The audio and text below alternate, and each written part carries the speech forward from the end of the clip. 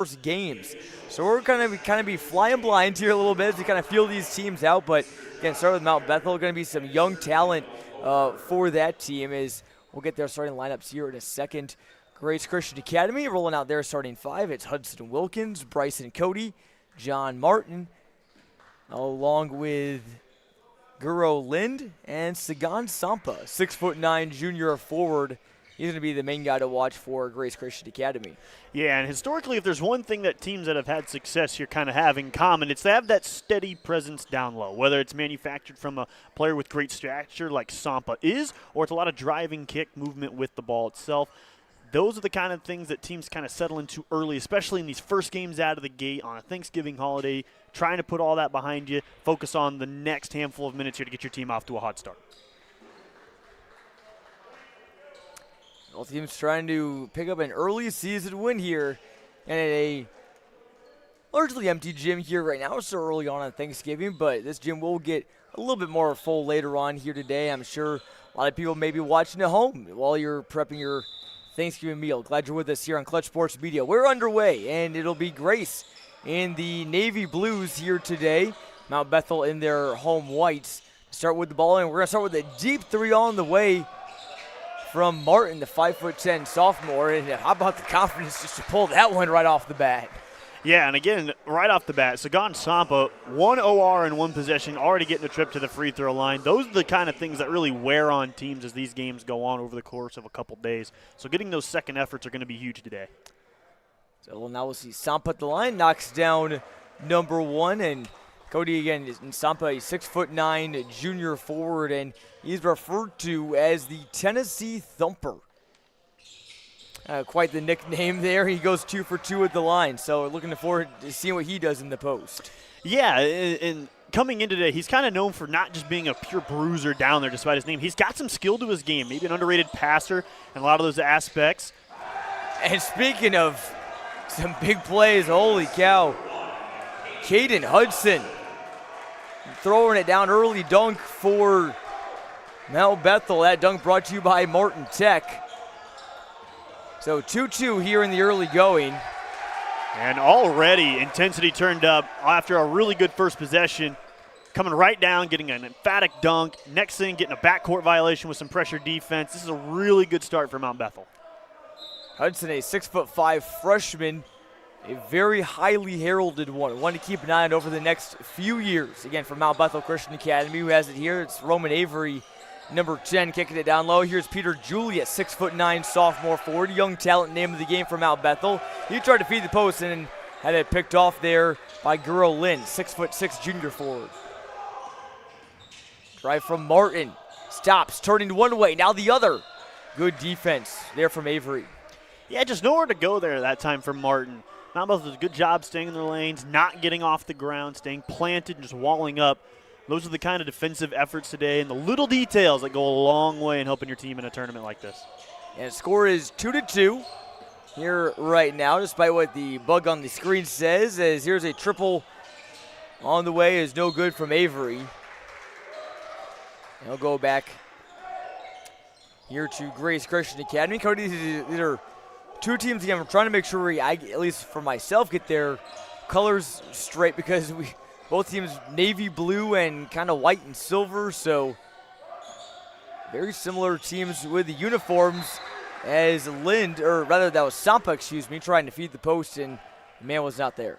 Yeah, you can kind of see what Sampa was trying to do there. They have a nice advantage off the screen, but they doesn't quite clear enough space. Either he's got to look another way and just get another ball reversal, or he's got to try and maybe settle in somewhere else. That high post pass may be there later today, though. Nice feed from Hudson. There's a man wide open on the perimeter. That was Avery. They couldn't get it to him. Turn it over. Here's Martin now. This is Hudson Wilkins. Now back out to Sampa. Mentioned he's got some skill. Drives in the post and lost it. Bounced off of the head and neck area there of Julius. Here's Mount Bethel the other direction. Hudson down. This Julius and Sampa matchup is going to be one to watch, and that time it's Sampa winning that battle, forcing the travel. Yeah, for my attention, that's the matchup you want to see is 34 on 35 all day long. Those are two of the biggest bodies on the floor available for both these teams. Are going to be asked to do a lot, whether it's rebounding, getting guys open off screens. They're going to have to do a lot of the heavy lifting today if these guards aren't going to get in the action early. Both teams, again, trying to establish kind of some shooting so far. Again, there's that dunk from Hudson and the free throws from Sampa. So still waiting on our first made jump shot of the game. Is another turnover and a whistle, an offensive foul. Looks like they're on 15 as Girl Lind picking it up. And that play's really made because of the heads-up effort by Caden Hudson. He sees his defender isn't really in a position to receive the pass, so he goes where the ball is not looking for him, able to almost force a jump ball situation, but gets the even better outcome of a straight-up steal. Now here's Nate Robinson on the drive, and layup was just missed there by Dennis Esamuid from Mount Bethel. Number 13, 6'3" senior. First time calling his name today. Sampa trying to just get a handle on the ball here and double dribble in there. Kind of some off ball handling there, and he just could never really get control of that one, it appeared. Yeah, and again, that play's made because Caden Hudson sees that he doesn't really look for anybody else. His eyes are down at the ball, down at his feet. He goes over, forces him to pick that ball back up, and forces the double dribble. This time out brought to you by Enercon. Celebrating 50 years of keeping communities powered, Enercon delivers cutting-edge industrial control panels, low and medium voltage switchgear, and genset packaging. Ready to power up your career? Visit EnerconPower.com and engineer your future with us. Again, glad you're with us here on Clutch Sports Media. Jonathan Michael, Cody Roskin is here in the booth wishing you a happy Thanksgiving, and glad you're making us part of your Thanksgiving holiday. I know everyone has kind of their Thanksgiving traditions. This has become one of ours. It's calling some basketball on Thanksgiving afternoon. So no real parade watching for us. We're watching some hoops. Yeah, for the last 5 years. Yeah, I'd rather be watching some high-level basketball anyway. We were just talking on the way up here. We've been doing this well over 4 years now. Coming in here, broadcasting, getting a look at a lot of future talent in the collegiate ranks and possibly the NBA ranks as well. That's a good point, Cody. That a lot of years there is at least one or two players almost from every edition of the TOC that make it to the association. So could be any of these guys in this tournament, and does such a good job of identifying young talent. Here's an offensive board from Julius.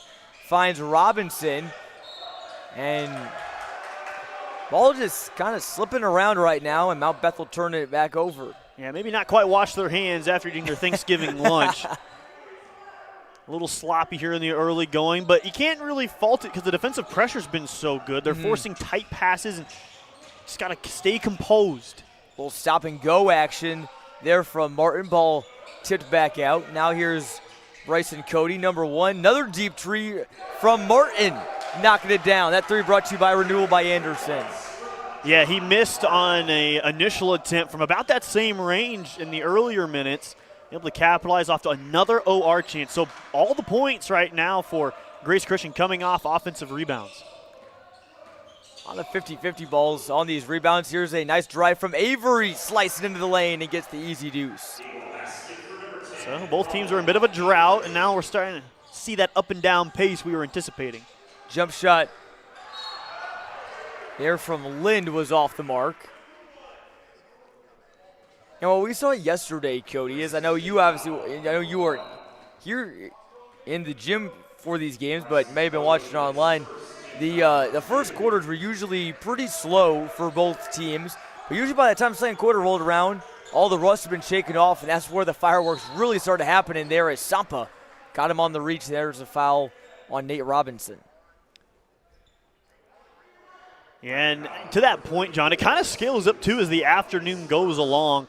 You get to that 5:30 kind of post-afternoon towards the evening sessions. Teams have seen kind of what the floor itself looks like. They kind of get a feel for everything. And the games typically these earlier games are a lot more defensive traditionally. They certainly are. Again, both these teams playing their first game in the gym. Nice feed down low. And Esmuid cannot get the layup, but he will shoot two. And if that's on 15, that's going to be the second foul in the early going for Lind. And it appears they've already got a sub coming in for him and Caden McAfee. Be the 6'5" senior checking in to relieve him. And first free throw is no good from Dennis Esamuid, 6'3" senior. And we hope we pronounce his name right. It's either Esamuid or Esamuede. He'll try and tie this one. Or no, excuse me, extend the Mount Bethel lead as Grace Christian now will try and get back in front. 5 minutes gone by here in this first quarter. And outside of a Martin pull-up, they haven't had a lot of answers for this really good defense and man-to-man pressure from Mount Bethel. And Martin definitely a shooter. Quick trigger there and nearly got it to fall. Here's Robinson again. There's that intense man defense. And now Sampa's going to get his long arms in there. He gets the steal. Watch out below. Sagan Sampa, the Tennessee thumper, throwing it down. Yeah, and that's exactly what they needed. Get a little energy back on your half. And Julius with the answer puts it right back up over Sampa. I'm telling you, John, those two are going to go pound for pound this whole afternoon. They're the easiest size matchup for each other. It's just which one of those two is going to be able to make an impact outside of just scoring. And the shot is swatted by Julius. Here comes Mount Bethel the other way. Avery, corner triple. Off the mark, offensive board. Robinson lost it. All going out of bounds again. That dunk we saw earlier from Sampa, brought to you by Martin Tech.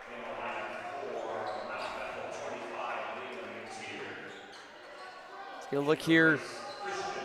That swat there from Julius, again at 6'9". He's just a sophomore. Now he's got the ball here. Banging down low is Sampa. Julius, second straight possession.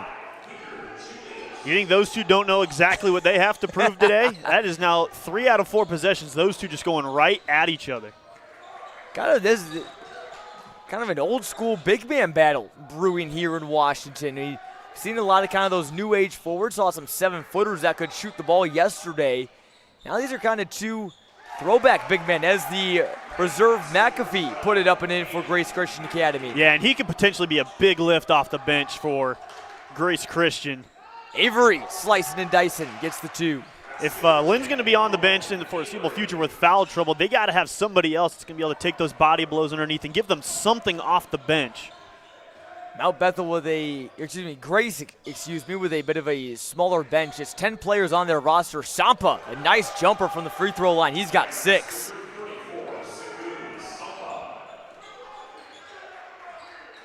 So here, Sampa here just talking about the old school big men. Shows off his nice little shooting stroke there on the mid-range.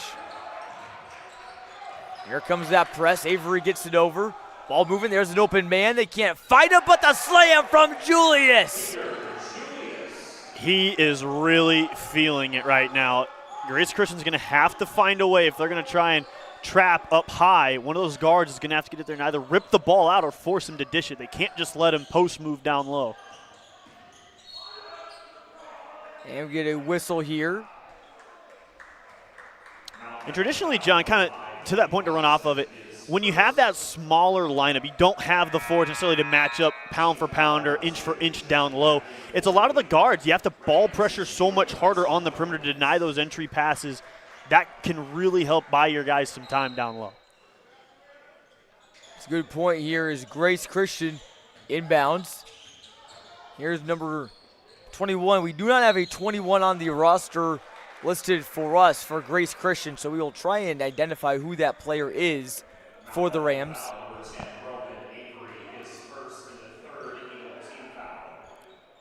Foul is Anderson Lee. It sounded like over the PA. Not listed on our roster, but we will make a note of that. And I believe he knocked down that first. And Lynn checking back into the game now, giving Sampa a blow. So considerably smaller now, Grace Christian. Going to have to try and battle on the boards, and it's going to be infinitely harder now. You maybe try and front the post to not let Julius kind of work his way down low. Here's Robinson bringing it up. 5'10" senior is now it's Julius. That spin move again, what he used to get that dunk earlier, and that time gets it for the short-range bucket. He's got 8 for Mount Bethel, who leads at 14-12 after the first frame. Yeah, again, you saw that last possession there, John. They tried to front the post, but Lynn knows he's got 2 fouls. He can't really do much more than that. As we take a look at the end of these quarter highlights, John, up and down affair in those last few minutes. A stark contrast to the opening ones. Things are just starting to get heated up. And I want to thank some of our sponsors here today, starting with, again, Renewal by Anderson's, where quality meets community. They're honored to sponsor the Tournament of Champions and help raise awareness in the fight against glioblastoma. And also by Martin Tech. If you need reliable technology solutions, Martin Tech Solutions has your technology needs covered. Specializing in business and residential, we keep the equipment you depend on running reliably to ensure your technology makes life easier and not harder. Call Martin Tech Solutions today at 824-3927 or visit www.martin.tech for your one-stop solution. Also, PJ Hare, they're a proud sponsor of the Kevin Brown Memorial Tournament of Champions and this year's Building for the Future All-Academic Team. We wish all teams good luck, and let's cheer them on as they play for a cure for glioblastoma. And 5-game slate here on Thanksgiving, kicking off here today. This one starting a little bit earlier than the scheduled start time of 2:45. So we'll try and go a bit ahead of schedule here today, and we'll have 4 more coming your way, including the Pasadena Bulldogs taking on the Peoria High Lions. Local team here at 5:45 is here's Avery. Wing triple is good. Yeah, that's we've seen Avery get a couple looks from the opposite end of the floor. That time able to convert. Again, whatever Mount Bethel can get to try and string out this already pulled defense, it's going to be a icing on top, so to speak. Now put Mount Bethel up 17-12 as one off the attachment. Here comes Julius now. Has a man open, and Julius is going to go all the way and one. He's got 10 with a chance to make it 11. Well, why would you ever throw the ball ahead when you know you could just take yourself and possibly earn a 3-point play the old-fashioned way? I believe they got Sampa on that foul, so he's got to watch his fouls too here in the early going because, I mean, if Sampa is going to be on the bench, then Julius might start having a field day, as if he's not already having one. Well, and this is the thing to watch right now for Grace Christian. They've got 2 post players in the game, each with 2 fouls that are both starters, so they're really trying to combat some of that size, but it's at the price of their defense and just hasn't paid much of a dividend on the offensive end. Yeah, there was Cody there on the travel. And for Grace Christian, I think the key from what I've seen so far is got to get John Martin again guarding Robinson right now, going offensively and shooting the ball. Here's a triple on the other end. They're from Liam McTeer, a 5'10 freshman, number 25 into the game. Well, stop and go action. Tough mid-range shot is off the rim and rebounded by Hudson. Feeding Avery. Now other wing 3. That time is also no good, and Sampa corrals it. Maybe try and turn up the pressure and tempo just a little bit of Sampa. And that time, Julius wins the battle again. He has won the last 3 matchups in the post. Hudson dials one up. And nothing but nothing there. So I think Mount Bethel is kind of going for that kill shot right there. That triple to make it a 10-point game. We have seen in this tournament, though, that no lead is safe. We have seen many, many comebacks throughout the first 2 days of this tournament. Liam McTeer will check in for the first time. Oh, what a steal there from Avery. Mount Bethel getting it right back. Esamuidi kicking it back out. Avery's 3 is off the mark. Offensive board on the air ball. And a foul, I think that might be on Sampa, Cody. It is going to be Sampa, and if that's because that's his 3rd. Oof.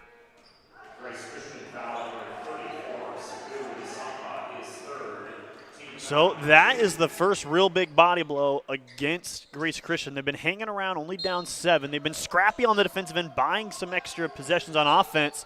Hudson driving baseline, thought he might slam it, but puts it off the glass and up and in. So this is a real gut check time for Grace Christian. You got to find a way to manufacture some offense. It doesn't mean you have to abandon the paint, but whether it's a drive and kick game or something, they're going to have to find an answer sooner or later. So the Rams need an answer. As here's Hudson Wilkins feeding it over to Martin. Nice move to try and get free, falling backwards, almost a crazy and one, but he'll shoot 2. Take it any way you can get it. And by my math, John, they've only got 1 to 2 made field goals from the floor. Everything else has pretty much been at the free throw line. They're living and dying right now with trying to get Mount Bethel into some advantageous spots. Take a look at that last highlight by Julius again. He had a chance to throw it ahead, decided to keep it himself, draw a really taxing foul again against Grace Christian, and we'll have some more reserves checking into the contest. So Isaiah Dilligard, a 5'4" freshman, into the game now for Grace Christian Academy. This may be the point where it's going to be space and pace for Grace Christian, try and shoot their way back into this. Even if you're going to give up some size, you might as well try and build yourself the best offensive chance. Make those 5 men come out and guard your guys on the perimeter, and this is where it can start. Martin poked it out, had a man down low. He'll dial up the 3 ball and miss it. Now here's Hudson the other direction. Both teams have a freshman guard on the floor now. Avery kicking it back out. Hudson from the wing, got it to go. And he gives the Grace bench a little stare down there. The freshman feeling it from deep. Yeah, this is a really good run right now for Mount Bethel. Their defense has really kind of set the tone for their offense. Almost running, jumping at half court every time there's a ball screen. The deep 3 from Dilligard, the 5'4" freshman, knocking down the triple. And head coach Marcus Dilligard for Grace Christian Academy loves that. So how about freshman? These might be his first varsity minutes for all we know. Knocking down a big 3 for the counter.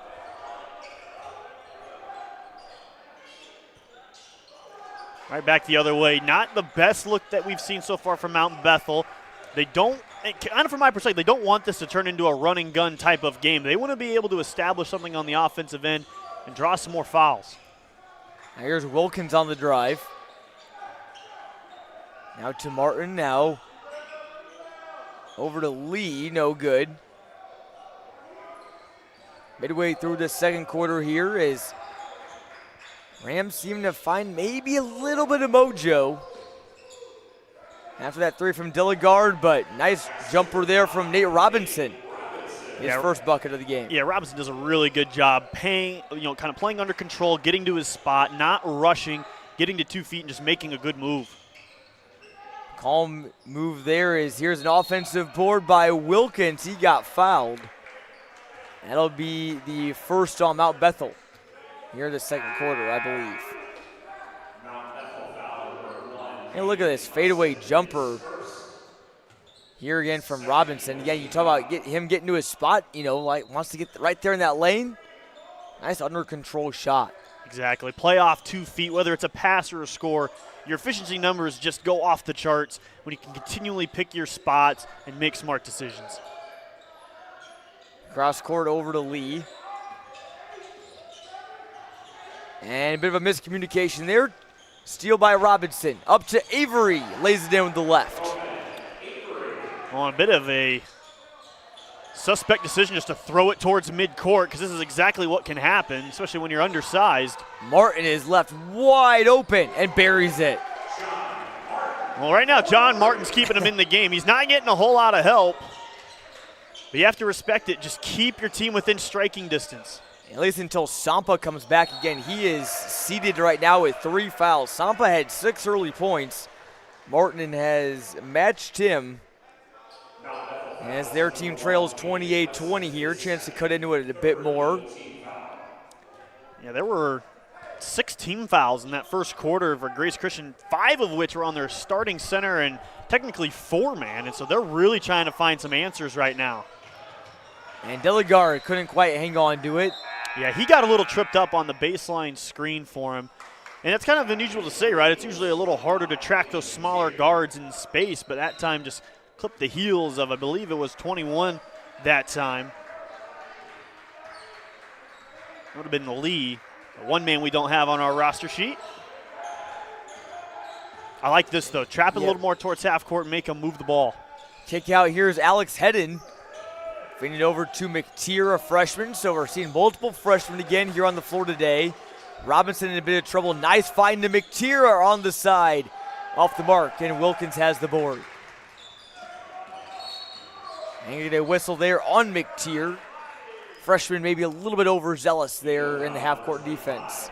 Yeah, really big 2-14 here, John. Either this lead for Mount Bethel could balloon up to 15 or so, or Grace Christian could battle their way even closer and perhaps draw even before halftime. You don't want to say, there's ever a do-or-die moment in a game, especially in the first half, but with the way that Grace Christian's having to battle foul trouble and their way their guards are kind of sparking them way into the games to this point, maybe putting a little more shooting on the floor would be advantageous for them as Gavin Carter will come into the game. There's a little bit of a hand fight going on between the two freshmen, Liam McTeer, 25 in white, and Isaiah Delegard, number 24 in navy. Or it seems like we are not ready to inbound the ball at all, and they're still kind of pushing and shoving, just a little hand fighting going on. The referees are talking to him over there. Got to look there at Grace Christian Academy's head coach Marcus Delegard.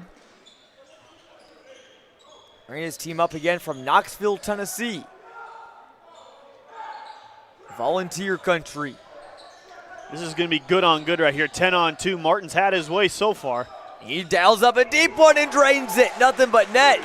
John Martin's got 9 for Grace Christian Academy. His team right back in it. 3 brought to you by Renewal by Anderson. Well, we kind of said it, John. If your defense isn't going to give you a lot, you got to try and outpace them with their offense. And right now, Martin's doing it by himself. Now here's Julius. Another foul there in the post. That one's going to go on 12 McAfee, a 6'5 senior. That's just his first, and there'll be a timeout on the floor.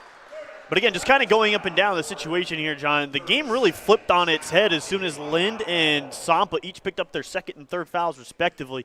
And it kind of flipped in the favor, surprisingly, of Grace Christian. They're come out able to space the floor a little bit more, open up more driving lanes. And right now, that little mismatch between the 2 and 3 guards and the big men for Mount Bethel having to come out and guard them's opened up some things for them. Yeah, you got to just find a way to play small sometimes and adjust your game plan. And, I'm sure Grace Christian Academy wasn't coming in thinking that, hey, we got to, have Sampa and Lynn sit for half the first half. Is getting another look at this 3 coming here from Martin. Again, he has shot from way downtown. That's easily a college 3. Borderline NBA range there from the 5'10 senior. Yeah, he just continues to expand the range, and the further he makes those out, the further that ball screen defense has to come out, which could open things up for some others. Inbound going up top to Julius. Alley-oop inbounds play brought to you by Martin Tech. And Julius with his second huge slam of the game.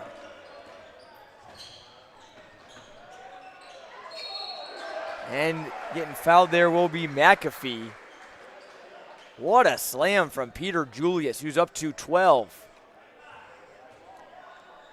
Yeah, John, you take a look at this. They initially have 13 open on the baseline, but instead they'll loop it up top, and that's just pure athleticism.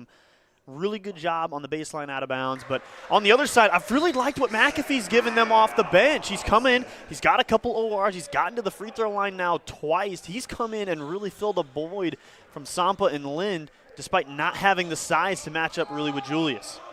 Who gets the board here, but had it knocked out of his hands. And all goes out. But again, yeah, McAfee is going to be he is really kind of the X factor right now for Grace Christian Academy. As you get another angle there of that alley-oop dunk, and we haven't seen many oops this tournament, but that one might be one of the best so far. But again, Lynn 6'6", Sampa 6'9", McAfee is 6'5". They don't have any other players besides those 3 taller than 6'2". So McAfee needs to give him some big minutes off the bench as a senior. Yeah, they're going to have to pack it in defensively here and really anchor down. Julius puts it right back up and in. Yeah, and there's just not much more McAfee can do there. He's trying to box out a bigger body, but that's just pure wingspan right there. Able to sky up, make the catch, and those are the type of mistakes that they can't have, especially coming from Martin.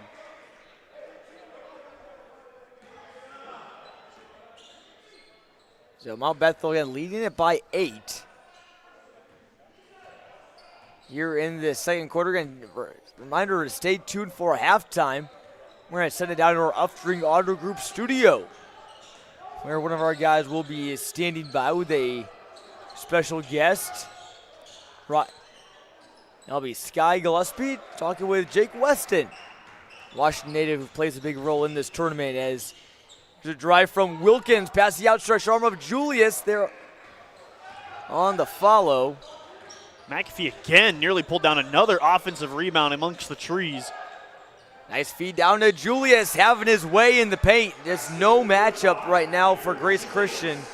They can match up with the 6'9 Julius. Now they're going to run and jump at half court.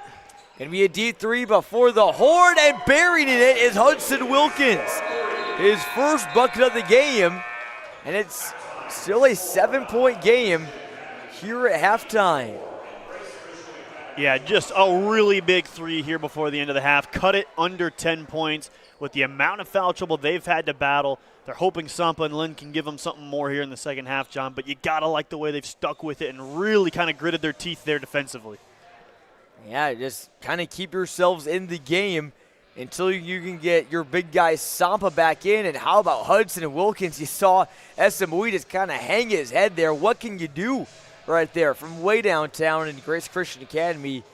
Trails Mount Bethel by 7. It's been a fun one so far here and at the Kevin Brown Memorial Tournament of Champions from Washington, Illinois, just outside of Peoria. Again, Jonathan Michael, Cody Roskins here in the booth wishing you a happy Thanksgiving.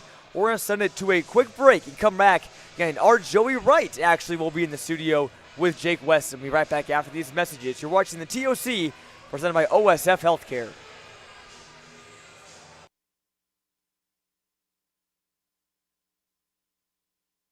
The 2025 Kevin Brown Memorial Tournament of Champions is brought to you by OSF Healthcare Cancer Institute.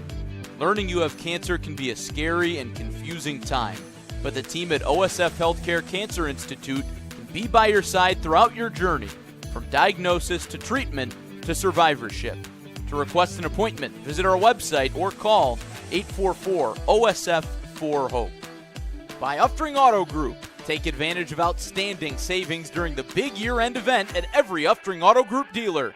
Find the new car or truck you've always wanted at the Uftring dealer closest to you in Peoria, East Peoria, Washington, or North Pekin. Online at UfteringAutoGroup.com. And by your hometown community banks, divisions of Morton Community Bank. Local people, local decisions, local success. Everything you want in a community bank. Member FDIC. And by Teamworks, proud to be an official partner of the Kevin Brown Memorial Tournament of Champions.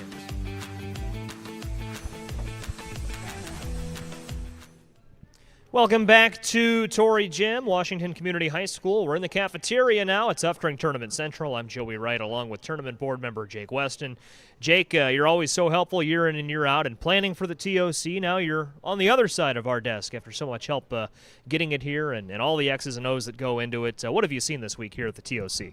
Yeah, so far we've had some phenomenal basketball games, a lot of close games. You've seen a lot of late game strategy come into play, and for a lot of these people, it's their first game or second game. You're young in the season, so it's been fun to watch some of that basketball, transpire and see how people react and respond. Seen a lot of late games too. The way this schedule has unfolded in so many close games back to back to back. I think the last game ended at 11:30 last night. It was a late one, but well worth the time. Yeah, it's like clockwork every year. Wednesday's usually one of our longer days with the most games packed in, and there's always at least one overtime game that comes into play, and we had that with a phenomenal game yesterday with Indianapolis Pike taking on Wisconsin Luther. That was an electric game, and we got a good slate of games going on right now. So, if you're done with the turkey and you want to get out of the house, come on out, Torrey Gym. Yeah, as much as we love people that watch our broadcasts, we love it more when folks are here. It's a lot more fun when the gym is packed, and the turnout's been great all week long, expecting big crowds today, tomorrow, and Saturday. Jake, to shift gears a little bit, you played for Coach Kevin Brown. Tell us a little bit about that experience and what he was like to play for. Obviously, the tournament now bears his name, and great to see a lot of money and awareness raised in the fight against glioblastoma. Yeah, so Coach Kevin Brown was a phenomenal coach and an even better human being, right? He took a lot of young men and turned them in and prepared them for life. Not necessarily on the court, but things that they're going to do off the court, whether that be in a career or a family, anything and everything. He was the ultimate guy of preparing people for life, and there was a lot of things that I took from him that I still use to this day. There's a lot of times I played small Division III football, and my first day I was on the field. They broke us off into 2 groups. I was practicing with the varsity, and I messed up a drill, right? And my defensive coordinator was he was just chewing me up and down. This is my very first time doing this drill on the very first day, and it was like, okay, we gotta respond, and that was 4 years of playing for Kevin Brown of okay, next man up mentality, next play up mentality. You gotta live, learn, forget quick, and keep moving. And how about this year's Washington Panthers? Talk about responding to adversity, off to a 2-0 start, looking really good. Some big wins here early on, and Morton as well in that bracket. Washington Invitational shaping up to be a lot of fun these next few days. Yeah, watching that Morton team last night, they play hard. Washington has been really, really fun to watch. They're playing really hard. It's fun to see, guys come into their own. James Johnson, night one was just guarding his butt off. He was doing so many great little things. And then, being a facilitator and letting his guys score. And then last night, it was just a total team effort. It was so much fun to watch. All the coaching, Eric Schimmerhorn and, Blake, Coach Vandy, both of them, Army, the crew. They just have done a great job taking this team to the next level.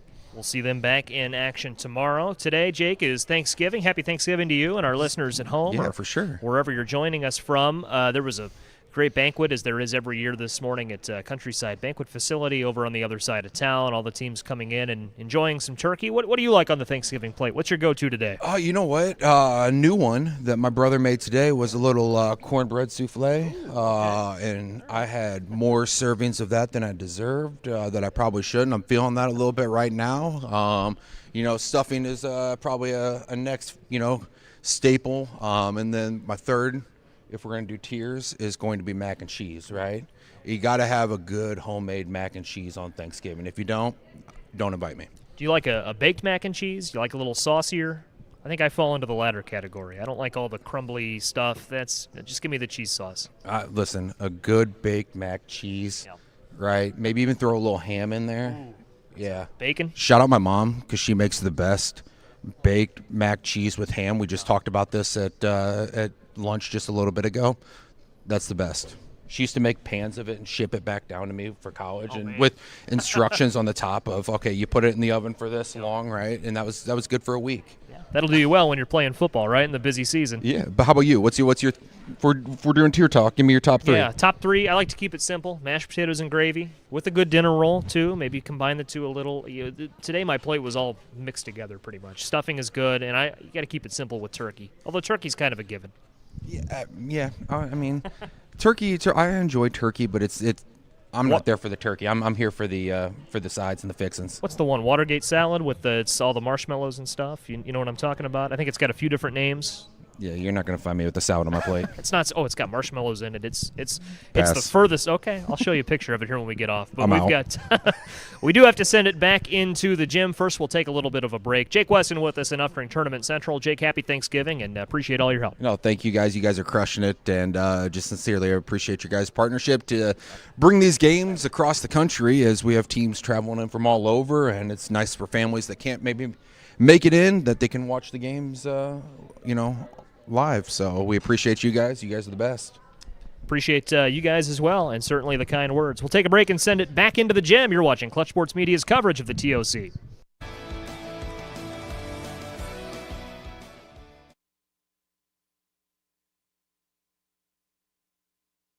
Tournament of Champions is brought to you by OSF Healthcare Cancer Institute. Coach Kevin Brown was a tough and gritty competitor both on the court and in his battle with glioblastoma. OSF Healthcare Cancer Institute brings that same tenacity to the fight against glioblastoma and has already begun groundbreaking clinical trials in the area. By the City of Washington, which welcomes you to the 20th Annual Kevin Brown Memorial Tournament of Champions.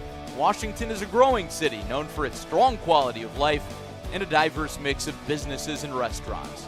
We invite you to check out all that Washington has to offer during your visit to the city.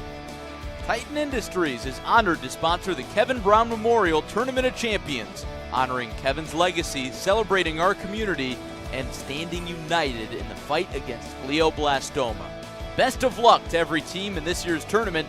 Play hard, have fun, and enjoy every second.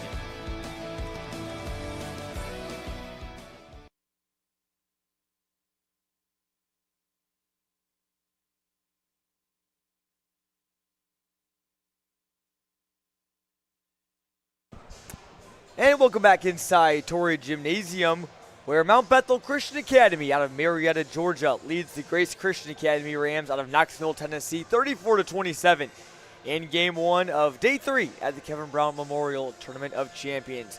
Cody, you kind of got some stats from that first half. Anything stand out to you? Yeah, Grace Christian really thriving from downtown. They're 8 of 25 from the floor, but 5 of 8 from deep, so 15 of their points coming from long range, and they've made well at the free throw line. 6 of 8 so far. 6 offensive rebounds were really the key to their scoring output. They were able to thrive off second chance opportunities, despite both their big men missing much of that first half with foul trouble. For Mount Bethel, however, Peter Julius has been the man so far. 16 points already for that guy down low. He's been a matchup nightmare for Grace Christian Academy. They shot 55% from the floor in that first half, 16 of 29, only 2 of 11 from downtown, and 0 of 3 from the free throw line. So not necessarily winning in the margins, but just sheer bulk of what they've been able to do inside the arc has really carried them through that first half. It certainly, and again, I mean, Grace Christian Academy staying in this one, but because of what they've been doing behind the arc. Again, you look at they've shot 5 of 8 from 3 at 63%, and you look at inside the arc, they are 3 of 17. So Mount Bethel wants to keep their lead down to make sure that Grace does not kill them from deep. As Martin has knocked down a few threes, he's got 11, and Peter Julius leads the way with 16 for Mount Bethel on 8 of 8 shooting. Did not miss in that first half. Looks like original starters back in the game for both sides. So that means Lind and Sampa, the 2 big men who they really need down low for Grace Christian, are going to finally get some more minutes here. But this has been a difficult part of the game as well, is just getting it past half court. And Avery has done a nice job of making things tough with his long wingspan. Wilkins trying to pick up where he left off with a deep 3 and can't get it to fall. It's just the length for Mount Bethel has been a bit of a matchup problem in of itself for Grace Christian. They haven't been able to have many easy passes. Nice passing, and Esamuide lays it in for Mount Bethel. A little give and go action helps set that up. Martin might need to have to take back over a little bit more of the off-ball offense for Grace Christian. Shot from the elbow. I think Hudson got a piece of it, tried to save it before he went out of bounds. Went crashing into the padding there along the baseline. Take a look at this ball movement here from the Eagles. You just count it, John. 1, 2, backdoor 3. 3 out of the 5 touch the ball on that offensive position. That's a good start. And Lind getting it back up and in for Grace Christian. That's his first bucket of the game. So 6, 7 different guys have scored for the Grace Christian Academy Rams here in the early going. They've only scored 29 so far. And this is interesting here, John, is that they've got Lind now covering Julius with Sampa with 3 fouls. So not necessarily the matchup I think they want to have out there, but because of the foul trouble, they can't really risk Sampa picking up a 4th before the 4th quarter. That is certainly true again. Yeah, Lind kind of made it their 4 guy and Sampa the 5. As you get another look. Driving in Avery, and that one, I think, going on Sampa, and he will check out for 6-man today, McAfee. So, again, I think that's one thing, too, Mount Bethel realizes Sampa's in foul trouble, so they're just every time he's in, they're just going to go right to him. Yeah, and so somebody down low is going to have to – they don't necessarily have to score, but they have to try and keep Julius just clear the way, if it makes sense, John. You can't let him own every rebound and just dip and dunk you from down low. Here's Esamuide, finds a wide open Avery in the corner, and McAfee left his guy, and the Eagles made him pay. Avery with 5 straight from Mount Bethel, and they've extended it now to 12. Talk about those last 2 minutes of the first half. We're going to play a big factor in determining how big is Grace going to be in this game, but the first 2 minutes of the second half could also be classified as just as big too. Yeah, take a look at it here again. Just, again, great ball movement. They get it to the high post, immediately whip it on the skip pass to the corner. And Avery's hit a couple of those now to really kill some Grace Christian momentum. It kind of felt like if Grace Christian could come out, maybe establish something, having their two big men back in the game, and maybe kind of veer off the just immense pressure they've had down low, they could find a way back into this ball game. But a fourth foul on Sampa is exactly what they couldn't have happen. And now it's going to be, again, probably up to McAfee and company to try and ward off whatever approach they want to give defensively. And for Grace Christian, offensively, they're just committing too many turnovers. Live ball turnovers turning into quick points for Mount Bethel. And that timeout brought to you by Enercon, celebrating 50 years of keeping communities powered. Deliver cutting-edge industrial control panels, low and medium voltage switchgear, and genset packaging. Interesting note here, Cody. For Mount Bethel, Julius and Avery have combined for 30. Those two players alone outscoring Grace Christian Academy so far. And again, another live ball turnover for Grace Christian. Now here's Julius trying to corral the ball, slows it down, and we get a foul there. That one's going to go on Lind. So that's now number 3 on him. He's got to be real careful he doesn't pick up his fourth before the fourth quarter. Yeah, they went with Lee back into the game instead of McAfee, and it might not be long before his name gets called again. 7 fouls between the 4 and 5 men in the starting lineup for Grace Christian. Just Julius having his way with this lineup. And he's got 17 on the day now. I bet Kid McAfee feels like he's sitting in church right now. You know, you sit down, you stand up, you sit down, you stand up. I mean, it's just been that kind of day for McAfee. Here's where they need to hunt some more points. And again, just another live ball turnover. Now Bethel trying to go quick.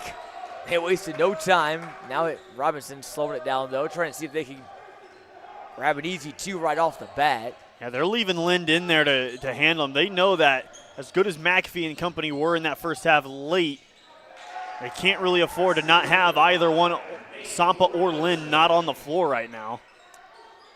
And Robinson gets that layup to go. He's got 4. And unconfirmed if he is of any relation to the former NBA point guard, Nate Robinson. As here's Martin with it now, and he needs to start draining some big threes to get Grace back into this game. He'll take one from the elbow and drain it. And that will help cut into the deficit. He's got 13.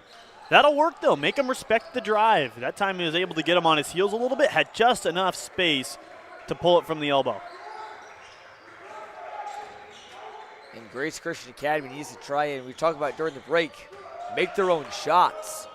Get some shot creators out there like Martin, as Avery got fouled on the jumper. And that's going to be one that Grace wants back again. You never like fouling a guy on a jump shot. Yeah, take a look at this triple.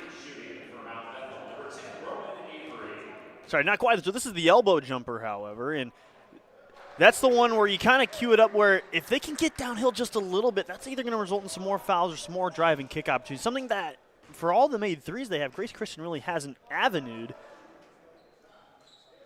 Second free throw also good. Should make it 46-31. Here midway through the third. Again, we have seen crazier things at this TOC. We're not going to write off Grace Christian by any means yet. I mean, we saw a 12-point halftime deficit erased on day one. We saw a 25-9 first quarter deficit erased just yesterday. As here's Esamuide spinning and turning, fast break score. And that's just pretty, right? Again, the pressure defense just suffocating, able to get another turnover, get out in transition, not going out of control, playing off 2 feet, and just making a strong move for the basket. Nice little move there from the 6'3 senior, who has only scored 4 points today, but his teammates have helped carry the load. Nearly a steal by Hudson. That would have been a guaranteed slam in transition. Avery gets the board here for Mount Bethel, and tapped out there by Wilkins. Take another look. Yeah, then you see active hands out wide. And again, just strong, under control, in transition, despite the oncoming defense. Mount Bethel's putting on a clinic right now on how to get out and go. And spin move kind of looked at a lot like what Julius has done today. He's done a lot of that too. using his size to his advantage. He has been unstoppable. I still don't believe he has missed from the field. Up to 19 points. Here's McAfee. And we go get a travel there on Martin. So again, that travel right there, that one where Wilkins had that layup, but they couldn't connect. It's those little things you wish you could have had if you were the Rams. Yeah, and right now things are really starting to snowball. This is in kind of danger mode for Grace Christian. They need to be a lot better this last 3:43 if they're going to try and put a dent into this lead going into the fourth quarter. And it's going to start by taking care of the ball. You're going to have to be strong with it. The other team's bigger and longer than you, but you're going to have to hold your own to some point. And Julius is getting whatever he wants today here on Thanksgiving. He is continuing his feast from the tournament banquet held earlier today when they had Thanksgiving food for all of these out-of-state teams just down the road. As here's Mount Bethel in transition now. Hudson got fouled there. Really not much of another option there for John Martin, who will pick up the foul. It's only his first. That's the good news. The bad news is that they've had Caden Hudson on Martin for the majority of the second half, and it's resulted in stuff like that where his length, Martin's just never really able to get an open look or distribute. So, again, he may have to shift to more off the ball, and there's not really a small lineup on the floor for Mount Bethel. They just own the size right now. And you see it right there. Hudson putting it up and in. And Hudson, again, that 6'9" freshman, going to be a major guy that we have to watch over the next few years.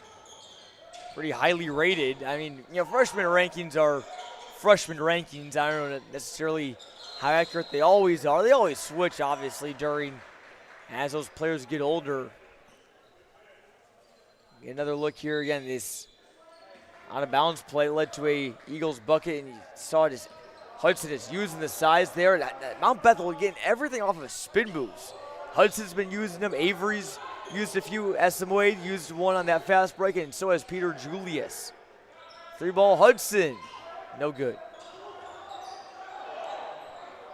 Hudson already holds off for some Georgia Tech and Wake Forest. Again, just a freshman. Here's Wilkins on the drive, trying to get it up and under Julius, and does. Well, that's what we've been asking for at halftime, is just put your head down a little bit more and see if you can't get downhill. It's opened up a little bit on that last possession. Again, that pressure defense, if you can ever just get around that first guard, it's going to have a one-on-two opportunity somewhere. And sees the Second Baptist School Eagles walking into the gym now. They'll be taking on, they'll be hitting the floor here in the next game. Again, it'll be Second Baptist against South Pointe. Taking a look at this one again. Nice drive, able to sweep by the first. You get one-on-one. Even if he doesn't make that initial shot, McAfee's on the back end of the glass to try and put it back in. In the game for Grace Christian, again, Gavin Carter, number 4, a 5'11 junior. And Rams is with 10 players on their roster. And Sampa on the bench in a lot of foul trouble. Triple from Martin is off the mark. I think they're going to get Essamawade there.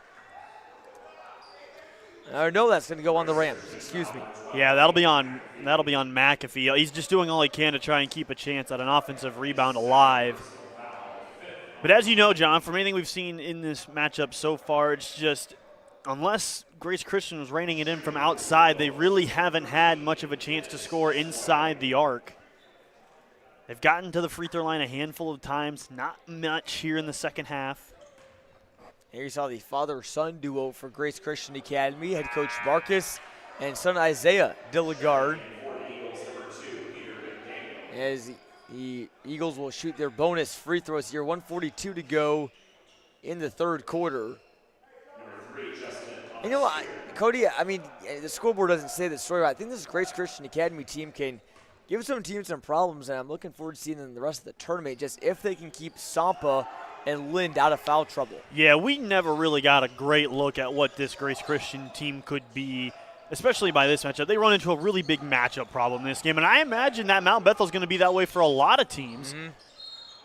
Nice drive there. Again, just get downhill, and it stops the clock, gets you the chance to get your breath, get to the free throw line. But this Mount Bethel team is just so long, 1 through 5, and it makes it really hard for these shorter guards to get anything open off the ball or even with the ball. And you come downhill and you see Grace Christian again get to that free throw line, cash in here. This may not result in a complete comeback win here for Grace Christian, but this will serve a lot if they can chip into this lead a little bit moving down the road. And coming up for these teams, again, these teams are playing in the Gray Ribbon Showdown, kind of one of several sub-tournaments here at the Tournament of Champions. There's the Washington Invitational, which has 8 teams and 2 pools of 4. There's the National Classic, which has a handful of teams as well. Again, this is the Gray Ribbon Showdown, which has these 2 teams you see right here, along with the locals team, Metamora Redbirds, and also the Pasadena Bulldogs, as Esmoy lays it up and in. So going to be 2 good teams these guys are going to face the rest of the week here in this little round robin. Yeah, a lot of subs coming into the game now. The ball is short for Martin. Yeah, just a lot of reserves getting their first legs here, buying their starters for Mount Bethel some rest, especially if you play multiple games over multiple days. That'll definitely help you out. Kick into the corner. 3 ball is on the way from Peter McDaniel, and it's no good, but they will get Justin Lamasier, a freshman there, on the foul. Mount Bethel foul number 3, Justin Lamasier is first, and the 3rd Eagle team foul. I'm sure we might see every player on the roster for both these teams by the time this one is over. Here's a kick into the corner, and Martin knocking it down. He's got several, and then that 3 brought to you by Renewal by Anderson. Yeah, offensively, he's been one of the lone bright spots for this Grace Christian team. Really doing a lot of his damage from downtown. It got to the free throw line last trip down. They just haven't been able to really crack this defense with much consistency. Esmoy put it up and in, but he was too strong. Hit a reaching call as Robinson was trying to get the jump ball or just rip it right away from him. 6 seconds left in the 3rd. See what Grace can set up here. Going to be a little bit of pressure here from the Eagles. Yeah, I wouldn't recommend throwing this ball just up near half court. You got to try and get your head downhill a little bit. Martin going to shoot it off balance, knocking it down. John Martin from deep has been red hot. His team facing a 16-point deficit here after 3. I mean, if they just let John Martin shoot a 3 every single possession, maybe you do come back in this game a little bit. Take another look at this. Kind of nearly going a off foul. Yeah, almost a 4-point play. Went off to his left. He looks to the ceiling like, when am I going to get some help? I'm sure his teammates, are trying their best they can, but there's just not much anybody in the building's going to do against the bigs that Mount Bethel has right now. They just are such a matchup problem for everybody. Maybe we'll see Sampa back in the game here. I know he's got the 4 fouls, but he doesn't get anything extra from taking home his 5th foul. So maybe you try him here. Maybe he gets a little bit going, and you can cut this back down to 10 and come within striking distance. But again, like you said, John, Martin's just been everything right now for Grace Christian. He's done just about everything you could ask for. 19 points on the night. Want to thank some of our sponsors to help make this broadcast and this tournament possible, starting with Culver's. They're proud to sponsor this year's KBM TOC as the official pre- and post-game stop for Butterburgers and fresh frozen custard. Culver's strives to make a difference in their community and is giving back in a big way, as $1 from every concrete mixer purchase this week will be donated back to the fight against glioblastoma. Stop by one of their 5 locations in Washington, East Peoria, Morton, or Peoria, and let Scoopy know that we sent you. Also buy Caps, they're the official pre- and post-game spot of the TOC. Stop in for great food, drinks, and fun in a family-friendly environment. And real quick, want to thank Create a Scene Countryside Laser Electric, also proud supporters of the TOC as well. Or for a second there, John, there might not have been a bigger size matchup in the history of the TOC than 5'4" Dillicard trying to guard Julius. At 6'9", who puts it up and in. And as we do not see Sampa yet for Grace Christian, and now he'll get the green light. He'll check back into the next dead ball. Yeah, and I like that move. I would have personally maybe seen if there would have been a dead ball getting him in, but they're trying to protect him a little bit, get offensive defense sub. So if they can live to this next dead ball, he'll get a chance to make a little bit more for himself here in this one. Grace has got to be efficient with their possessions here as Martin almost pulled it, but then saw Hudson right in his grill. Here's Wilkins from way down to beat the shot clock and did not get it there again. That's one thing we have not mentioned yet. This tournament is being played with a shot clock. Thank goodness. Yep, for again, remember this is the first game of the tournament for both teams. Here's the drive from Avery. No resistance. Yeah, he's quietly had a really nice game, John. He's filled up the stat column here, but what I've liked is his defensive effort more than anything. His long arms have been all over the place, and he's played with some intensity too, as Bryson Cody and Segun Sampa come back in for Grace Christian Academy. There you look at the shot clock. Has been in use here for several years at the Tournament of Champions. Again, the rule here in Illinois regarding shot clocks is it can be used for tournaments and shootouts. It can be used during the regular season if both teams agree to it. And Julius will not finish with a 100% shooting percentage today. Just missed that one there. He lost his shoe as Cody puts it up and in for the Rams. Yeah, really nice job for Bryson Cody. They're running the floor hard, putting his hands up in the air, letting Martin know, hey, I'm available if we want to try and steal one in transition. Robinson wide open just inside the free throw line. That's a layup for him. And we may see the last bit of the emptying of the bench here for Mount Bethel. And we're going to look at that size mismatch again between Dilligard and Sampa. Just briefly there, Dilligard he kind of went in there. Was like, I don't think I'm going to be able to do much. Yeah, if the replay runs a little bit longer in the front end, you see it was kind of held myself back because I couldn't believe what I was seeing. But Dilligard was double hands up, trying to put some ball pressure on, and I think it almost kind of surprised Julius that time. It's like, is this really the matchup? You look at Julius there. You're also going to look at, how about the Tournament of Champions ball boys there? And as there's some autographs that they got on their arm. There's kind of that autograph corner down just off to the right of the gym in the big multi-purpose room, kind of the big tournament headquarters, I guess. The concession stand and autograph line. And after some of these games, Cody, these kids will go out and try and get autographs with some of these big players, and that man is choosing to get it on his skin. Haven't really seen that much before. That's an efficient water boy and baller boy. He has water in both cups, thinks, hey, I can fit both this water into one cup and make a stack for myself. That's just heads up.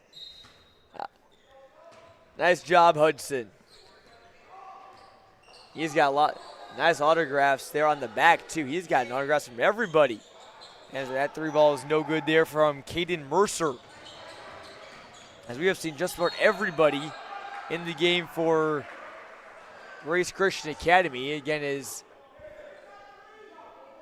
we'll get free throws here, I believe, for Mount Bethel. Yep, that'll be Avery. Give you a quick update of the scoring right now for Mount Bethel. You got Peter Julius with 23 points. You got Roman Avery with 18. Caden Hudson with 9. Outside of that, nobody has more than 6. But that three-headed monster has just done a ton of damage today. And for the opposite side, for Grace Christian, John Martin with 21. Nobody else with more than 6. Yeah, and that 6 points, again, is Segun Sampa, who, again, had a really big dunk in the first few minutes of this game. Looks like he might be headed towards a big performance, but fouls have held him and his counterpart, Guro Lind, back here today as Martin gives a tough shot, just tossing it up off the glass. Cody, the offensive board. Yeah, largely off the part because Sampa was in the game to tap it to him. I mean, if you sprinkle plays like that into this game over the course of what we've seen, there's a real chance Grace Christian's in the matchup with a chance to strike late. But, like you said, John, just fouls have really hindered what could have been game for Grace Christian. And we'll be excited to see how they fare, and hopefully if they can keep Sampa and Lind in the game for their other games this tournament. Again, the schedule remaining for both these squads. Oh, another big steal from Julius against Sampa. Yeah, Julius has locked that matchup. He has handily won that matchup between him and Sampa, as we'll get a jump ball here. Yeah, that time the inbound pass just comes in too much on a line. It doesn't give Sampa enough to kind of jump off his back foot and create space to catch that. And again, it's hard enough to do that at this level, but instead you've got Peter Julius with his arms draped all over the top of you trying to make life difficult. Now looking ahead for both these teams for this tournament, Mount Bethel will play here at 5:45 Central Time against Pasadena. And then at 8:45 tomorrow, the final game of the day, we'll see Grace Christian against the Metamora Redbirds as Julius swats it nearly into the custodian's closet. I mean, what more can he do today? Yeah, get another look here. This is just really good help defense. You know you're 2 passes away. You see the guy coming downhill. You get in whole help, and as the secondary defender, you just clean it up. Here's Sampa driving in, and Julius almost blocked that one, but Sampa somehow finished. Again, we keep hitting on Sampa being out. It's such a big deal, and that's exactly why there's been nobody else for Grace Christian in this ball game that's been able to go at Peter Julius with any authority whatsoever. And that time, that's the best look they've had inside the paint. And it's been mostly outside the arc for the Rams. Here's a drive. Robinson dishes it off to Julius. Full tomahawk, cocked it back and threw it down. Brought to you by Martin Tech. And he was definitely testing the breakaway rim. Oh, and there's going to get a goaltend there. Julius is just jumping out of the gym right now. It's a human trampoline. Let's get another look at this earth-shattering dunk from Julius. I mean, that rim was hanging on for dear life. I mean, he gets up quick, though, doesn't he, for a big guy? Again, doesn't have the thickest frame in the world, but he really knows how to, explode off the floor, play with such power. Cody, speaking of some huge dunks, almost right on cue. Hudson threw it down. Trust me, I'm not a time traveler. I didn't know what Hudson was going to do there, but I was going to mention, did you see there was a game, I believe it was in Nebraska yesterday, high school game, and someone dunked in warm-ups, and it shattered the backboard. The glass didn't come crashing down, but they had to play the game three-quarter court, and then you see when they went on the floor, they had to dribble it down and dribble it back. Dribble it back around half court, then just come back around. It was unbelievable. Well, that's why it's not why you're always told, but it's why dunking in pregame warm-ups in a lot of states for the high school level is technically a technical foul. Yeah. But again, not every school is blessed to have the breakaway rim, and fortunately they found out that night that school was. That was crazy. I tell you what, if there was one area you could nitpick and try and ask Mount Bethel to improve, it's their free throw shooting. It was 0 for 3 in the first half. They've been a little bit better here in the second, but imagine how much bigger the gap would be if they would have hit on 70% of their attempts so far. That's a good point. And they were shooting around here pretty early today. They were just 6 of 15. That's just 40%, I believe. As here's Robinson bringing it up. Surprising that we're still seeing some starters out there from Mount Bethel. We thought that we might see some of their reserves come in as Julius lost it there. Here comes Wilkins, but watch out, there's Avery, and Wilkins lays it up and in. And there you see it. Sampa takes Julius right into the chest, makes him a little bit off balance. Again, if he's just able to play more in that first half and not get, sat down immediately in the second half, could be a bit of a more intriguing game down the stretch. Yeah, this might be a bit too little too late for Grace Christian. I mean, we have seen some crazy comebacks, but baskets like that won't help as Hudson now in double figures.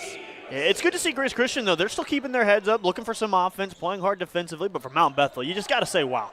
Impressive performance, forced a lot of turnovers today, was able to get out and go. Their stars showed up, and it really kind of fueled them to this win. Well, you remember how we were in the first half as Wilkins from way out, nearly the volleyball line, missed that one. But, yeah, this was a fairly sloppy kind of first quarter from both teams. Again, obviously, little kind of, now it's a morning jitters. It's early afternoon here. But, first game jitters, largely kind of a somewhat empty gym. It's starting to fill up a little bit here today as Martin lays it up and in. Yeah, he continues his really nice day. That gets him to 23 points. And it's just whatever Grace Christian wasn't turning the ball over, they were getting good looks or getting to the foul line, but they have 17 turnovers in the game. And there's not many games in high school basketball where 17 turnovers and you're going to end up winning. And you saw Julius there getting triple, almost quadruple teamed there in the paint. And coming up after this, again, it'll be the South Pointe Stallions out of Rock Hill, South Carolina, trying to come off a loss to the Washington Panthers, the hosts of this tournament on Wednesday night. We get a full timeout here brought to you by Entercon. They'll be taking on again Second Baptist, which features the son of Rafer Alston. They're on that team, and boy, he had a really good game the other day. I want to make sure I get his name right. Just kind of touching on Reese Alston from Second Baptist. He'll be fun to watch coming up. But back to your point, Cody. Yeah, no, speaking of Rock Hill, was there earlier this year. Yeah. Beautiful country down there in South Yeah. Carolina. I was down there with the Bradley Braves when they played St. Bonaventure to open the year, part of the Field of 68's opening day marathon. And Winthrop University just down the road. It's got some very scenic space down there. Everybody down there was extremely welcoming. They got a very nice community down there. Yeah, and South Pointe kind of has a little bit of some ties to the Central Illinois area. They in the past they have came back to play in another tournament not far from here at all. They've played at the Metamora Redbird Roundball Classic. So I know there's some sort of connection there. I'll have to double check again. I don't want to misspeak and say something that's false out there. But again, South Pointe, not their first rodeo here in Central Illinois. Here's inbound to Hudson. Throws it down with one hand. Yeah, and again, that's just, the size mismatch. They've got Hudson Wilkins at 6'2", trying to match up with him, and that 6'2" versus that 6'5" just doesn't look like it matches up well. Now we'll see Sampa here on Julius, trying to size him up, cross him over. Takes it out. Three ball is off the rim.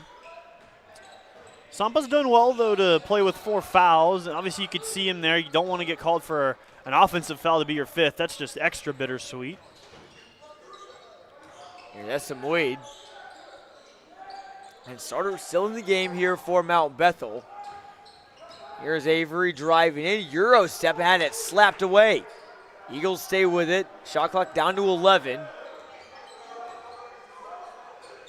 And I give Grace Christian credit for still playing some intense defense. As we'll take another look at this dunk. Yeah, again, back screen just opens himself up, has the size mismatch on Wilkins. Nobody in hole help, and even if there was, I'm not sure it would have mattered. You might have ended up on SportsCenter. And brought to you by Morton Tech. And Cody, that's a good point. I mean, we've seen some dunks that could potentially end up on SC Top 10. Gym's starting to fill up a little bit here as our afternoon sessions begin to come into the wings. Like John said, one following closely after this one was part of a 5-game slate on Thanksgiving Day. Yeah, again, a lot of people, depends on when you eat Thanksgiving dinner. Cody, when did your family normally eat Thanksgiving dinner? What is the average time for you? I know it varies When heavily. the Roskin Schroeders got together, it was, my family knows how to party, knows how to eat. You met at 10:30, you ate at 11:30, and nobody left until 9 p.m. It was just a day-long affair. Man, usually people say, eat Thanksgiving dinner. Sometimes people say, 1 or 2 p.m. is pretty early, but no, not for the Roskins household. They get it going before it even hits p.m. You can't go all day if you don't start early. I'm sure. Yeah, I wish I could have been a fly on the wall there. Shout out to Mary Beth Roskins as well. Her and the rest of the Roskins household tuning in from Iowa. Yep, back home. And best wishes to you. Yep, back home in Southwest Iowa. They'll be making their trip to Illinois soon, just part of the holiday season. Traveling a lot, so. I would see if the Michael parents down in Palm Coast, Florida are tuning in. I'm sure it's a lot warmer down there. Pretty chilly here this week in Washington. 3 ball on the way is no good on the Rams. Offensive board, though. And stay tuned after this one. We'll send it down to the Uftring Auto Group Tournament Central. You hear from one of many very valuable tournament committee members, Brad Stewart. Here's a run out from Peter McDaniel. Feeds it over, and the ball just couldn't quite climb the ladder. But somehow the smallest guy on the court comes away with the rebound. There's Dilligar feeding it up. Almost an alley-oop layup there. Kind of a crazy ending to this one. They're just kind of hooping here these last 10 seconds. Turnaround bucket is good from McTeer. They're just having some fun in the final seconds. Mount Bethel having plenty of fun in a 73-51 win.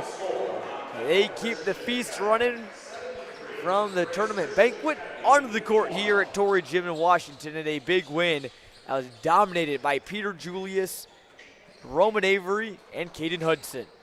Yeah, just closing thoughts on it, John. 3 guys plus 14 points for Mount Bethel, just a 3-headed monster attack. The other side just outgunned today. John Martin finishes with 23, nobody else with more than 10. A lot of foul trouble kind of plagued them today, but still a good showing for Grace Christian. They showed some fight even with their backs against the wall in that first half that they can build off going forward here in the TOC. Oh, that's a good Mount Bethel team, one of the more highly heralded teams coming into this event. So going to keep an eye on them as well as see how Grace Christian rebounds as well. Again, this is just game 1 of 5 here today of Thanksgiving at the Tournament of Champions. For Cody Roskins, I'm Jonathan Michaels saying so long. We'll send it down to the studio and be right back here from the TOC in Washington, Illinois. The 2025 Kevin Brown Memorial Tournament of Champions is brought to you by OSF Healthcare Cancer Institute. Learning you have cancer can be a scary and confusing time, but the team at OSF Healthcare Cancer Institute can be by your side throughout your journey, from diagnosis to treatment to survivorship. To request an appointment, visit our website or call 844-OSF-4HOPE. By Uftring Auto Group. Take advantage of outstanding savings during the big year-end event at every Uftring Auto Group dealer.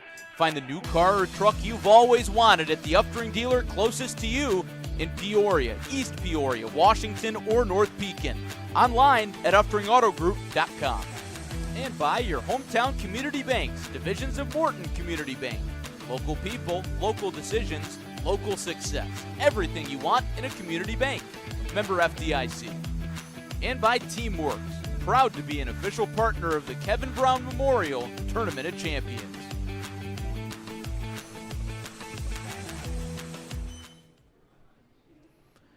Happy Thanksgiving. What a way to start our Thanksgiving. Game 1 went in the favor of the dominant big man. What a great battle we had. My name is Ty Gillespie. I'm joined by Brad Stewart here in the Uftring Auto Group Tournament Central. Brad, how's it going? It's going well. Good. How was your Thanksgiving? It's just getting started. Did you get down to Countryside today and grab some of that excellent food Christy and her team has down there? I overslept, but can you tell me a little bit You more overslept? about it? I overslept. I had a long day yesterday. I did not. Yeah. How was the food? Well, the food that we had at my place was really, really good. I didn't actually make it to Countryside this year. I was in charge of the turkeys at my house, so I spent most of my my night and early morning smoking a couple turkeys, and then obviously first thing this morning back at it again. So I think everybody enjoyed it. Everybody commented. Hopefully they liked it. If they didn't, they were being awful kind and said that was good. So talk to me about your role with the TOC. My role with the TOC, gosh, it's kind of changed over the years. Kind of started out year number 1 that we brought it here to Washington. It was mostly Sean and Jody Brown that did all of the planning and prepping and taking care of all the logistics. I was just kind of somebody in the background that just, hey, I need this or I need that, go do it, get it done. I did assist with the VIP parking and lined up, volunteers to man that. Over the years, it's changed on the committee. I go out and seek some sponsorships, things like that. Still address the parking for VIP, get that lined up, get the volunteers lined up and a schedule put together.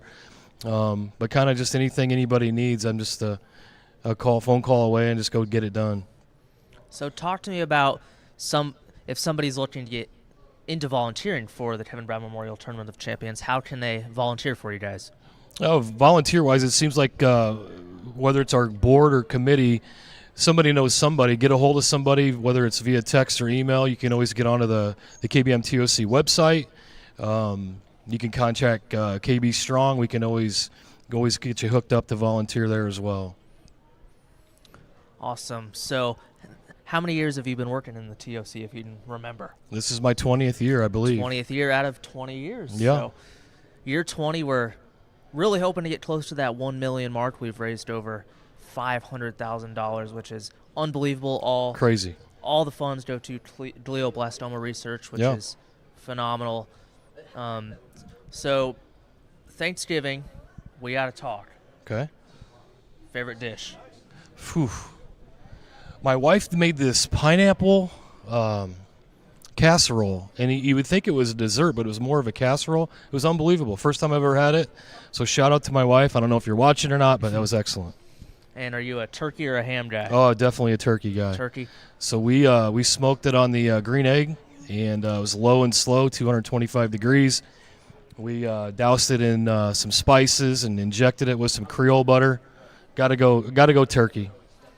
And can you tell me your favorite Kevin Brown Memorial Tournament of Champions memory you've had? I don't even know where to start.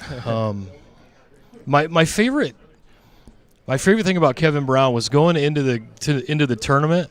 It was literally with like a week in advance. You could feel the anxiety, the pressures, the expectations starting to build. And he was notorious I think it was every year he would say, "Man, after this tournament, we're going to be 0-4 and probably 0-16 by Christmas. We can't guard anybody." So it was a running joke. He said it every year. But my favorite specific memory, golly, I don't even know. I don't even know a good one. Well, that's a great memory you just shared. So, are you a big basketball fan yourself? I am a big basketball fan. What's your favorite team? Favorite team are the Fighting Illini. If we're going college, if we're going pro, I'm a Bulls fan. Okay. You got a favorite NBA player? Michael Jordan's the greatest of all time. I mean, there's nobody that's even come close, in my honest, humble opinion. Okay. We'll keep that talk off interview. Who's yours? LeBron's the GOAT. Oh, my goodness. LeBron is my GOAT. Oh, I won't go there. We'll keep this PG. So, but you did talk about how the coach is saying, like, oh, we can't guard anybody. We're going to go 0-16. But it's not every day you go up against big 7-foot-tall players. So just the level of competition in this tournament, it's Sure. unbelievable. It's a long-standing tradition. It's a long-standing expectation in Washington basketball that you don't fear anybody, and you're expected to guard. If you can't guard, they'll find somebody else to guard. They can manufacture ways to score the basketball. Eric's a great offensive basketball mind, so he's looking for guys that like to do the dirty work, like to grind, like to rebound, defend, take charges, things of that nature. If you find a couple of those guys, you can be pretty successful. So outside of what you do with the TOC, for those unfamiliar, tell us a little bit more about your background. So my background, I'm a graduate of Washington High School, graduated in the class of 95. Went to college for a few years, ended up at Caterpillar. That's where I currently, for the last 13 and a half years, have been employed. Worked down in building SS, where they build the big track-type tractors. Have 3 kids, a wonderful wife, brand new grandbaby. He's like about 8 months old now. His name's Nash. He's about as cool as it gets. That's what eats up my time. So as someone who's been around this area for a while, talk to me about how important hosting a tournament like this is for the Washington community. I think it's incredibly important. It's incredibly important for the students, first and foremost. Student athletes, obviously. As far as our town goes, it definitely generates revenue for a lot of our businesses. You see a lot of the sponsors are businesses here in town, restaurants here in town. They give us a lot of great feedback. With all the crowds that you've seen over the last couple of nights, these people are always looking to get out of here and go grab a bite to eat. And it seems like this tournament draws so many people and new people that are always looking for something different to do and something new to take advantage of. So I think it's been a great asset to our city. The city of Washington's been incredibly important in this whole thing. They're super supportive, the police department, et cetera. It's just an amazing event that literally the entire town gets behind to make it a successful week. Couldn't have said it better. And one last question. Got a fun one for you. All right. When are you putting up the Christmas decorations? The Christmas decorations Is it are already up. done? Okay. They are, yeah. So I don't know. It's kind of a sentimental story for me, an emotional story. My dad passed away on November 11th, 7 years ago, and his favorite holiday was Christmas. So every November 11th, We put up all of our Christmas decorations. The tree goes up. And what was cool is my youngest son is in between jobs right now. He's in the electrical trade program and getting ready to test. And I came home, I don't know if the 11th was a Wednesday this year or a Thursday or a Tuesday or whatever day it was. Came home and he had all the Christmas trees and everything up. So that was a nice treat to come home to. Great story indeed. We're going to take a quick break, and we'll get back into the action for Game 2. I'm Sty Gillespie, joined by Brad Stewart. Game 2 coming at you soon.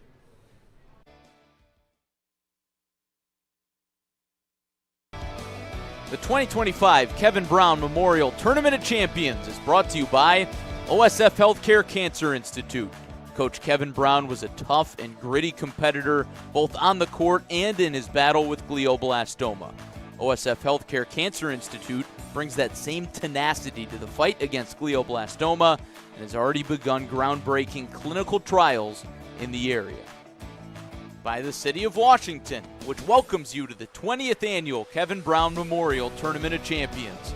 Washington is a growing city known for its strong quality of life and a diverse mix of businesses and restaurants.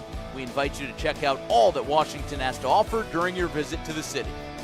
Titan Industries is honored to sponsor the Kevin Brown Memorial Tournament of Champions, honoring Kevin's legacy, celebrating our community, and standing united in the fight against glioblastoma. Best of luck to every team in this year's tournament. Play hard, have fun, and enjoy every second.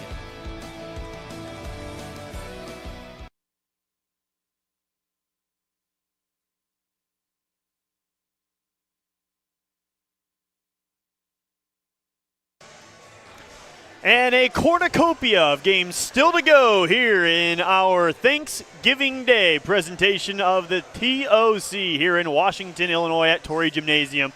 I'm Cody Roskins, alongside me, my broadcast partner, Jonathan Michael. And, well, John, we were getting ready for Second Baptist versus South Pointe, but one of the Second Baptist school players tilted the backboard. So we will have a momentary pause here in the pregame while they try and sort this out, because it's not necessarily bent down, it's slanted to the left. Yeah, it is. Yeah, you can't tell from that angle, but if you can see where we are at right now, that backboard is not running parallel to the baseline. It is slanted, is turned slightly towards those far bleachers. You can see Roger Holzauer, some tournament staff, they're trying to figure out what is going on. They're going to bring out the ladder, and Cody, it's funny, we were talking about last game, the blackboard being shattered, that game being in Nebraska, having to play a three-quarter court game. This one should hopefully be a little bit easier, so they can just push back into place. Yeah, that's not maybe quite as easy as it looks. We'll keep an eye out, but I have never seen that in our 5th year broadcasting the TOC. I mean, you see something new every time, so we'll see if they can get this thing back to where it normally should be, and it is not budging. I don't want to throw anybody under the bus, but it was number 12, Caden Smith, the 6'8" sophomore. We know he can throw it down, that's for sure. Maybe a bit too hard, though, and that might put the starting time of this game in jeopardy. So, what a scene unfolding here in Washington. Happy Thanksgiving, folks. Absolutely. We're giving thanks to such a great event staff that they are right on top of this. They know exactly what needs to be done, and there it goes. Maybe a little overcorrection. So I'm not exactly sure how you determine if it's back to a 0-degree angle, so to speak, because you would be measuring on the axis of the baseline. But this gives us a chance to present these teams a little more fleshed out. First, we have the South Pointe Stallions from Rock Hill, South Carolina, and their head coach Melvin Watson. This is a team coming in, John, first TOC appearance. You're not really sure what to expect. Playing here on Thanksgiving Day, they present a lot of excitement just in terms of the overall balance of their lineup and how big they are. They have a lot of players ranging, the tallest at 6'8", the shortest going 5'9". So they have a wide variety of height on their lineup. Yeah, and Trey Raymond, that 6'8" player, is one we're definitely going to be watching today. He was kind of one of their main guys in their loss to Washington. Again, a close loss to the host Panthers. Again, that was a close loss, 53-47, so they'll be trying to rebound from that one. But again, making their first TOC appearance here today, so keep an eye on Raymond as well as the rest of the team. I mean, these teams, Cody, are so stacked. I mean, there's not just one guy. There's a lot of depth from a lot of these teams. So we're going to see Raymond and several others, which really could be anybody. Absolutely. Opposite of them will be the Second Baptist School Eagles out of Houston, Texas, also making their first TOC appearance. Their head coach, Taylor Land, they're led by Reese Alston, their junior guard, who's highly touted among the nation. Yeah, he is the son of Rafer Alston. He skipped to my Lou Alston, as many sometimes know him as well. He put on a show in Second Baptist's win yesterday. He also got a 6'2" senior Shia Francis, who can really throw it down as well. So again, this Second Baptist team might be one of the favorites in this Washington Invitational. So we'll see if they can keep on winning and potentially, again, probably got to go 3-0 in these pool play games earlier in the week to play for a championship in the Washington Invitational on Saturday. So it'll be fun to see how this one shakes out and see if South Pointe can make these interesting and put both teams on level ground at 1-1 each if they can pull out a win here today. Exactly. We just got done with a really intriguing contest in our first matchup that saw a team that was a little bit undersized kind of struggle, but here we have two teams, like we said, John, evenly across the board. We have 6'8" for 6'8". We have guards that are going to be able to get up and down to this one. There's not going to be a whole lot of nitpicking when it comes to, this team was longer, taller, thicker, stronger. This is just going to come down to pure X's and O's and skill. Yeah, this is going to be two teams that are very well matched up. Again, and in these teams, too, again, you don't really know much about them. You can do a little bit of scouting, but again, this is very early in the season for these teams. So I'm sure that these teams watched each other's games yesterday, try to do a little bit of scouting. This is going to come down to really, truly who is the better team, and not going to be so much as, this team knows South Pointe knows Second Baptist inside and out, or vice versa. Again, I'm sure they went back to the hotel, went back to the conference room, maybe did a little huddle watching. Maybe they went back and watched the games on Clutch Sports Media. Who knows? Maybe we hope they did that as well. But again, this should be a good one here between the Eagles out of Texas and the Stallions out of South Carolina. Yeah, we're not exactly sure when warm-ups are going to finally count down. Now I see the clock moving there against we're in the final few seconds. A little worried we're going to have to pause the warm-up clock for Second Baptist to get some more shots up, but it appears that we will not, as each team is now making their way to their respective benches, and we should just be about ready to go here in the second game of our TOC Thanksgiving Day slate of 5 games. We're nearly halfway there. Yeah, we are right around the halfway mark of this tournament. But Cody, both these teams have played a little bit coming into this tournament. Second Baptist, they are actually 5-0 on the season, and you talk about what they've done this season. Reese Alston leading the way with 22.8 points per game, along with 4 boards per game. But Shia Francis, 20.8 points per game, 7 boards per game, and then also Caden Smith, that 6'8" player you touched on briefly, 9.3 points and about 7 boards a game as well. So those are kind of the top 3 players as well. We're going to see Kason Hall, who averages 9 a game for the Eagles as well. So we're just getting our starting lineups read off here. So it'll be McKellar and Steve in the first 2 off the bench here for South Pointe, along with Trey Raymond. Landon Hawkins is the 4th starter. And Christian Dupree will be the last.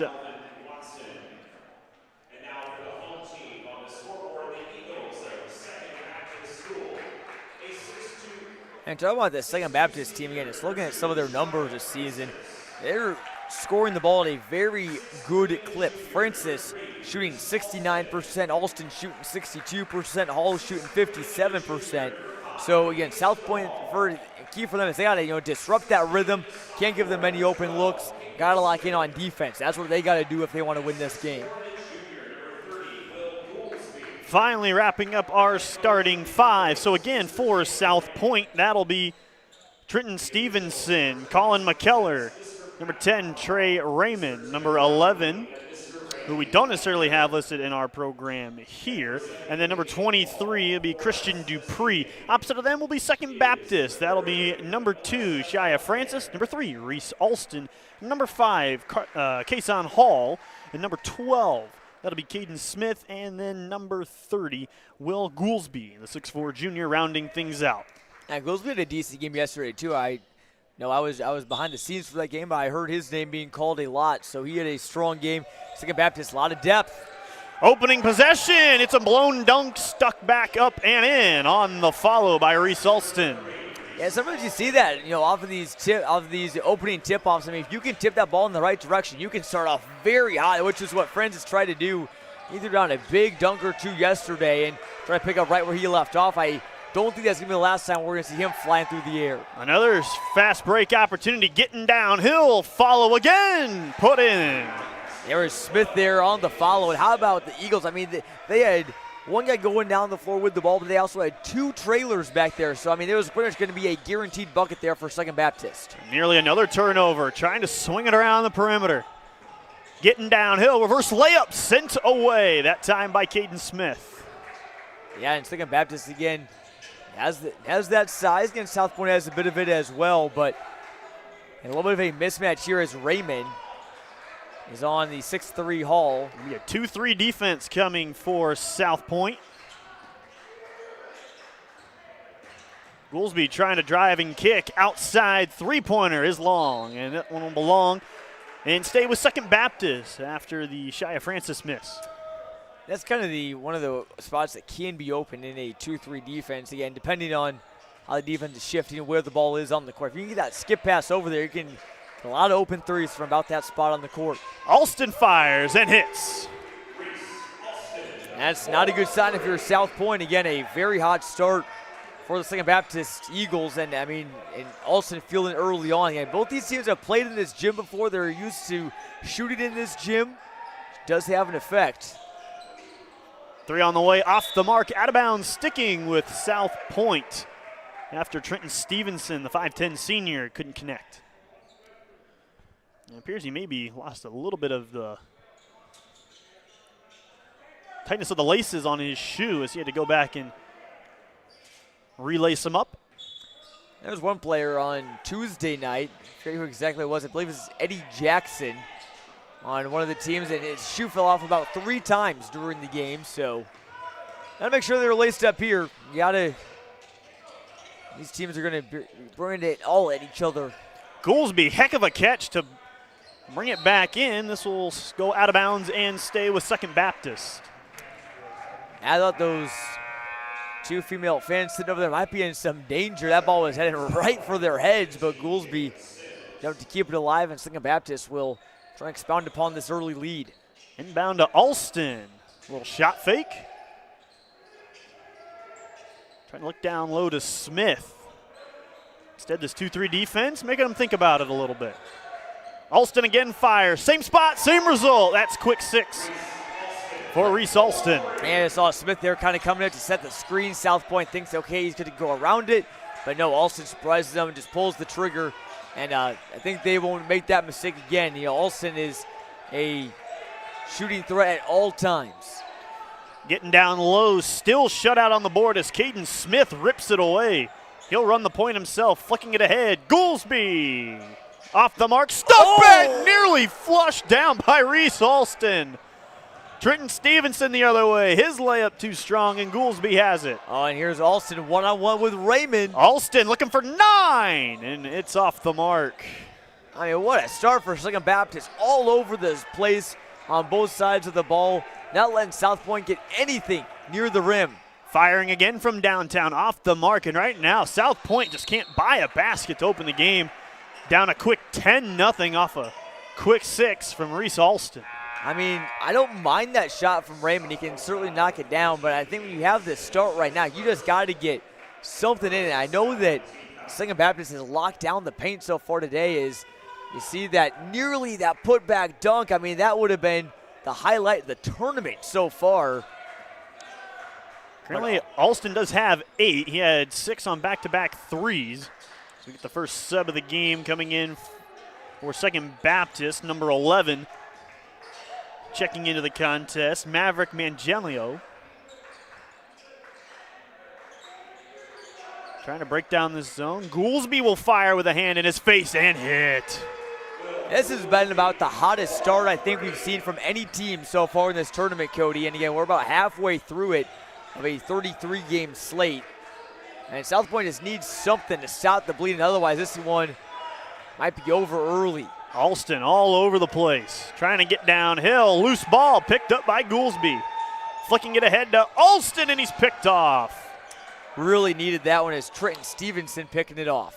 Going downhill, layup no good. Offensive board brought back in by Raymond, who scores and finally erases that goose egg. I was going to say, Raymond, you better make that layup. That's the easiest look they've had all day. And again, it's got to start with Raymond. Once they get Raymond going, they'll draw some more attention from these Second Baptist defenders, and maybe can start getting some of his teammates involved in some driving kicks. Another sub coming into the contest. That'll be Jude Brown coming in for Second Baptist. He will give a spell to Shia Francis. So already too deep into the bench for Second Baptist despite their hot start. Second Baptist, again, a little bit deeper bench for them. They got 13 guys on their roster. All right, South Pointe, again, they just have about 11 or 12. Raymond so. doubled on the perimeter, and it's thrown away for another South Pointe turnover. Yeah, and that's really been the kind of the key factor for this game is they haven't really been able to get anything going at all because a lot of their possessions ended in turnovers. I believe that's number 4 here. We're only about 5 or so minutes into this game. So again, South Pointe has got to take better care of the basketball. And Cody, we talked about it. If they want to win this game, it's got to be with defense. And so far, Second Baptist is getting a lot what they want on offense. Kick outside again, 3 on the way. It's short, but an offensive board brought in for Second Baptist. Goolsby, shot fake. Back out, Alston, nice ball movement here for the Eagles. Nice job recovering by the Stallions. Alston tried to step into another one, and it's off the mark. A nice defensive effort there for South Pointe. Again, they were kind of a step behind for a few passes in a row, but eventually caught back up. They were able to force the contest there on that 3. South Pointe trying to get another one to go. Here's Raymond. End up going left. Shot on the way and good. There you go. Raymond's got 4 now for South Pointe. Again, it's not really the start you wanted at all if you're South Pointe, but again, it is still very early. Again, you just want to make sure you didn't get stuck on a number, which they did not. Now, he hit that one over the 6'5 junior Aaron Smith, so Raymond's starting to heat up just a little bit. Now 3 bench players on the floor. Actually make it a few more as another sub coming in, number 20 for Second Baptist. It's Harrison Nape, 6'3" sophomore. So already we see a lot of fresh legs coming in and out of the game for Second Baptist, utilizing that deep bench like you hinted at, John. And those are the kind of things that can wear on a 2-3 defense. Yeah, it certainly can. Is Alston again off that hot start. I wonder, is he going to just try and take this game over? Is he going to try and start to use his hot start to his advantage and start dishing things out? And he's got plenty of weapons on his team, and exemplified by Taylor Land going deep to his bench early. Raymond working against Jude Brown, nearly took him to school. Second try, up and in. That one stuffed through by Christian. That'll be Sims putting that one back through. So again, 13-0 start for Second Baptist. Now a 6-0 run for South Pointe. Getting downhill, there is a foul. Wave off the basket.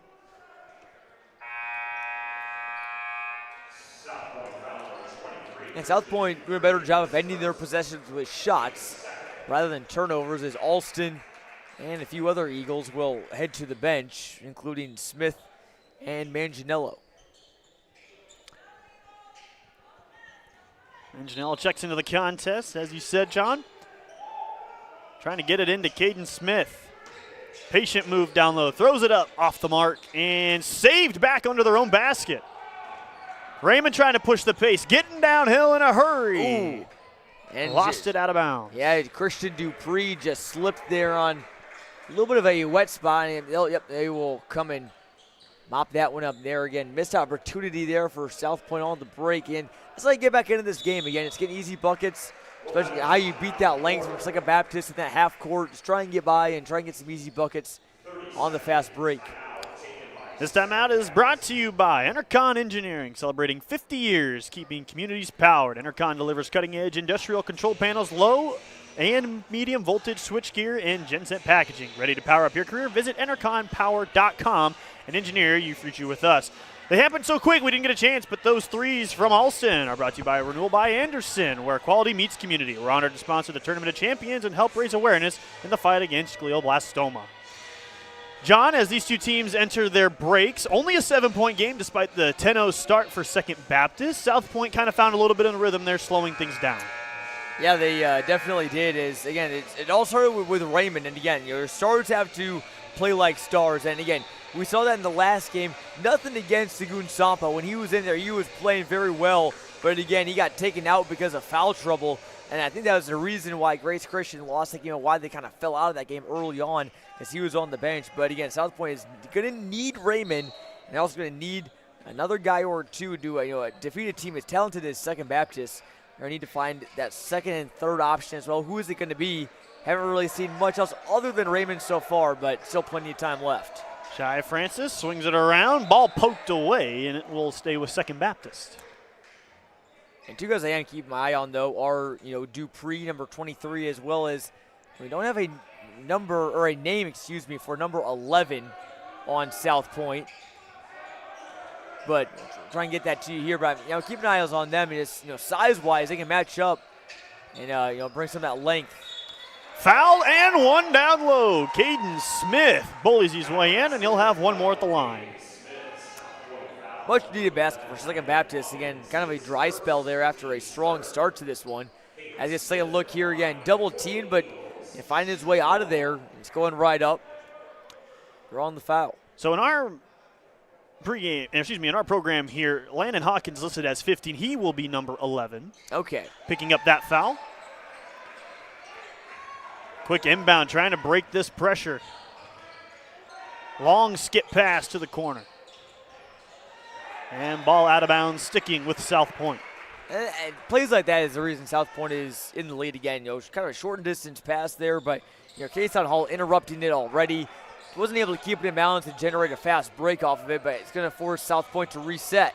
Raymond getting downhill, and he gets his to fall off the front lip of the rim, and he can't get himself off the ground.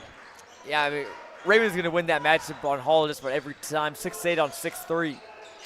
Deflected pass against that 2-3 zone. Now Raymond racing down the floor. Skip pass opposite way, and it ends up out of bounds. Another South Pointe turnover.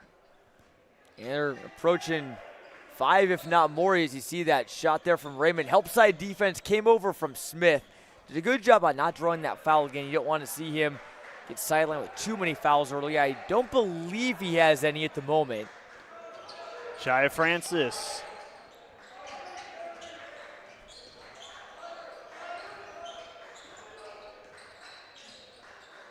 Able to get it Smith down low. Face-up jumper off the mark. Rebound to Raymond. Here's that transition opportunity. Raymond had it picked, and Hawkins just couldn't quite stay in bounds there. But again, you can try to generate opportunities off of misses as well, as long as you can get out and run. So again, South Pointe, I'm sure they filled up their bellies pretty well at their Thanksgiving dinner earlier today. They gotta get out and run today as well, as Francis just rimmed out there to end that first quarter.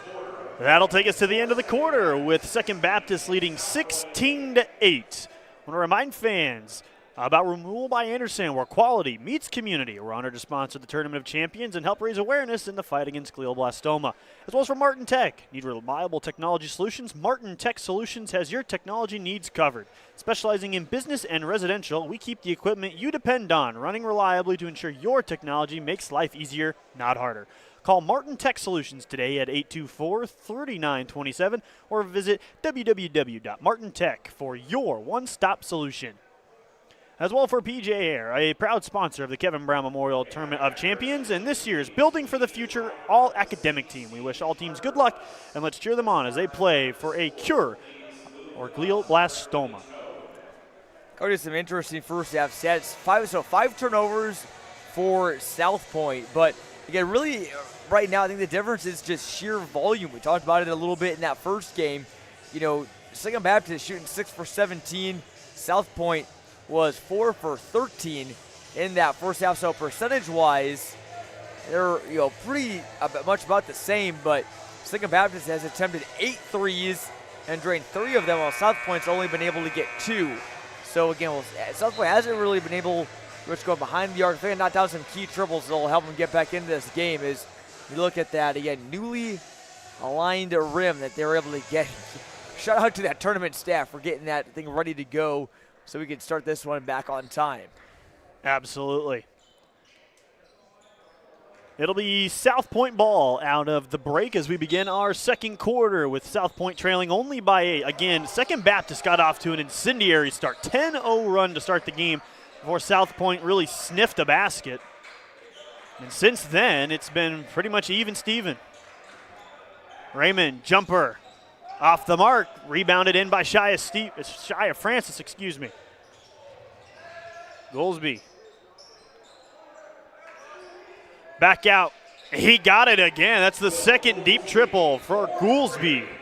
Yeah, Goolsby has showed a quick trigger, not afraid to shoot at all, and at 6'4", and he can really stretch the floor and really just kind of do everything. Raymond converts again inside. Looks like they've broken away from that 2-3 defense. And now those two up top, it's going to leave a wide open Francis, who still looking for his first bucket in this one.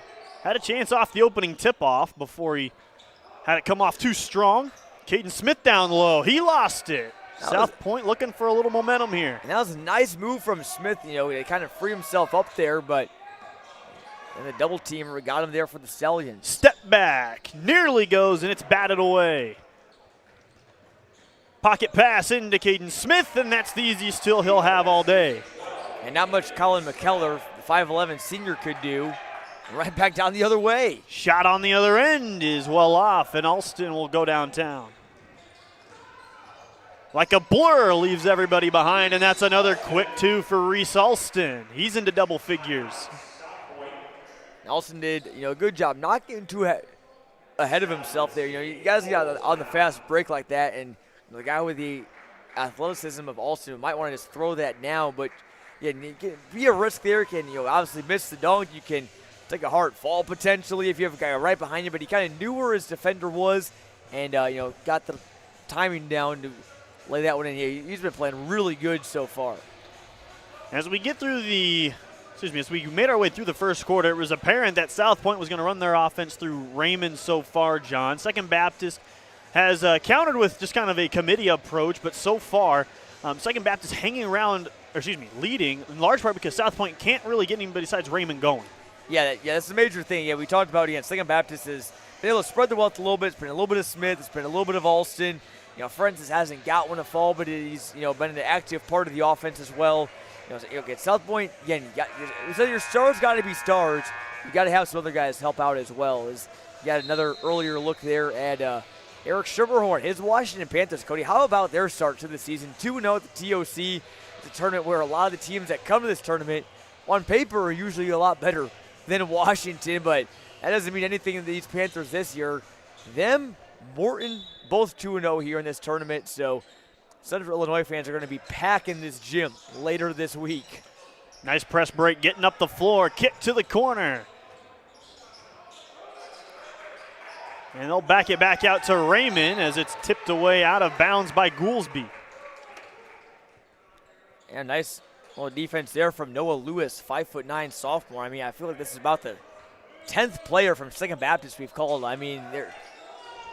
They have gone deep into their bench, and everyone's ready to come into the game, and even the reserves have played well.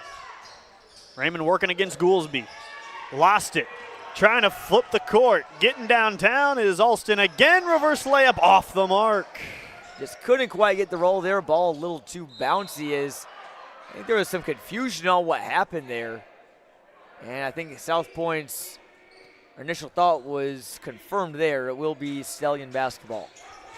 They'll trap Raymond as he gets the inbound. Again, just throwing it ahead. Got to take advantage of these 2-on-1s. Jumper from the mid-range. Off the mark. Taken in by Caden Smith. Yeah, I would have liked to see Hawkins shot fake on that one. You knew your guy was going to come flying down and probably come jumping in and try and swat down, get him up in the air, and then drive that in for a higher percentage layup rather than a tough mid-range. Raymond against Francis. Getting through traffic, and again, Smith corrals a second rebound just standing. Reese Alston gathers his own miss. Love the hustle from Alston and Francis all day today. Able to get it outside to Francis. Goolsby's been hot from outside so far. Alston, he'll fire it himself. Too strong. Francis with the offensive rebound. Put back, and he's fouled. That was a third chance there for Second Baptist, and South Pointe could be really frustrated. That's how that possession ended because they played some good defense there, allowed some multiple chances, and then ended it with the foul. I believe that one's going to go against Raymond. As Francis at the line for two.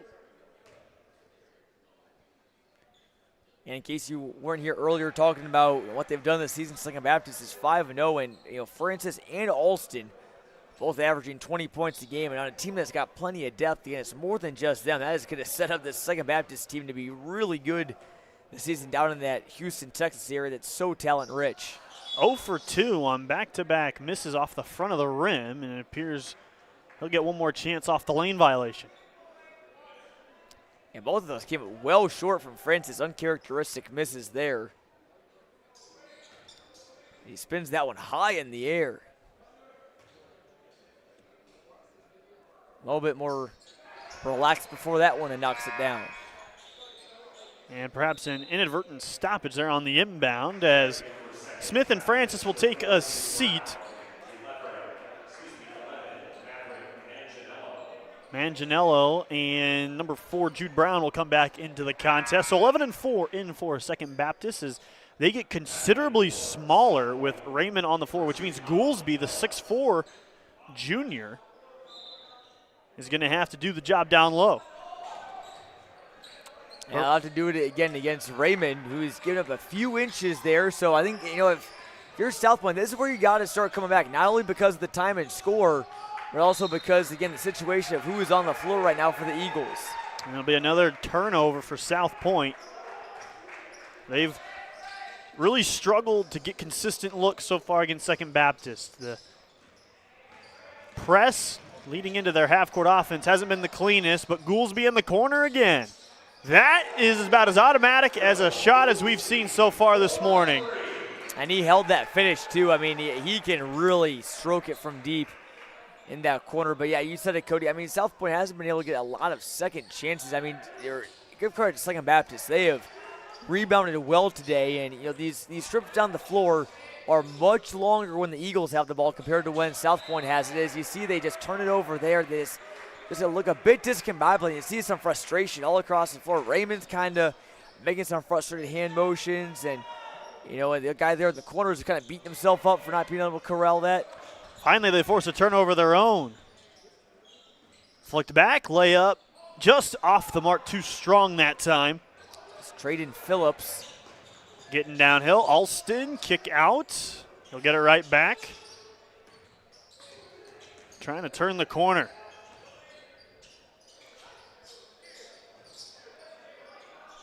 We'll get it to Goolsby again. He'll drive and back it back out. Nice patient possession here. Again, still got 11 to shoot. 35-second shot clock. Alston's going to do it himself, getting down the lane, whacked, and nearly got it to fall. I thought he was going to get that roll there again. Alston just with that shooter's touch. Runner off the mark that time from McKellar. And good board from the 5'9 Lewis boxing out. Goolsby thought about it, kick up top, three-pointer on the way, and it's another make from beyond the arc. Second Baptist making it rain on a day where we're not expecting the snow until tomorrow. Yeah, indeed, as the Maverick riding high on his horse there, Maverick Manganiello knocking it down. And, I mean, this is ballooned to a now 18-point advantage. But, again, they've got to find someone else besides Raymond. Another turnover. Shot on the way, off the mark, hauled in by Lewis. He'll put the pedal down. Advantage 5-on-4 action there after McKellar tumbled. And nearly a defensive rebound on the back end for McKellar, and this will be another dead ball stoppage. We'll get a pair of subs in Harrison Nape and Aaron Smith in for the Eagles. You look at that triple from Manganiello. I'm trying to think of, see who is all scored for Second Baptist. The list is long right now. Quick inbound. He got himself another look, couldn't get it to go, and Raymond hauls it in. Big 2.5 minutes coming up here for South Pointe. Backdoor pass, couldn't handle it. And that's just what's been killing South Pointe is they have the right idea. They're making the right passes. They just can't quite hang on. I don't know if it's just slippery hands or momentum carrying the other direction or what it's been. I mean, again, they're right there. They just can't quite get in rhythm. Try it a third time. Couldn't get it to go. Offensive rebound brought in by Knapp.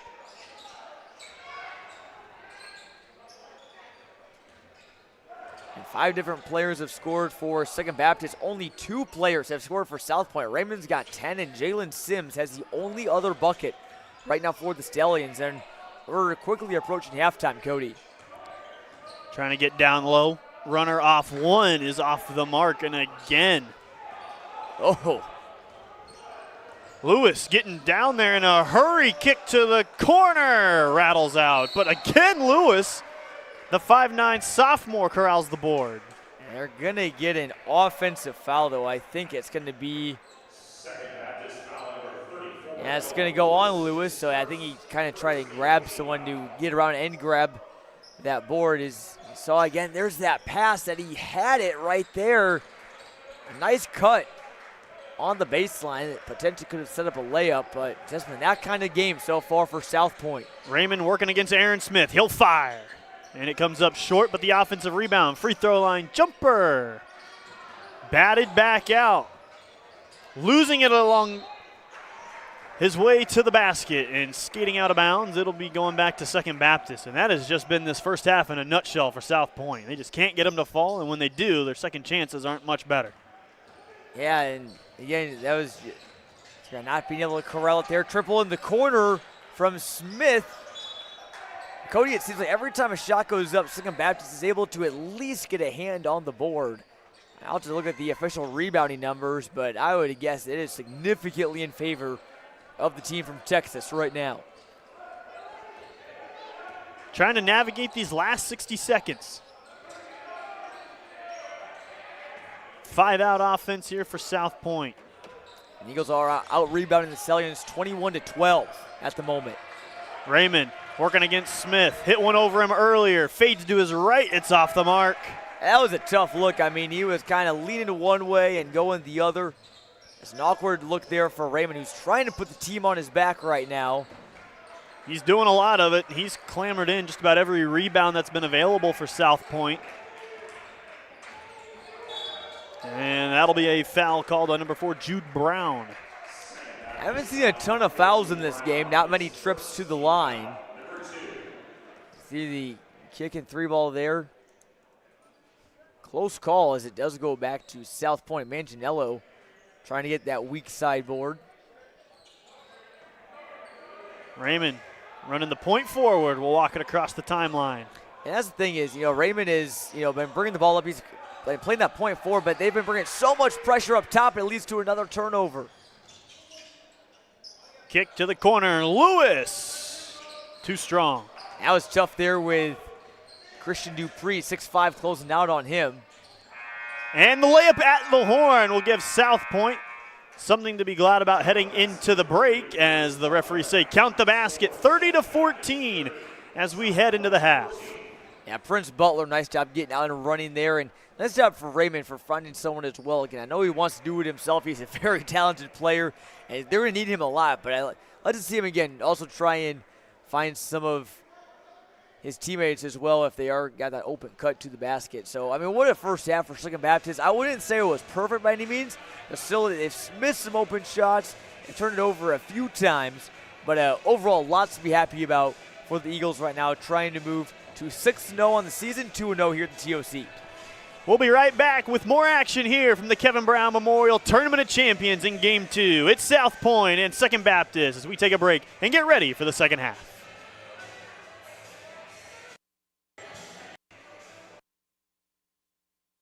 The 2025 Kevin Brown Memorial Tournament of Champions is brought to you by OSF Healthcare Cancer Institute. The Breakthrough Treatment Center at OSF Healthcare Cancer Institute is changing the game in cancer care with advanced therapies, innovative clinical trials, and compassionate support. So you can play hard. And when cancer is the opponent, OSF helps you fight harder. By Upstring Auto Group. Take advantage of outstanding savings during the big year-end event at every Upstring Auto Group dealer. Find the new car or truck you've always wanted at the Upstring dealer closest to you in Peoria, East Peoria, Washington, or North Pekin. Online at upstringautogroup.com. And by Hometown Community Banks, divisions of Morton Community Bank. With 50-plus locations in over 30 local communities, we've got you covered. Hometown Community Banks, community people, community banking. Member FDIC. And by Teamwork, proud to be an official partner of the Kevin Brown Memorial Tournament of Champions.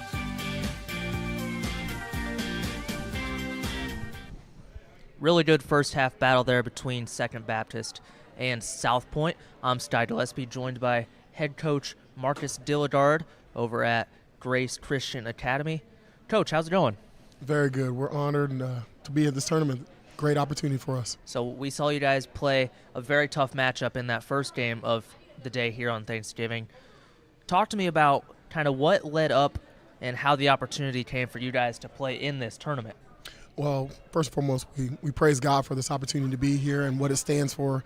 Sean Powell and I had talked in August, and he told us about an opportunity of this tournament opening up and just told me a little bit about it and what was the background on it. And as soon as he told me about that, it was an automatic yes for us. Okay, so you started coaching here at Grace Christian Academy, in 2023. What did you do before that? I was actually assistant coach at the University of Cumberland's, and then in Charlotte, North Carolina, I was a head coach and athletic director for many years there as well. So what led you to travel to Knoxville to take this coaching position? We've been looking at Grace Christian or Knoxville for a while, and just prayed and got to talk with our head of school, Mr. Matt Mercer, and had a great conversation with him and talked with my wife, and we just knew Grace was home. If I'm not mistaken, are you also the AD of the school? Yes, sir, I am. What's it like balancing the AD position as well as the head coaching position for the boys team? Difficult, but at the same time, we got a great team, great leadership in Pastor Bobby, great leadership in Mr. Matt Mercer as our head of school, and a great athletic department. So we are just honored to be there and rolling. So talk to me about, you're obviously spending Thanksgiving away from home. What's that like, and kind of what's that like in playing basketball during Thanksgiving? We told our guys, I mean, anytime that you have the opportunity to play on Thanksgiving, yes, there is a sacrifice that comes with it, but there's not a lot of teams that get this opportunity. So we're honored to be here. Families traveling. So we're still home away from home right now. Exactly. And if they're not here, they can watch for free on Clutch Sports Media on YouTube. So really good opportunity for you guys. Talk to me about how you think this tournament will help you as we're early on in the season. We're getting battle tested. I mean, Mount Bethel Christian is a very good team. Watch a lot of film on them. Our next two opponents are very good opponents as well. So we're just looking at this as opportunities for us to continue to get better and grow. So when we go back to Knoxville, we get as far as we possibly can. So this, as you're alluding to, this tournament has some very good talent. You faced a very strong big man in the post. Yes. What was the game plan going into that first game? Sort of try to stop him, try to get the other guys off. Done, right? Very much so, easier said than done. But then also we flip it. I really wanted to get the ball into our guys' hands. John Martin had an outstanding game today. Sagoon Sampa got into a little bit of foul trouble, which dampened him. But we really wanted to try to play our game, and it fell into their hands a little bit. But at the same time, that's what we're here for. So the way I look at it is it's kind of funny how you start off the season facing some of the best teams you'll play all year long, and you're facing this caliber early on in the season that you're going to face in the end of the season tournaments. So it's like a tale of two sides, and it's going to be interesting to see how you guys get better from it. And I think teams like you are going to really benefit from playing during Thanksgiving break when others are just sitting home practicing, eating food, Yes, that's our plan. And our guys have bought into it. I'm proud of each and every one of them. Again, they understood the sacrifice of being here, but they understand it's an honor to be playing in this, and we give God all the glory for everything that's going to be accomplished through it. So as the head coach of the team, talk to me what the message is after you play a really tough first game. You guys played well, but you just didn't get the win. What's the message going into for our post-game after that? Same message it is, even if we did win, let's get a little bit better. Let's learn from this, correct the things we were supposed to correct, and then prepare for the next one. So that's our motto. But it's November basketball. You're looking to play towards February, towards early March, so nobody's really going to remember that first game of the TOC. But the memories you make, what has stood out to you the most from being in your first Tournament of Champions here? Well, I will remember it because that's a competitor. But at the same time, no. The memories that are making them are guys sitting together, talking right now, eating food, watching the other good teams play, getting ready to prepare for battle again tomorrow. And like you said, it's all in preparation for the end of the year. But at the same time, we're trying to create these memories for a lifetime. Exactly. And I'm going to ask you one last question. What message do you have for those fans watching while you back in Knoxville while you're sitting here in Central Illinois and Washington? This is one of the premier tournaments in the country. We're glad to be here, trying to rep GCA hard and go Rams. This is Coach Dillgard. I'm Sky Gillespie. We're going to take a quick break and send you back to the action.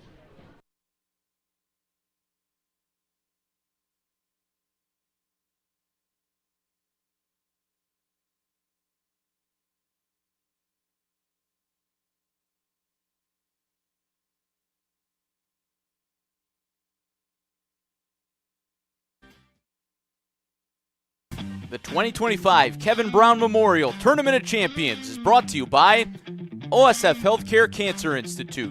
The Breakthrough Treatment Center at OSF Healthcare Cancer Institute is changing the game in cancer care with advanced therapies, innovative clinical trials, and compassionate support. So you can play hard. And when cancer is the opponent, OSF helps you fight harder. By Upstring Auto Group.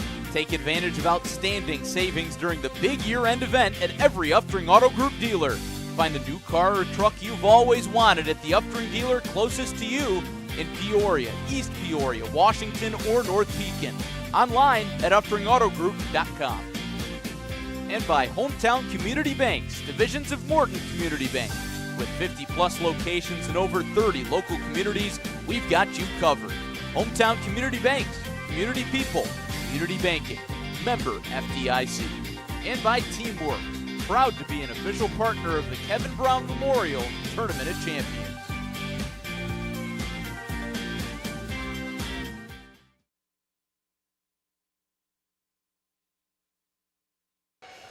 And welcome back to Torrey Gymnasium as we get set for the second half between the South Pointe Stallions out of Rock Hill, South Carolina, and the Second Baptist School Eagles out of Houston, Texas, where the Eagles currently lead it by double figures. John, they had a really good first half. It was a very up and down transition first half, but there's positives for both sides to build on going here into half number two. Yeah, for Second Baptist, again, it's been their depth. I mean, Alston's got 10. Caden Smith has also got 7. You saw a couple guys knock down some threes. I just like the sheer volume they've been able to generate. Again, it goes back to winning the rebound battle. They've got 8 offensive boards for Second Baptist, again, compared to just 3 for South Pointe. Again, the total rebounding margin is 22-14 in favor of Second Baptist. But again, South Pointe definitely still in this game as long as they can find someone else besides Trey Raymond. He's been playing well. He's been active with 10 points. But aside from him, the Stallions are just shooting just 2 for 14. So they can find someone else. And Second Baptist has been playing good, maybe not great. Their shooting numbers are a bit down. I think the lead could be a lot more than what it actually is. But, South Pointe, their defense helping them stay in it a little bit too. Absolutely. Second Baptist just concluded their halftime warm-ups. South Pointe still getting a few more shots up, and they could probably look to use a little bit more from the outside. Only went 0 of 5 in that first period, but 7 of 27 from the floor. Like you said, John, just haven't been able to get the easy ones to fall. And a lot of reason is the turnovers. Yeah, that's also true as well. But, yeah, and going back to those threes, I mean, this is in the year 2025. I mean, these teams have been shooting so many threes. We've seen it here on the floor all this entire tournament. Lots and lots of threes being pulled by every team. And, South Pointe's been trying to get some going, but, again, it's most of it inside the arc. You're down 16. You got to start building some big threes, not just for, trying to cut in this lead, but also trying to, get your team back into the game. I think there was kind of some little bit of disjointedness, between this team and, just trying to get some of that morale back up, trying to get everyone pumped up on the same page. You're going to knock down some threes, and South Pointe might start thinking, hey, we can hang with these guys. We can start making a comeback. And the game clock started running before the official had inbounded the ball. And they get it reset and everything going underway as Second Baptist will trigger things here first. It's Alston who had a quick 10 points in that first half. Shia Francis, step back three. Rims out, hauled in by South Pointe, and they're going to try and put a little bit of a dent into this deficit. And Francis is one of those guys that has not been able to get it going yet for Second Baptist. He's did not make a field goal in that first half. It has just 1 point from the line. Trying to get Raymond open. Ball nearly lost at half court. Thrown down low. Layup attempt blocked by Caden Smith. Still loose and hauled in by Goolsby. Flicked ahead to Alston. He gets up and throws it down. That stop brought in by Martin Tech. Need reliable tech solutions. Martin Tech Solutions have your technology needs covered. Specializing in business and residential, we keep the equipment you depend on running reliably to ensure your technology makes life easier, not harder. Call Martin Tech Solutions and cheer them on as they play for a cure for glioblastoma. As Raymond tried to get Hawkins there on maybe an alley-oop. Tough one there again. And Second Baptist get out and run. It's been up and down game like we said. And Alston, back-to-back possessions, getting out in transition. I mean, he has been a part of almost every single break down the floor for Second Baptist. So you got to have a guy just keying in on him. And Raymond got that one to fall, but Smith will pick up the foul. As the lead is now up to 20 for Second Baptist. I mean, if you have a guy that, is just shadowing Alston the entire time, maybe do like, for example, say a box and one, then you leave someone else open. Again, you've seen Goolsby knock it down. You leave Francis open enough, he's going to start knocking him down eventually. So Raymond gets the runner to go. Cuts it down to 18, and if South Pointe can maybe string a couple stops together, he could try and put a little bit bigger of a dent in this. They go back to the 2-3. Again, they came out in that 2-3 earlier on as, again, Second Baptist started the game on that 13-0 run. You're going to call it jump ball. That one was nearly pulled back in by Sims. Excuse me, would have been number 15, Landon Hawkins, excuse me.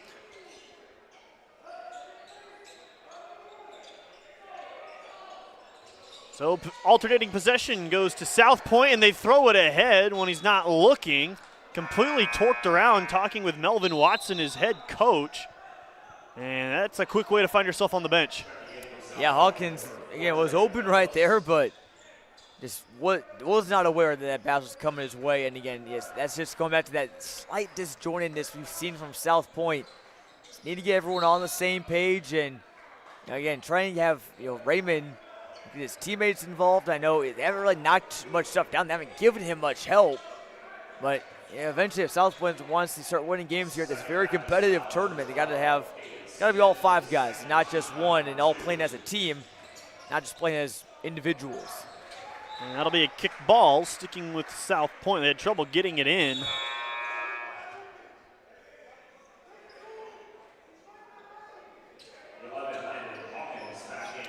So 11, Landon Hawkins back in. Jalen Sims, who's listed as 12, is 15, even though Landon Hawkins is listed as 15 in the program. For those of you at home.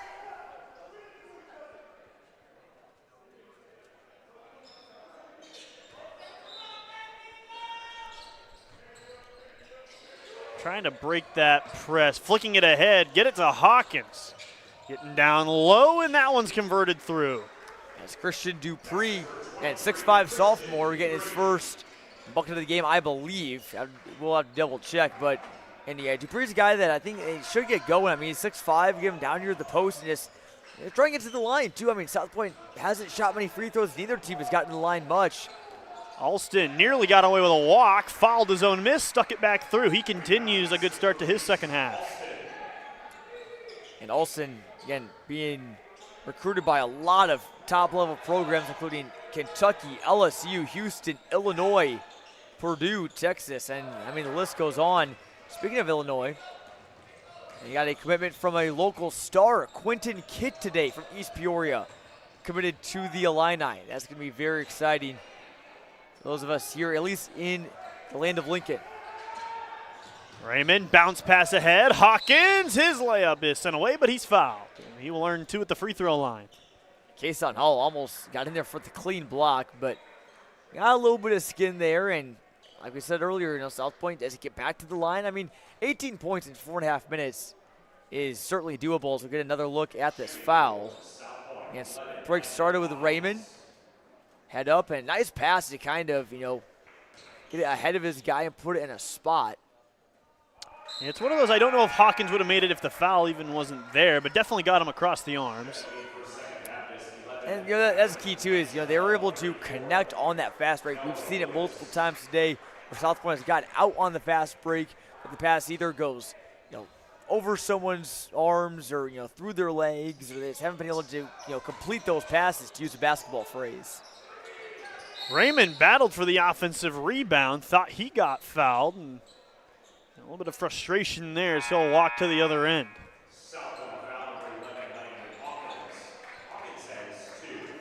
That's second on Hawkins, and just the first here for South Pointe.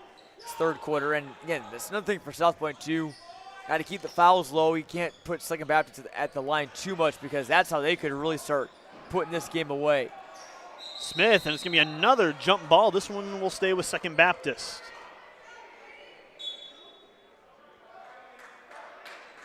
Tell you what, Caden Smith, he hasn't filled it up in the points column, but he has made life really difficult down low, John, just without any one of those free rebounds. Yeah, I mean, he has been in there just about every single play. I mean, I don't know how close he is to a double-double, but, I mean, if he continues to ramp it up, I mean, he has just been there the entire time. We talked about it again. Size isn't everything, but, I mean, today has been a lot for Second Baptist. Again, Smith, their tallest player at 6'8". Another foul on Hawkins.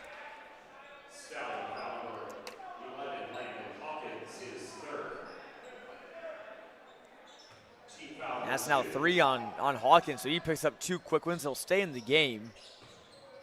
I think for South Pointe, he's got to find a good combination of the 5 on the floor. Three-pointer on the way and way off. Shia Francis flicks it off the back of the backboard. And this will belong to South Pointe. Yeah, Francis, this isn't going to be the game that he wanted, but I'm really looking forward to seeing how he rebounds in his third game of the tournament. Again, I mean, the raw talent is there, and the athleticism. He's an electric player to watch. A Dirk-esque fadeaway doesn't go for Raymond, and it'll be a rebound for Lewis and a foul on South Pointe. Peoria High Lions have just entered the gym. Lions making their first ever appearance in the TOC, I believe. And again, local squad here playing on Thanksgiving Day. They'll take on Pasadena the game after this.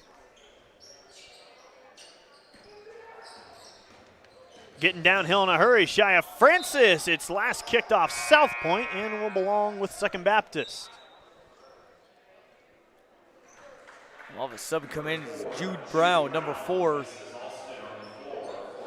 Here for the Eagles. And again, South Pointe, this third quarter is going to be big. I mean, you have to cut this deficit a little bit. You still have a bit of time.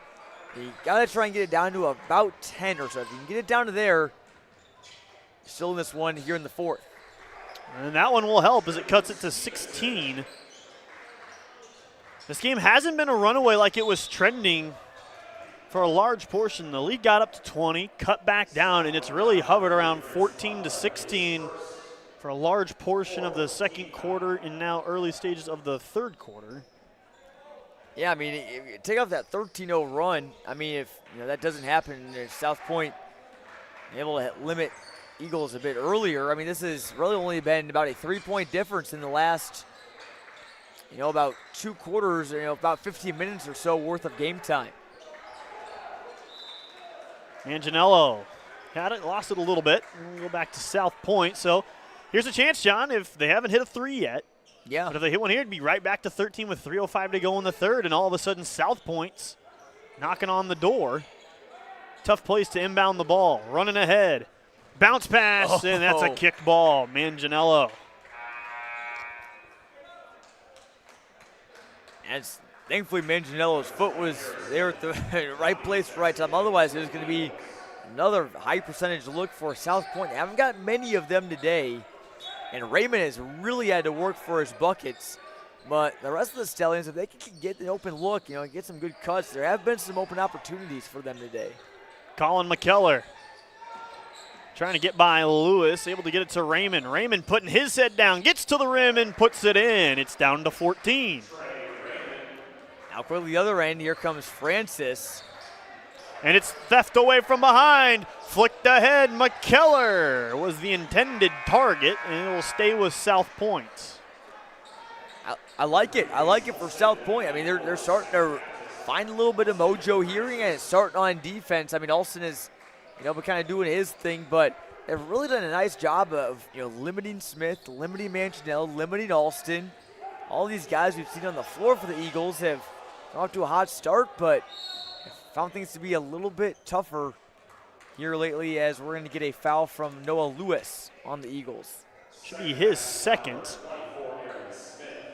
Excuse me, that's going to be on 24. Yep. So it'll be on Aaron Smith, who's had a large cover job today on Raymond. Raymond going back downhill again. His runner off the mark, and a quick outlet and transition opportunity. Alston! It's the Alston high flying there again. I mean, multiple ones. Oh, here comes Second Baptist. Oh. And just off Alston's fingertips.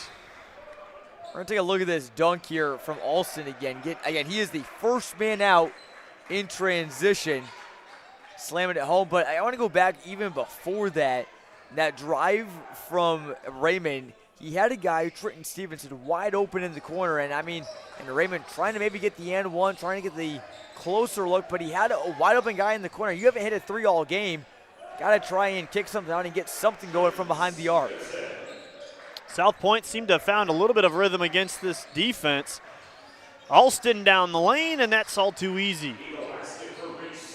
Second Baptist trying to make this a track meet, just going back and forth down the floor and attacking before the Stellian defense is even set up. Getting downhill again, kick out, Raymond deep three. It's off the mark, offensive rebound, put back up, and it's sent away. Sticking with South Pointe, Raymond back outside, three-pointer on the way, it's off the mark. Another offensive rebound's floated in. And that time that was good from Raymond. He found his guy for an open three, didn't go in, but it led to a nice offensive board. In the corner, trying to end what would be some South Pointe momentum. That last basket by number 15, Jalen Sims for South Pointe, and they're trying to cut it to 12. Or 11 if they can get the first three. Haven't hit on one yet. Raymond, backdoor pass, nice feed from Raymond, and it's down to 12. There's Sims. Yeah, and he's starting to get cooking a little bit here.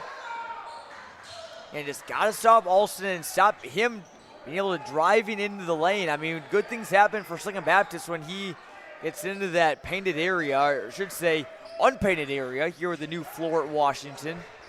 Things getting a little helter-skelter right now between Second Baptist and South Pointe. Neither team really controlling much of the ball for an extended period of time. Kason Hall turns the corner, gets downhill, and his layup is off the mark and out of bounds to South Pointe. And they will most likely hold John for the last possession. Yeah, good job there from Sims not fouling on that play. So the nice dime there from Trey Raymond. And Sims landed up and in. And I mean, Cody, it's crazy to believe that South Pointe could. And they turn it over again, resulting in an Alston flush. Brought to you by Martin Tech. As I was going to say, they could get this down to single digits right before that dunk from Alston. That layup falls for McKellar. Heave at the horn is well short. And South Pointe battles back. It's only a 12-point game as we head to the fourth. Yeah, kind of a crazy ending here to this final quarter as you see the takeaway from Alston. I think that's got to be his third or fourth dunk of the game at least. And I think for Second Baptist I feel like, again, you feel like the lead should be bigger than what it is. They're letting South Pointe hang around. And, Raymond kind of starting to find his teammates. They're making some good cuts, getting some high percentage looks. It's just unbelievable. They still have not hit a three in this game. Yeah, as we get ready for the fourth quarter, I remind you that Culver's is proud to sponsor this year's Kevin Brown Memorial Tournament Champions as the official pre- and post-game stop for Butterburgers and fresh frozen custard. Culver's strives to make a difference in their community and is giving back in a big way. $1 from every concrete mixer purchased this week will be donated back to the fight against glioblastoma. Stop by for one of their 5 locations in Washington, East Peoria, Morton, or Peoria, and let Scoopy know we sent you. Also for Keps. Keps is the official pre- and post-game spot for the Kevin Brown Memorial Tournament of Champions. Stop in for great food and drinks and family-friendly fun environments. Also, as we get set for this start of the fourth quarter here, John, these two sides looking to kind of stem tides either way. For Second Baptist, what do they need to get back to doing here as we start the fourth?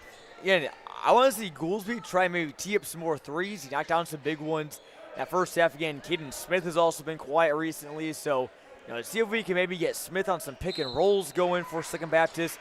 Get him some high percentage looks, or at least get him to the line, because the Eagles haven't gotten to the line a ton in this game. Alston gets another takeaway and another rim attack. I mean, his body was almost perpendicular to the ground right there. I should say parallel.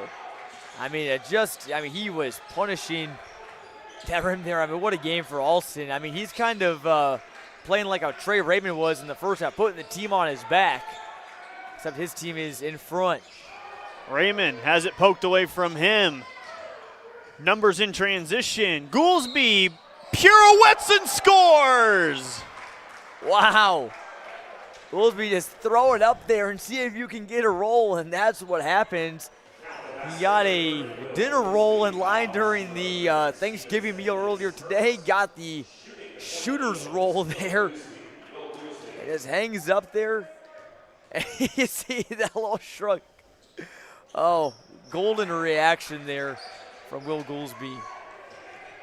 It's back up to 17. They turn it over, make it 19. It's a 7-0 run to open the quarter. Timeout, South Pointe.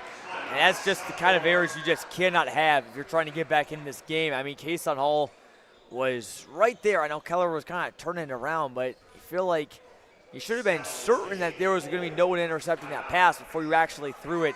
And South Point head coach Melvin Watson is just kind of throwing his hands up in the air saying, come on, guys, what do we got to do? I mean, should not be happening right now. It's early in the season, though. I mean, that's the thing about the TOC is some of these, these teams are still starting out their year.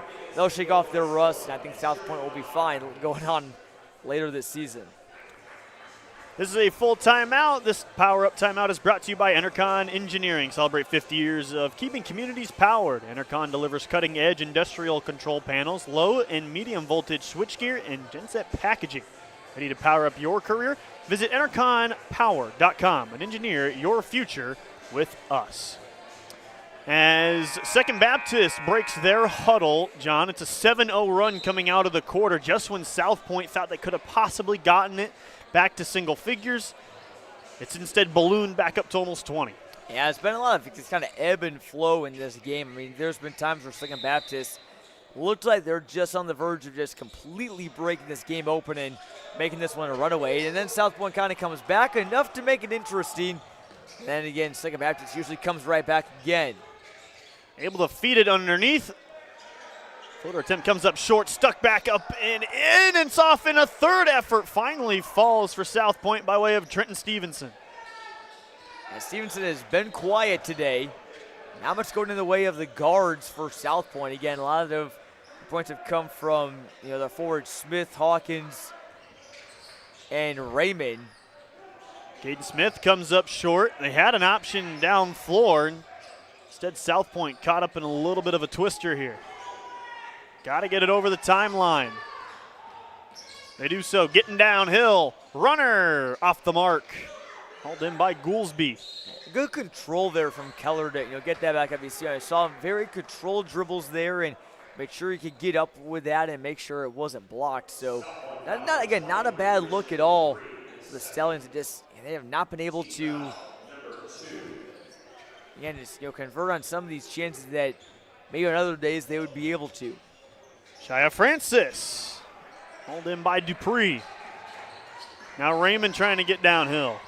They'll double him on the perimeter. He's tied up. Dupree with it, back out to Raymond. Hop step through the lane, finger roll finish off glass, just doesn't go. He did everything but got the roll right there. Nothing you can do about that one. Shot fake, pass fake, corner three off the mark, follow and put in by Alston. And he continues to fill it up. And it's just little things, right? Again, no one boxing out Alston. Again, when that shot goes up, you got to turn around. You got to just, find somebody, find some contact and keep a guy out. And Alston, definitely not a guy that you can leave open on the offensive glass. As Raymond got swatted there, he wanted a foul or maybe a goaltend. And it's still loose and now controlled by Alston, getting up the floor. He'll dance his way into the paint and finish again. What a special player this guy is. I mean, 28 points on the day, almost matching South Pointe himself. Raymond deep three finally connects. That's the first three-pointer of the game for South Pointe. And that'll be a turnover, going right back to South Pointe.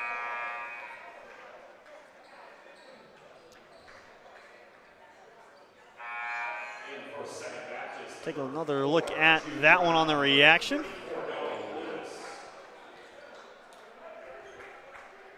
South Pointe, again, John, they've got it down here just a little bit down to 18. It's going to take quite a bit to come back, but Raymond's going to give it his best. Another three from him is off, kicked back out. Second Baptist head coach Taylor Land trying to encourage his defense, clapping it up here. We're going to get a foul. Yeah, another Second Baptist foul. There were only 6 total fouls committed in that first half, only 2 by Second Baptist. Yeah, again, it's been a very fast-paced, pretty clean game. Just a lot of up and down. Both teams have kind of unraveled a little bit on offense at times today, but it's been fun, fast-paced basketball. Another convert at the rim by Caden Smith as the tap-in goes.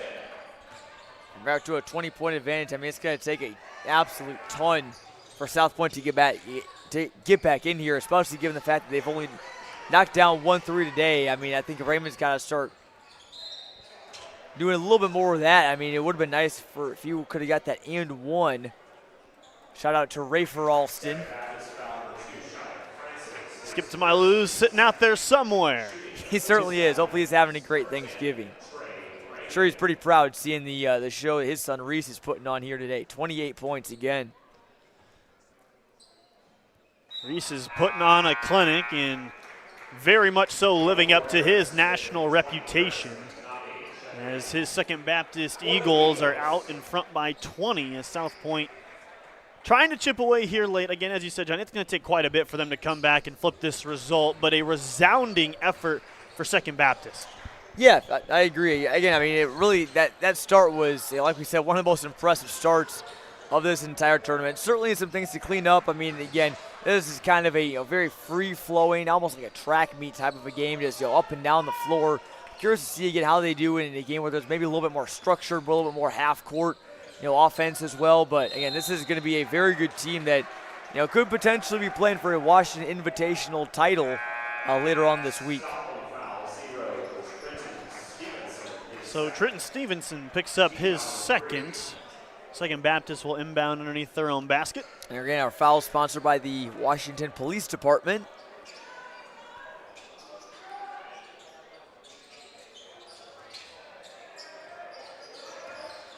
Lewis, step back, his jumper off the front of the rim. It's not hard to figure out where the ball goes more often than not for South Pointe. Finding Raymond, he'll distribute. That three off the mark, loose ball hauled in by South Pointe. Raymond will fire again, it's good. And to start chucking them up, I mean, again, that was the name of the game for Second Baptist, was just that volume. That first half, I mean, if you shoot a lot of them, eventually some are going to go down, right? I mean, so I think for Raymond right now, again, if you have any hope, he got to just start shooting as he almost did right there. Off back iron. It looked like Raymond for a second wanted to pull it again. Oh, what a move from Francis. And the dish. To Lewis, he'll kick it outside. Another three on the way, and it's short, but Francis is there to clean it up. That was just a glorified pass. That was totally planned. Well, South Pointe had a trip with the ball to cut it down to 13. Instead, they continue to hover around 18. Raymond, elbow jumper. It's good. I mean, now he's really starting to cook. Unfortunately, it's too little, too late. Yeah, it's coming a little bit late in this one. I mean, yeah, Raymond, though, 23 points here today. Again, it's just. Oh, here's another turnover. Layup. It'll go. Nice job hanging in the air. So they've cut it down to 14 with just under 2.5 to go here, John. And again, every time it seems like South Baptist is ready to push it close to 30. There's a bit of an 8-0, 9-0 run coming from South Pointe. Yeah, again, I mean, it's 14 right now. I mean, it does help that they are playing with a shot clock, so Second Baptist can't just throw this around and stall. But, I mean, you got to keep Second Baptist on this number. We talked about how South Pointe, they were stuck on 0 for the first 4 to 5 minutes of this game. You got to keep Second Baptist stuck at 57.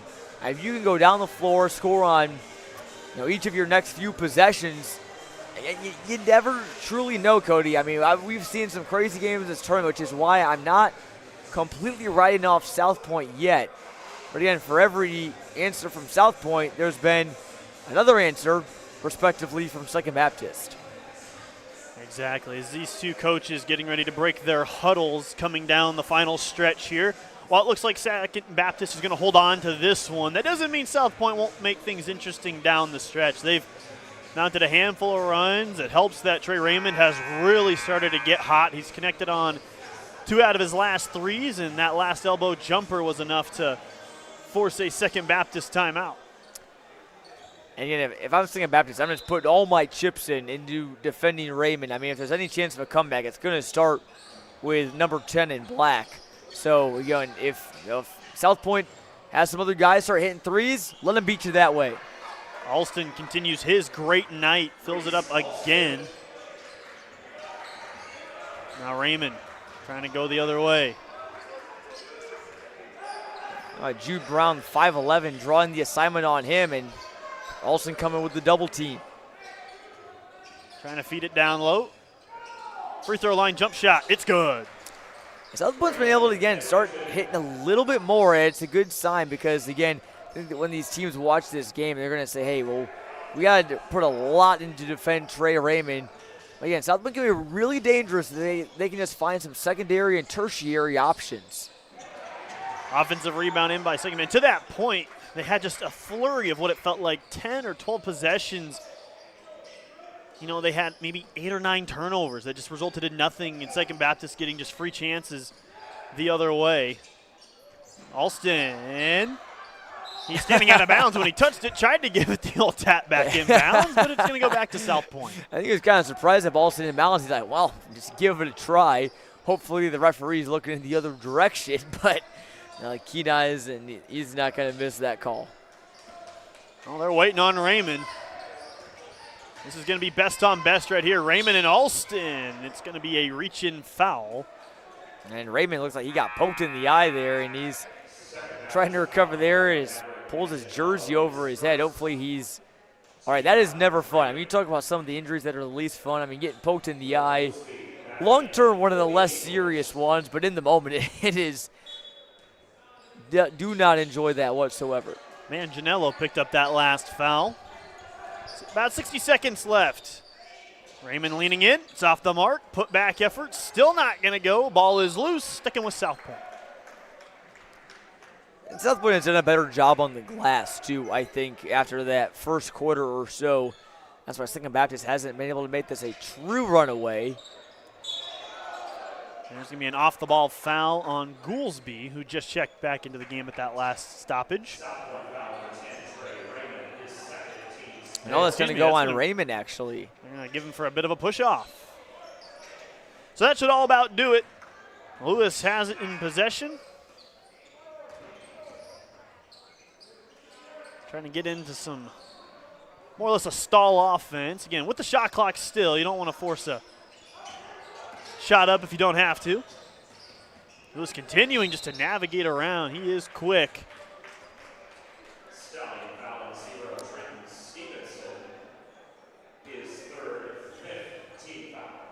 and this should have them in the bonus.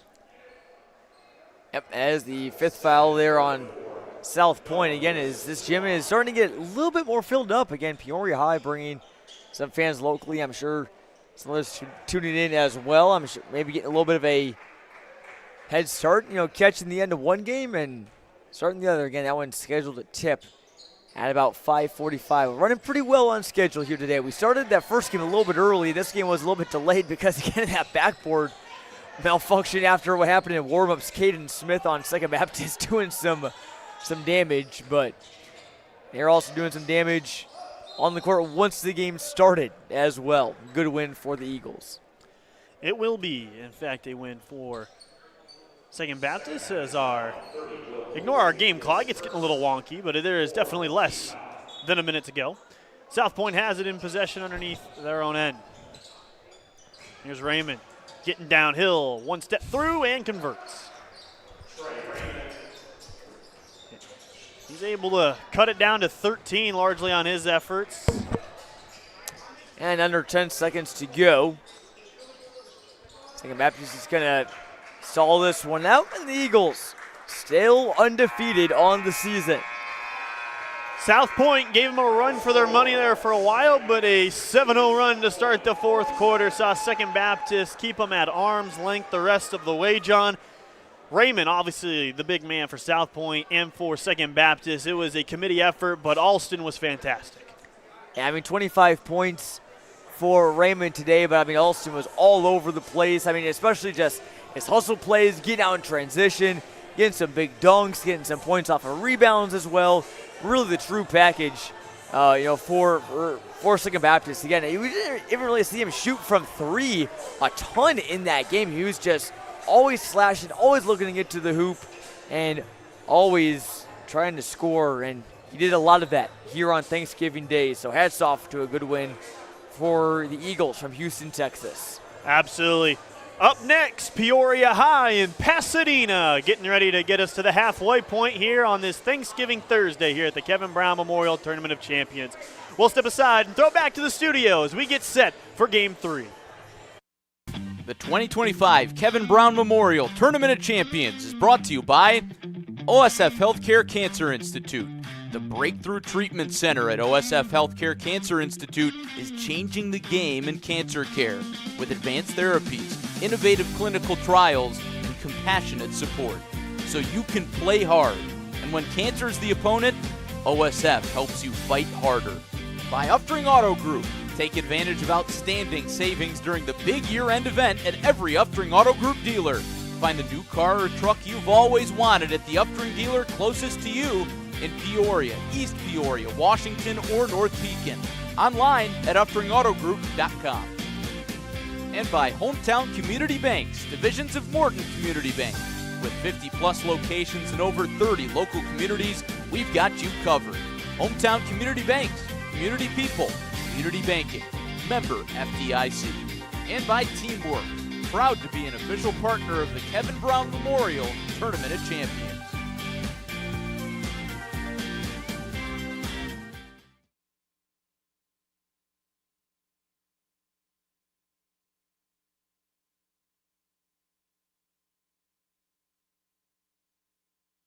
Hey everybody, it's Ty Gillespie here in the Updrink Group Tournament Central. Auto Group, rather. We have a special guest coming in about 10 seconds, fellas. He's going to make a dramatic entrance. It's going to be very cinematic. Climb aboard, Jordan.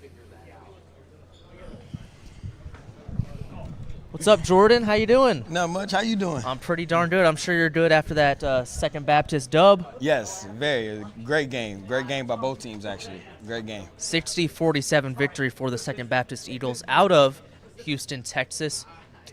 It's probably a few-hour drive, right?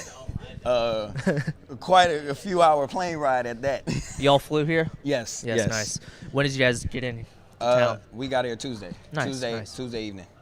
Have you been to Illinois before? No, this is actually the first time for me. Nice. So, only ever time I've flown in to catch a transferring flight in Chicago, but being here, this is the first time, and I'm not going to lie to you. y'all weather is cold. Oh my gosh, the wind. Yes. Oh my. That was crazy yesterday. My hair was going crazy in the wind. But talk to me a little bit about. So Jordan, Yes. that's your name. Who are you? If people that don't know me, I'm Reese Alston's older brother. For the people that don't know, Reese Alston, 2027 point guard. If you know who he is, you know who he is. One of the best out there in the country. I mean, what can I say, you know? He's named one of the Dandy Dozen top 12 players to watch for in this tournament. For those who don't know Reese's game, can you tell them a little bit about Reese? I mean, what is there not to know? You know, he's a player that, you know, when people watch him, they think, you know, with all the stats that he's looking to score and everything. But when you watch him, he's distributing the ball. He's getting his teammates involved.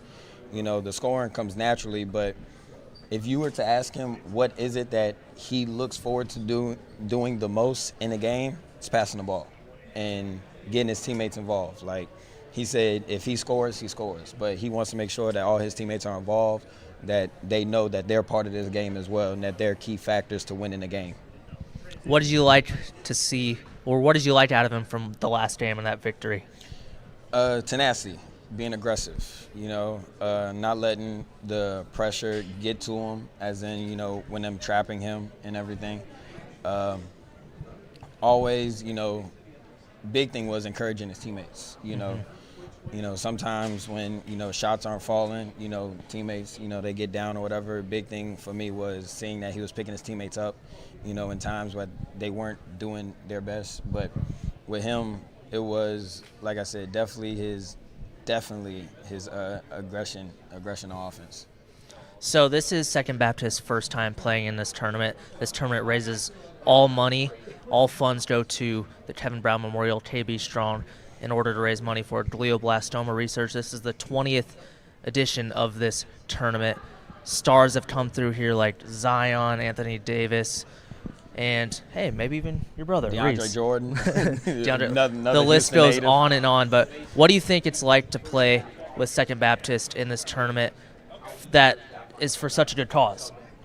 I mean, you know, especially, and this is, I guess you could say, a touching moment for us, because this morning they brought Reese to the Children's Hospital this morning, and he came back and he said, "Yo, listen, that touched me," you know, and the fact that they were saying nobody even gets benefited off of this. This is all literally for the cause of, you know, research and everything. I said that's bigger than the game of basketball in itself. So it's like, yes, this is about getting the kids exposure. This is about, you know, putting on to have top kids play against each other and all that. But at the same time, this is way bigger than basketball. This is way bigger than what me, you, or anybody else could do. You know, this is something that, you know, they're doing for kids, you know, and research in general. Exactly. You put it the best way you possibly could. Bigger than basketball. Yes. But Reese, a junior this year, correct? Correct. What do you want to see out of him as he enters his upperclassman years, as he has 2 more years left in his game? If anything, what can the young man improve on? To me, I mean, and I'm going to give you a no filter being his big brother. Do it. I can say his defense a little bit. Definitely work on his defense. But to me, honestly, it's letting the game, you know, the game already moves slow, but let the game move slower to him. Because once the game moves slower, then that means, to me, he fully has it, and he fully has it in his bag. And then on top of that, it's being the maturity of, now I'm the veteran on the team. And, you know, you have your incoming freshmen and your sophomores behind you. You're having to push them to be, you know, the best that they can be, because now they're looking up to you on being the vet on a championship contending team and a top-ranked team in Texas, as second is. So talk to me about the level of play down there in Houston, and not necessarily how it compares to what you've experienced in this tournament, but just the level of play and how basketball is like in Houston. What's the culture like down there? Man, it's huge. I mean, for people that don't know, Texas is, you know, mainly known for football, but when it comes to basketball, we have heavy hitters. I mean, and it's not even just Houston, it's Dallas, because, all your Dallas and Houston teams, they play each other. And so the competition is crazy. It's the tenacity, the aggression, the atmosphere, the athletes in general are amazing out there. So it's, those are the type of players that build you to be, top, high major, collegiate athletes. So let's step back a little bit and talk about this drip. What's going on here? I like it. Is style important to you? Style's always been important to me, actually. Ever since I was little, I've always asked for clothes. Like growing up, I wasn't asking for toys. I was asking for clothes. And I've always wanted to be the one to style myself. I wanted to style myself a certain way. And it didn't matter how anybody looked at me or anything else. I was always going to be my own person, wear what I want to wear how I want to wear it. And I'm gonna be honest, sometimes I do be getting my drip. I do be taking lessons from Reese because he be knowing how to from the little bro. I like it. He be knowing how to put on how to be putting it on some clothes. So I be trying to take some advice from him, but at the same time he'll come and take advice from me as well. So yes, sir. So were you a hooper back in your day? I was, but not on Reese. Not on Reese's caliber. Well, he's a stud, so it's hard to compare to Reese. Yeah, I played, but like I said, when it compares to him, it was like the comparison is nowhere near. I know how to stay in my lane. So talk to me about basketball accessories. What was that important to you? Did you have like shooting sleeves, or you just go out there? Undershirt. Yeah. Undershirt. You might catch me wearing, a knee brace at times. Like I said, knee brace or ankle braces, something that will really, protect me or hold me together. But other than that, undershirt, long sleeve undershirt, and it's time to go hoop. All right, before we take a quick break and send it back to Game 3 of the tournament between Pasadena and Peoria High, last words on your brother. What do people need to know about the young guard? He's humble. I'm not going to be humble for him. Watch out for him. That's all I got to say. He's coming for everybody, and you don't want no smoke with him. I promise. Remember the name. We're going to take a quick break, and we'll be back here for Game 3 between Pasadena and Peoria High. Thanks, Jordan. Thank you.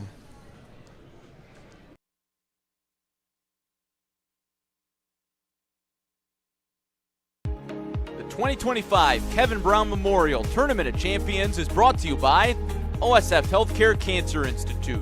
OSF Healthcare Cancer Institute brings world-class cancer care close to home by combining advanced technology, leading specialists, and personalized support for every person. From diagnosis to recovery to survivorship, we're here for you. By the City of Washington, which welcomes you to the 20th Annual Kevin Brown Memorial Tournament of Champions. Washington is a growing city known for its strong quality of life and a diverse mix of businesses and restaurants. We invite you to check out all that Washington has to offer during your visit to the city. Titan Industries is honored to sponsor the Kevin Brown Memorial Tournament of Champions, honoring Kevin's legacy, celebrating our community, and standing united in the fight against glioblastoma. Best of luck to every team in this year's tournament. Play hard, have fun, and enjoy every second.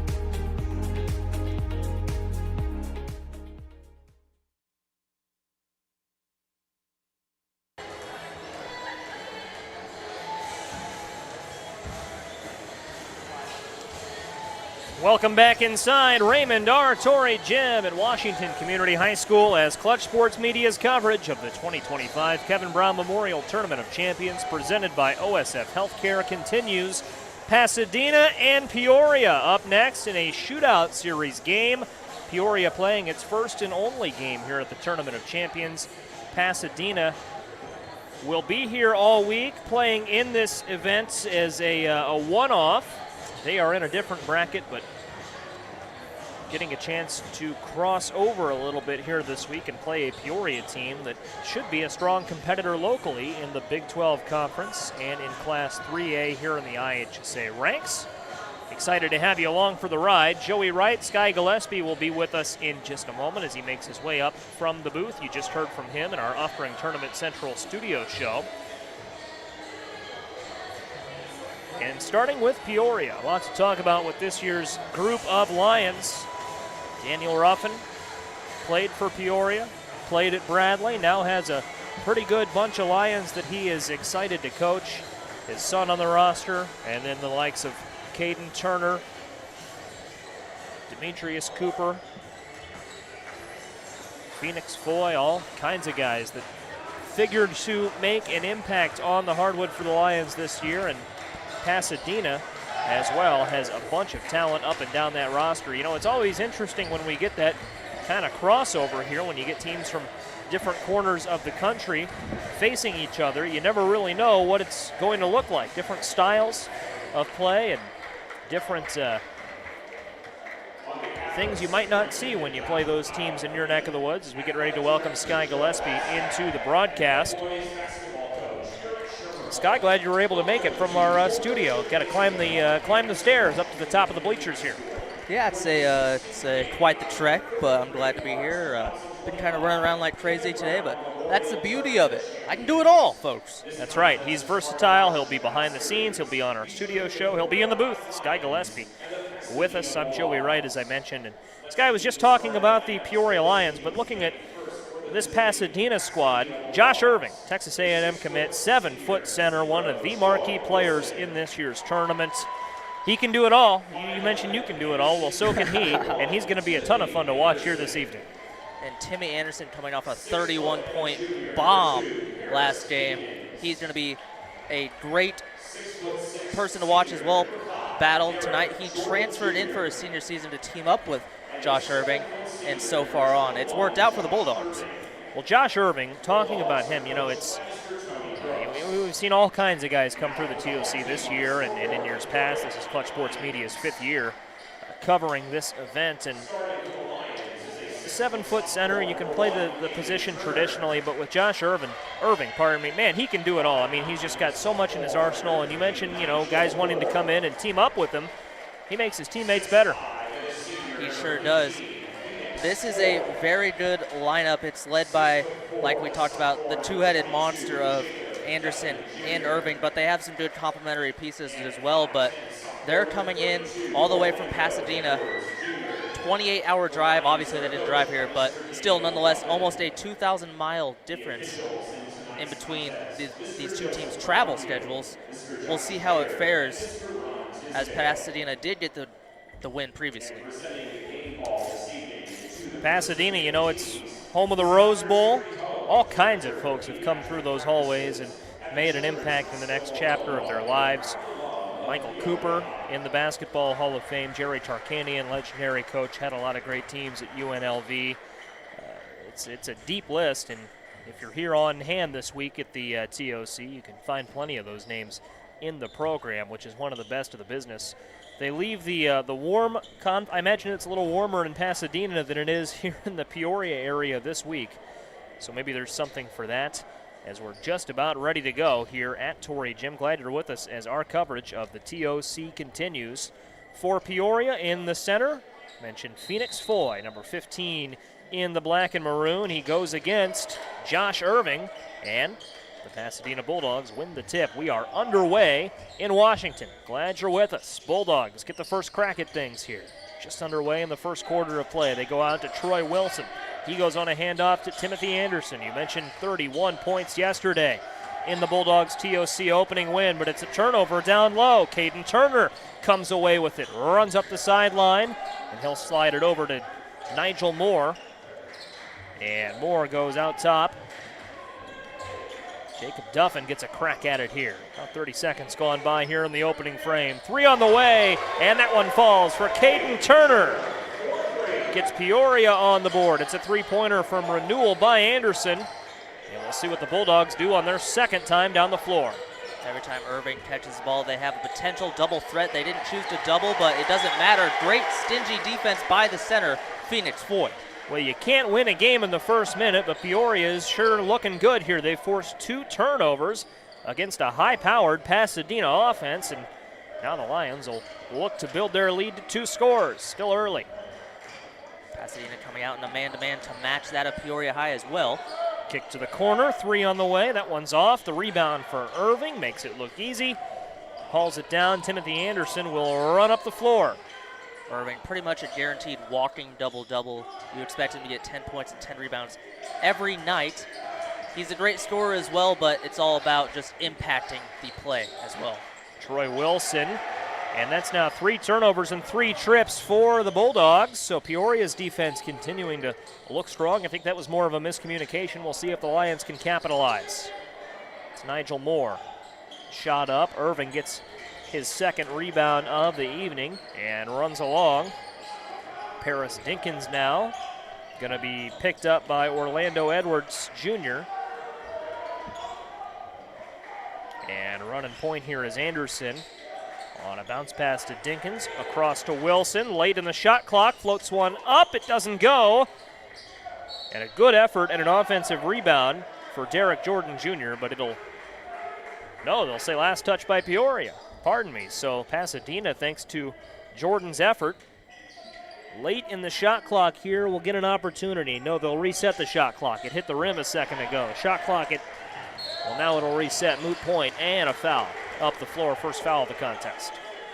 Pretty sloppy start to this game from this Bulldogs team, who played a really great game in their opener against Metamora, getting the victory. And they played really smart. They played really well, but right now it's a lot of self-inflicted wounds from the Bulldogs. Here's Moore. Shot blocked down there by Irving. It's still loose. Spun around. Jordan gets it. And Anderson brings it up. Anderson through. Anderson off the bottom of the basket. Out of bounds. Peoria ball. Going back to the play by Moore, he went right into the body of Irving, trying to get him in foul trouble early on. I know it didn't work out, but still, love the effort to try to go into the body and challenge the 7-footer. Peoria had the 3 from Turner on their first possession. Since then, it's been quiet for the offense here. Stepping through, nice move. And a 3 won't fall for Edwards. Out of bounds, Peoria maintains possession. Irving thought that Peoria player was the last to touch it, so he didn't go after the ball when he could have. Instead, he looked bamboozled on the call, and it'll be Lions ball. They get it out top to Edwards.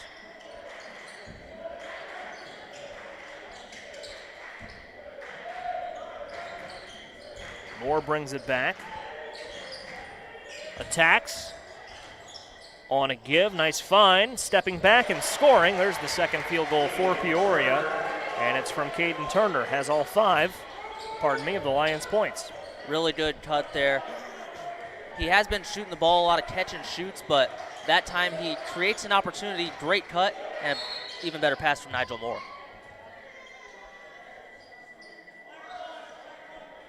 We have seen so many good games here at the TOC this week. There's a foul brought to you by the Washington Police Department. Proud to support the TOC this year. And an alley-oop to Turner. Oh, he almost brought the house down, but he couldn't hold on. But it'll stay with Pasadena. We'll see if they might go back to that on the inbound. I hope they do. I know it's really hard to scout, but almost every baseline play in the win against Metamora did result in a pass to the post, so something to look out for. Quick 3, it's Irving that was able to tip it, and a foul is called thereafter. Irving, a Texas A&M commit, had plenty of options pretty much from everywhere in the country, chose A&M over the likings of Kentucky and Kansas as well. Some really good programs in the mix for Irving services. In the end, it's Texas A&M that wins out. On a drive, on a feed, Peoria goes down low. Up and in from Phoenix Foy, who took the jump ball for the Lions not long ago. And Peoria off to a 7-0 run, as you see at the bottom of your screen here in the opening few moments of play. This man-to-man defense stepping out, making them catch the ball deep, which Pasadena doesn't like to do. Pull up 3, that one's long. Rebound bobbled around. Foy comes away with it.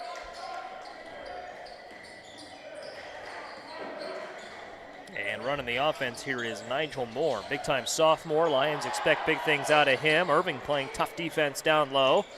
Edwards, where he's been so often tonight on the outside. Dribbles, left hand to the corner, and pulling up from the wing, and a foul is called. Looks like that'll be on Irving.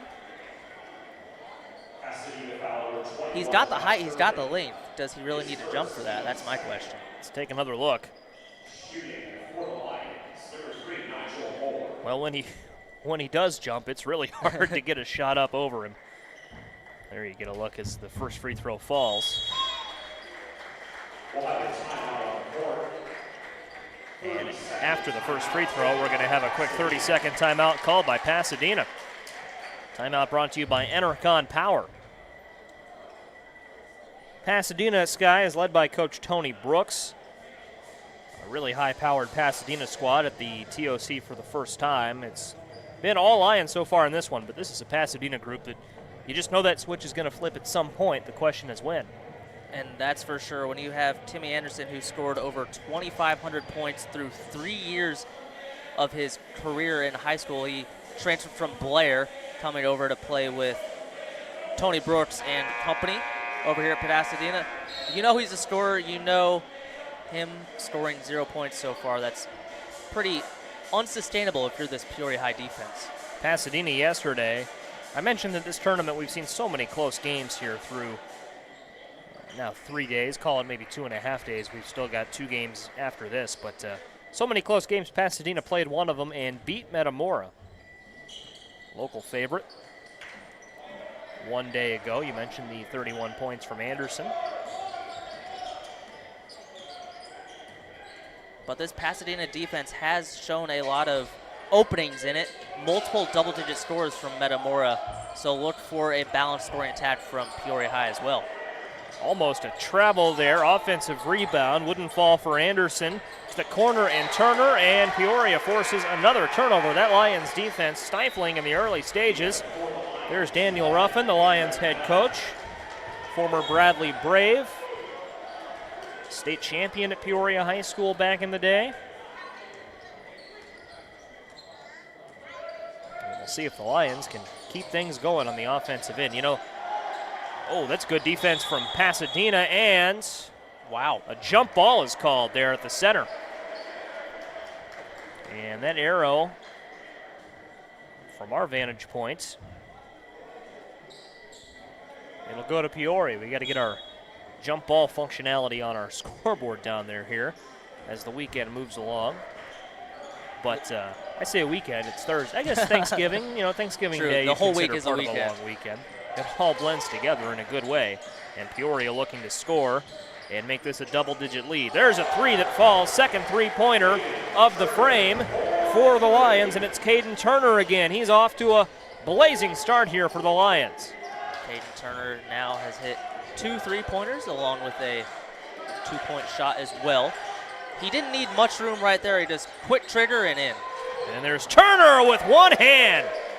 You mentioned it earlier, Sky. Didn't have to jump very high. It's a Martin Tech dunk. First one we've seen. Probably won't be the last. Pasadena on the board. See how Peoria wants to respond to that. They get it out to Turner. Wants another three. Can't get his third of the quarter. And the Bulldogs all of a sudden have a chance to lock in some momentum. Still very early in this game. 9 points might as well be nothing. And the Bulldogs going to slow it down and get into their offense. Out top, Paris Dinkins. And they go to Irving, and now out to Wilson. Moving the ball around. Wilson goes to work. Great cut. Down on the baseline, reverse move, and a foul. And Derek Jordan Jr. will go to the line for a pair of free throws. Derek Jordan Jr. at the line. Not a huge part of this offense, but he gets offensive rebounds. He dives for every loose ball. This guy, the team feeds off of his energy, and he is a very important piece, and that's why he's in the starting lineup this afternoon. It's a Martin Tech dunk. Or a, pardon me, pulled the wrong one. It's a Washington Police Department foul. There's the dunk, though. There you go. Had I just not corrected myself, it would have looked like I knew what I was talking about. Good replay there. John Michael running things in our control room. We appreciate all his hard work this week. At the line for a free throw is Jordan. And although it's not the NBA and you don't have the dunk power metrics, it's still fun to see someone throw it down with tenacity like Irving did right there. We've seen a very physical game so far, and that was a pretty soft foul compared to what we've seen so far, but hey, we get another free throw. Or that was a violation, I couldn't tell. I think that was a lane violation against the Lions, and it will result in a free throw for Jordan. Oh, are they going to call another? They're going to call a Peoria foul against Caden Turner. So what I said reigns true, just a possession later. That's right. We're just a little behind here, or ahead of the game, however you want to look at it. Coming in for Peoria, Phoenix Foy, and so the free throw will not count, but the Bulldogs get a chance to inbound it. Can't knock down a three from Paris Dinkins, but an offensive rebound. He'll take another one and knock it down. Second time's the charm for number 2. Sure is, and they're going to have plenty of second chance opportunities when you have such a tall, lengthy lineup that can get offensive boards. So it's important that you do continue to stop and play great defense because you know inevitably you are going to give up some second chances. It's a renewal by Anderson, three-pointer.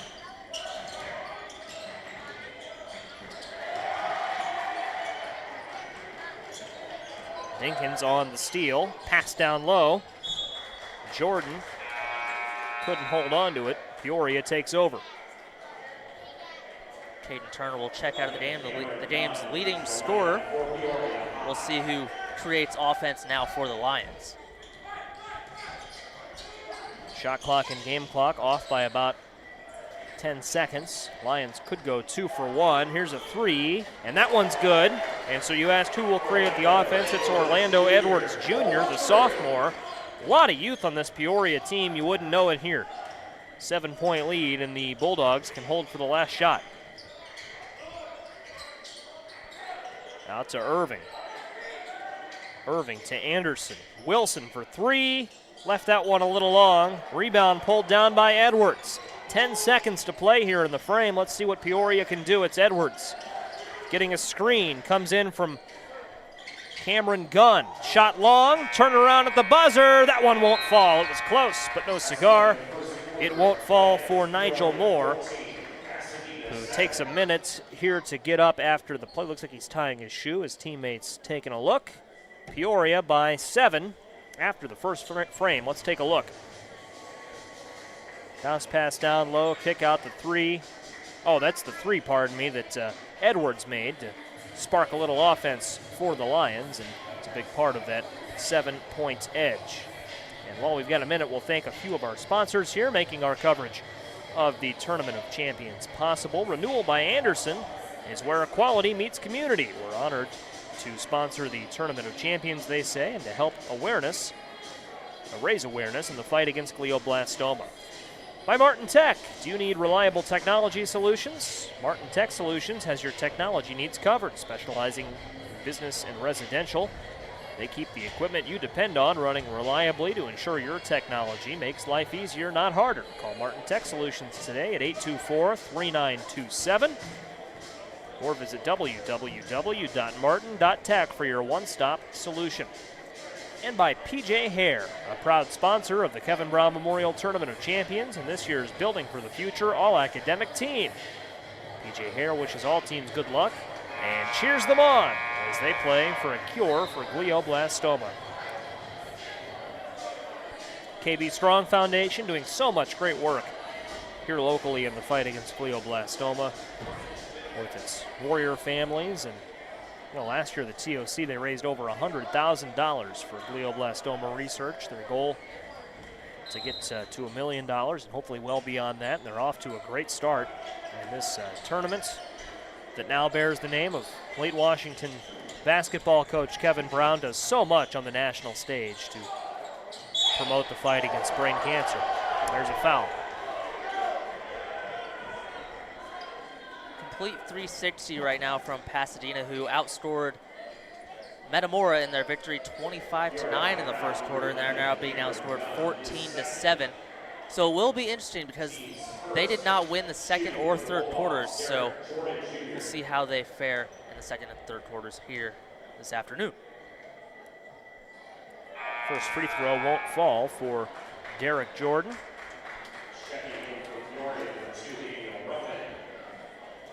Got a question for you, Joey. Yeah, what's up, Sky? As a local guy who covers a lot of basketball in the area, what's it like seeing teams like Peoria High play up against teams you've never announced for in like Pasadena? How interesting is that? Well, it's a lot of, it really is a thrill here year in and year out at this tournament. I mean, just looking, on just one page of the program, you've got Georgia, California, Wisconsin, and Indiana. Teams from all over the country. New York City represented here for the first time ever, in the 2 decades that they've been playing this tournament. So, it's a thrill, and to know that, folks from around the country are tuned in and,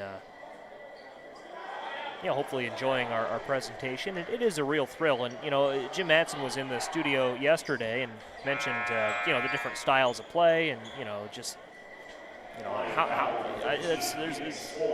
there's a real element to that, just the different offenses and defensive schemes we see this week. So yeah, it's one of my favorite weeks of the year for sure. And chugging along here after the tip, up and in. Peoria on the break. It's Baby Walker. They call him Baby, the 5'9" junior. And he makes it happen there, and the Lions build their lead back to 9. Bulldogs looking to run it. Everybody hits the deck. It's out of bounds. And it will go to Peoria. They take over again. Ball has been kind of flying around everywhere, not just in this game, but we saw a lot of loose balls last game. It's kind of like they put some of that butter from the popcorn on that ball before the games today.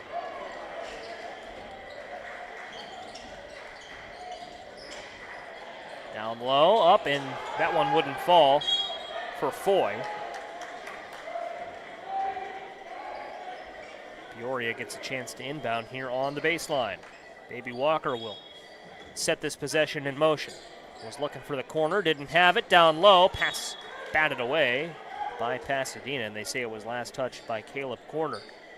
That's one of those out-of-bounds sets that has multiple motions, a lot of different options. Baby Walker took his time waiting for a better option, but instead will do it again. Drive, pull up, mid-range, won't fall, too high off the glass. Rebound, foul, and the basket. Will that be on Irving? And they will call that, I believe, on Paris Dinkins. But it sends Phoenix Foy to the line and the foul.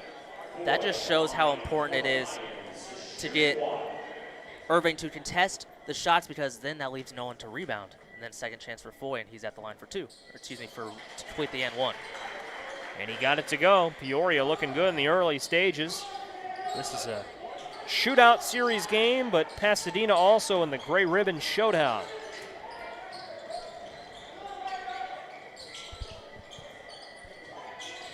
And this will be the only time we see Peoria at the TOC this year. Kick out, 3 on the way, closing out, good defense. Peoria impacting that shot was Jacob Duffin. And they go down low to Duffin, but he can't hold on to that. Out of bounds. Bulldogs take over. Whenever you see a three-point shooter follow their shot, you know it's not going in, because every shooter believes in their capabilities to hit the shot, but when they chase the shot down, you know it's not going in, so that's a sign for the defense to box him out. And the Lions able to get a possession out of that. Pasadena here stuck on a number 7. Setting a screen, kick out, 3, falls, and that one, a needed basket for the Bulldogs. It's Caleb Corner knocking it down. And this Pasadena offense, again, Sky, go back to it earlier. You feel like they're going to find their rhythm soon. Out of bounds, it'll stay with the Lions. They sure are, and with such a scoring threat that Timmy Anderson is, when he drives, you got many bodies flying after him, and it leads to an open dish out to Corner, who, after missing that 3, gets another chance and bangs it in. Turning around, won't go, and up go the Bulldogs here, looking to string together back-to-back scores. Wilson picks up his dribble, he's in trouble. Lions bring a little pressure. They go over to Irving. Irving all the way to the basket, hits the deck hard, but 2 free throws for his efforts. One thing I've really liked about Josh Irving in the early stages here, Sky, is that aggression, getting to the basket and making it happen down low in the post. Exactly, and that's the type of player he is. He's a great defender, obviously. It's kind of hard not to be with that size and length, but he's a 3-level scorer. He can do it at all levels of the game, and he did exit the game late against Metamora with cramps. Thankfully, it was just cramps because he was down for a while, but it is good to see him back healthy and playing here today. Off the front iron and in for Irving. Very friendly shooter's touch right there if you're Irving. Big man knocking him down at the line. Here's his second. Pasadena ready to get back on defense here. Nobody in for the rebound. It's up, it's short, and Pasadena drops back into their defensive set. Lions trying to hurry. Now they slow it down. Here's Walker out to the corner, and Daniel Ruffin has checked into the game for the Lions. Loose. Good defense from Pasadena here. Wow. And an over and back call. It'll head over to Pasadena. Certainly looked like it was tipped, but perhaps Walker was the last one to touch it. That's what the official is saying. And Irving will check out of the game after taking that fall, maybe giving a little breather. So the Bulldogs with a little bit of a shorter look out there. Feisty defense there to force another offensive possession, Sky. When things aren't going your way on the offensive side of the ball, those kinds of possessions will stack up on the defensive end. Down to the corner and Wilson. Wilson out to Anderson. Anderson trying to move through traffic all the way. Won't go. Rebound Peoria and a foul. Got a shoe on the ground right there from Baby Walker. He'll put that back on. Oh, there's some nice kicks down there. Got some pink, it looks like. Yeah, we've talked about that all week at the TOC here. It's been a lot of colorful. There's a lot of color on the floor right now. You saw that's a nice looking pair of sneakers there. You got the pink and white. Oh, yeah. And it's in the hands now of Foy. Caden Turner hasn't been in the game for a while after being the energizer for Peoria High to start the game off. The sophomore with a quick 8 points, hasn't been in the game since. Yeah, the real focal points of both teams' offenses on the bench right now as it's inbounded and there's a whistle. Tipped out of bounds right there from the Bulldogs. We'll do it again from pretty much the exact same spot. No harm done. Mentioned Josh Irving there, Texas A&M commit. There's a Texas A&M fan front and center right by the inbound. He's been here all day too.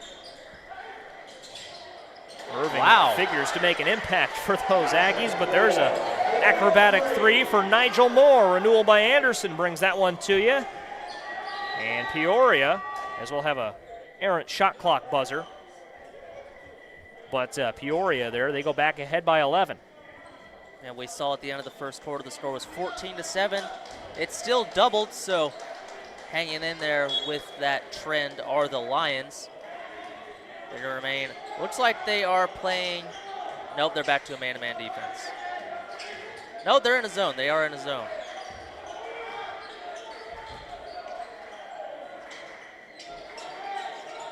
And a matchup zone right here.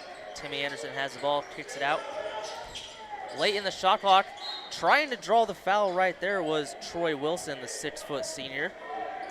But it gets tipped out by the Lions, and we have a baseline out-of-bounds play for the Bulldogs. Inbounded off the glass and in. Count that one, big basket for Pasadena. It's Evan Washington. First time we've called his name. Big-time senior for this Bulldogs squad. Peoria has been so good along the perimeter here, but Foy will attack, and he gets blocked by Washington, but they'll call a foul. Must have got the hand as well. There you get a look at Evan Washington.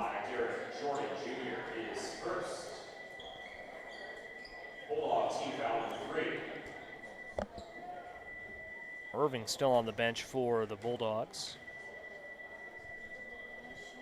And we've yet to see Caden Turner come back in for Peoria. First free throw falls for Foy. Glider with us here And a happy Thanksgiving as we continue our Tournament of Champions coverage. Wherever you're watching, whether it's at home with friends and family or on the go, we're glad to have you along for the ride. Or on the beach in California. That's right. 4:11 in Pasadena, California. So you reckon maybe folks are just finishing up their Thanksgiving dinners? See, we cater to our Pacific time zone listeners. That one falls, and it's a huge three. Timothy Anderson was so good yesterday against Metamora, knocks that one through. Was only a matter of time. Timmy Anderson averages 31 points last year. Only has his first points with 3 minutes to go here in the second quarter. Very unlike Anderson, but that's just saying how good this defense is from Coach Ruffin and his players.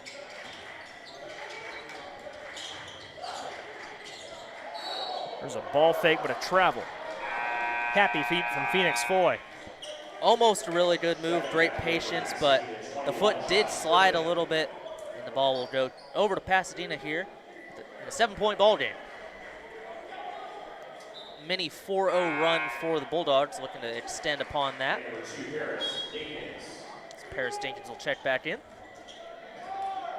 We've seen a lot of games this week where a team will get out to a 10 or 12 point lead in the first half and find themselves on the wrong end of the scoreboard at the end of the day, and Pasadena has a chance to make it a 2-possession game here. Trying to do that, the ball's in the hands of Paris Dinkins, forced to slow it down. Shot clock is down to 12, and a deep three from Anderson, that won't fall. Turner, by the way, Irving is back in the game. There's a turnover. Numbers for Pasadena if they can get everyone back. A transition three from Anderson knocks that one down. Our three-pointers this week are brought to you by Renewal by Anderson. Timothy Anderson, although it's a different spelling, ties right in.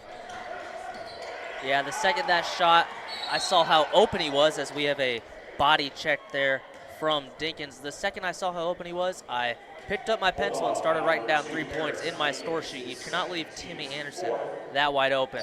But it was hard coming off the turnover. Everyone's going crazy trying to find the closest body, and the Bulldogs had numbers and took advantage of it for 3. 4-point ball game. Good one in the early stages here at Torrey Gym.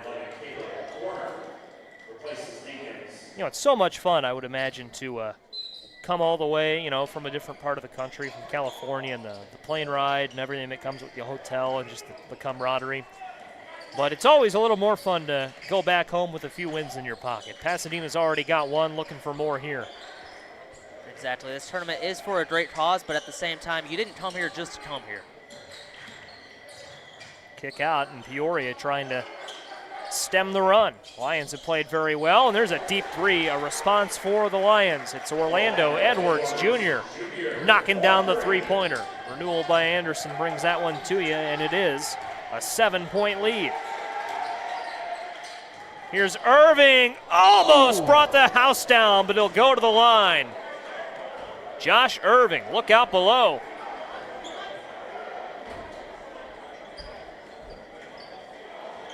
And I'm sure that one was felt a little bit. You see he was moving a little gingerly to my eye. Look, he went back to the free throw line, but he'll attempt to get him at the stripe. Hey, well, he's still recovering from that last big fall in the dunk attempt, so. Yeah, he's been getting beat up all game, but glad to see him in. He's a tough guy. He's going to be hard to take out of the ball game. Got the first free throw to go. Coming up at halftime, stick around. We'll take you to our Uftring Tournament Central studio program. Sky, you've done a great job today in our studio. And, thank you. You'll get a little breakdown there. I believe it'll be Cody Roskins leading the charge, and it's been so much fun to hear from visiting players, coaches, host players, host coaches, volunteers, so many folks that knew Kevin Brown and the impact he made during his time as Washington's boys basketball coach. Passed away in 2019 after a battle with glioblastoma, but the tournament that now bears his name. So many stories all around the gym of folks touched by the terrible disease. We'll have a timeout on the floor, and it's been an honor to have them share some time with us and reflect a little bit here. Intercon timeout. All that to say, stay tuned at halftime. Exactly. You get to hear from the great Cody Roskins. What a guy. Bradley men's basketball SID Braves back here after a win against Liberty yesterday. A big win at that. Needed that, did the Braves. Gonna be a fun Valley this year. Gonna be a fun SEC when Josh Irving is mixing it up down at Texas A&M. I wonder if that fan might pursue an autograph after the game. He'll have that opportunity. Couple potential SEC players. Trey Raymond, who we saw earlier today with South Pointe, does hold an SEC offer from Mississippi State. He's uncommitted, but there could be some more SEC power to be seen. Reese Alston as well. Exactly, yep. Offers from pretty much everywhere in the country. Lonnie Lyons from Clinton Grace has an offer on the table from Texas A&M.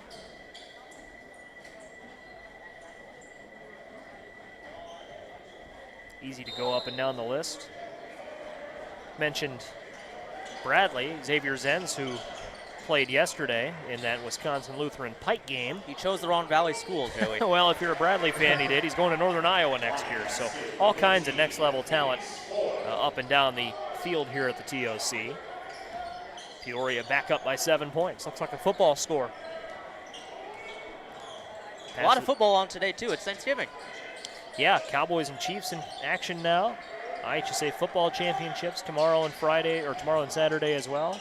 There's a deep three, won't fall. Rebound, offensive board, and 2 free throws for Derek Jordan Jr. Pasadena, of course, home of the Rose Bowl. You ever been to the Rose Bowl, Joey? I have not. Me either. have to get out. Well, for any college football fan, it's on the bucket list. I've been to Peoria Stadium, as Larry Larson points out. Venerable home of the Lions. That free throw falls. Have been to Dodger Stadium, at least I have. See, believe it or not, I've never been out to the West Coast. I've never been out to, I mean, you spent, obviously, at Bradley, yes. You spent some time out in Los Angeles, the Hollywood semester that Bradley offers. So you've got me beating that category. Dodger Stadium's on the bucket list for any baseball fan. Visited Dodger Stadium the day after Albert Pujols hit his 700th career home run. There you go. Cardinals were there. Diving on the floor here, loose ball, Pasadena. They get it down low to Irving, and he brings the house down, a two-handed finish. Josh Irving says hello, and we've got a ball game here late in the second quarter. It's a Martin Tech Solutions dunk. Peoria needs a response. Peoria didn't want to touch the ball because it would have been a backcourt violation, but they probably should have because it did result in an easy 2-point slam right there from Irving. He could have at least slowed them down and had them inbound the ball instead of giving them an easy 2. Shooting for the Lions, 32, Orlando Edwards Jr.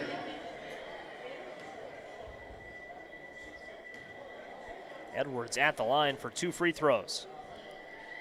Got the first.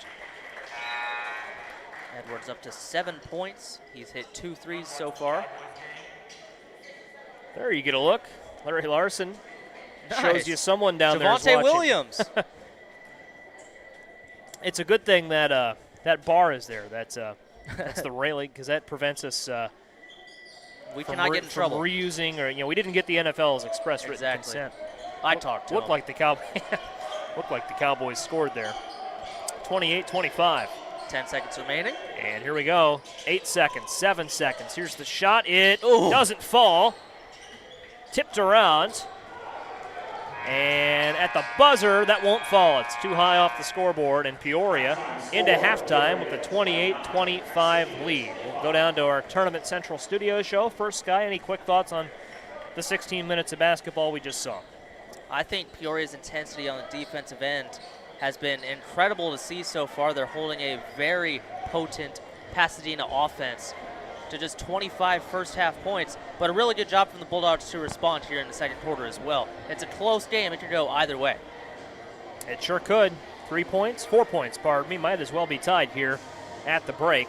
Peoria and Pasadena off and running. A good one in the Kevin Brown Memorial Tournament of Champions Shootout Series. This whole tournament brought to you by OSF Healthcare. We'll take a break and head down to our studio. We're back in a few minutes to bring you the second half of action. You're watching Clutch Sports Media's coverage of the TOC. The 2025 Kevin Brown Memorial Tournament of Champions is brought to you by OSF Healthcare Cancer Institute. OSF Healthcare Cancer Institute brings world-class cancer care close to home by combining advanced technology, leading specialists, and personalized support for every person. From diagnosis to recovery to survivorship, we're here for you. By the City of Washington, which welcomes you to the 20th Annual Kevin Brown Memorial Tournament of Champions. Washington is a growing city known for its strong quality of life and a diverse mix of businesses and restaurants. We invite you to check out all that Washington has to offer during your visit to the city.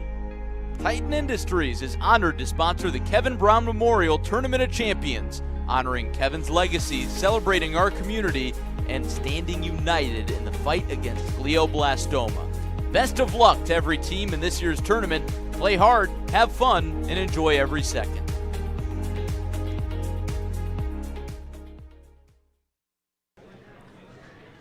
And welcome in to our Uftring Auto Group Tournament Central. I'm Cody Roskins. Joining me now, Pat Pawnell, one of our amazing officials we have here at the TOC this year. Pat, you have a very incredible story beginning, just multiple levels of refereeing.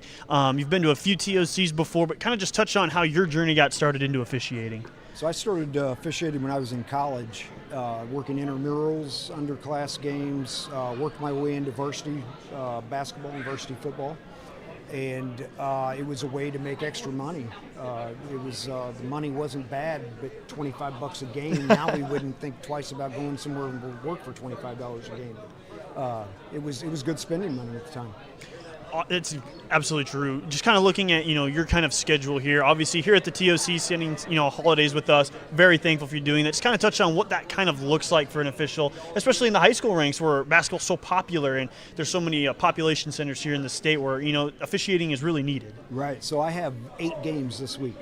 I work Monday, Tuesday, Wednesday, 2 today, Friday, and 2 on Saturday. So we jumped right in the very first week of the season with 8 ball games. Incredible. We talked about a little before we came on the air just about your journey itself, but it's not only the high school ranks, but you've also spent time at the FCS level in college football, multiple state level events. Just kind of what are the differences that you've always seen in terms of maybe people you interact with or just the level of play itself when you kind of bounce up and down between those levels? Well, the level of play is evening out. It really doesn't matter the level that you're at. There's going to be really, really good teams. There's going to be some teams that struggle a bit, that have opportunities to grow. But with NIL and with the portal and players leaving and coming, especially at the college level, I mean, my goodness, the level of play is definitely evened out. Perfect. What we have down here, no stranger to the state level events as well. Just kind of looking through, have you ever had any memory or moment from a particular game that's kind of stuck like, wow, I was a part of, this incredible moment or this incredible game throughout your tenured time? So I've worked 2 state finals, and the last one was 19 years ago. So in Illinois, you really get 2 or 3 state finals, and I happened to work my 2 before I was 40 years old. Wow. So there's not a whole lot after that. So your state final game might be a Tuesday night in February. Right. So I've worked a lot of the Manual Central games in the city. Richwoods and Manual, Richwoods and Central, those are always great games. Normal West and Normal are always great games. Anytime you have an inter-city matchup, that's always a lot of fun, big crowds. I've had several overtime games, 4 and 5 overtime games. One of the ones I remember was Champaign Central and Champaign Centennial played 5 overtimes in one night. And the athletic director came in and said, "Hey, I'm gonna send you guys a little extra money in the mail." And we thought, "Oh yeah, whatever." And about 4 weeks later, we got a check for a full game fee for working 4 overtimes. That's wild. So it was a pretty class act on his part. Yeah, for sure. Just kind of as we kind of go along here, basketball in Central Illinois is just state renowned. It's also Midwest renowned, and that's why we get so many great teams coming here to Washington for the TOC. Just kind of how have you seen the game of high school basketball kind of evolve in the state and evolve here in the kind of middle of the state kind of region? Well, I'll tell you what, in Peoria and the surrounding area of Peoria, you can really throw the records out the window when teams square off.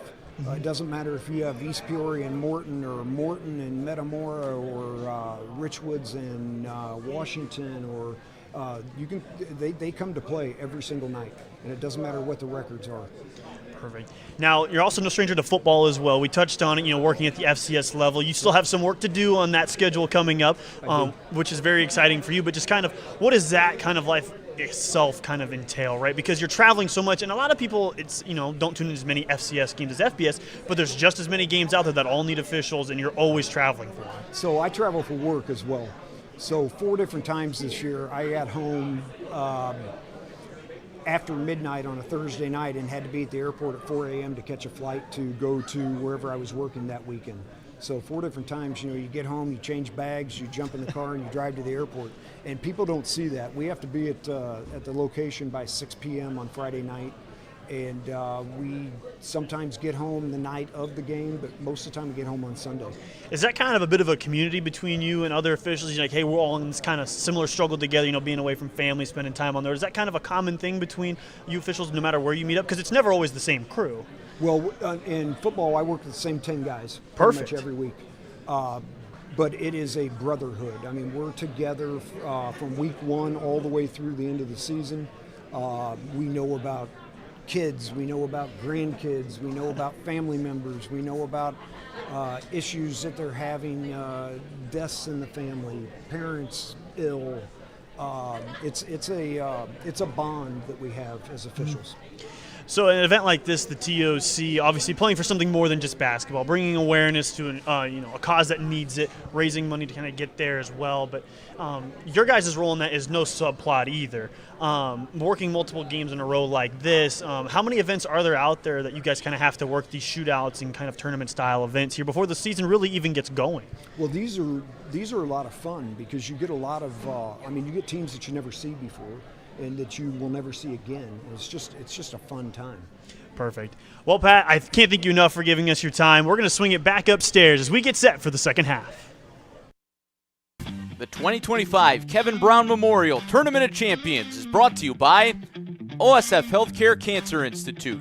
The Breakthrough Treatment Center at OSF Healthcare Cancer Institute is changing the game in cancer care with advanced therapies, innovative clinical trials, and compassionate support. So you can play hard. And when cancer is the opponent, OSF helps you fight harder. By Uftring Auto Group. Take advantage of outstanding savings during the big year-end event at every Uftring Auto Group dealer. Find the new car or truck you've always wanted at the Uftring dealer closest to you in Peoria, East Peoria, Washington, or North Pekin. Online at UfteringAutoGroup.com. And by Hometown Community Banks, divisions of Morton Community Bank. With 50-plus locations in over 30 local communities, we've got you covered. Hometown Community Banks, community people, community banking, member FDIC. And by Teamwork, proud to be an official partner of the Kevin Brown Memorial Tournament of Champions.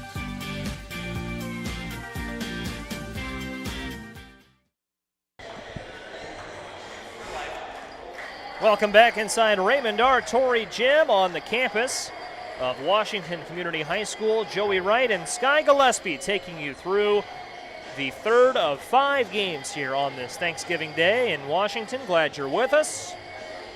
Hope you're having a happy Thanksgiving. Sky, it's 29-25, favoring Peoria over Pasadena at halftime. How do you see the second half playing out in this shootout series affair? I think a lot similarly to what we saw in the second quarter. A lot more bang from Pasadena. Much more competitive ball game for both sides. Chippy as well. I think this is going to continue to go down to the wire, and it truly is anybody's game.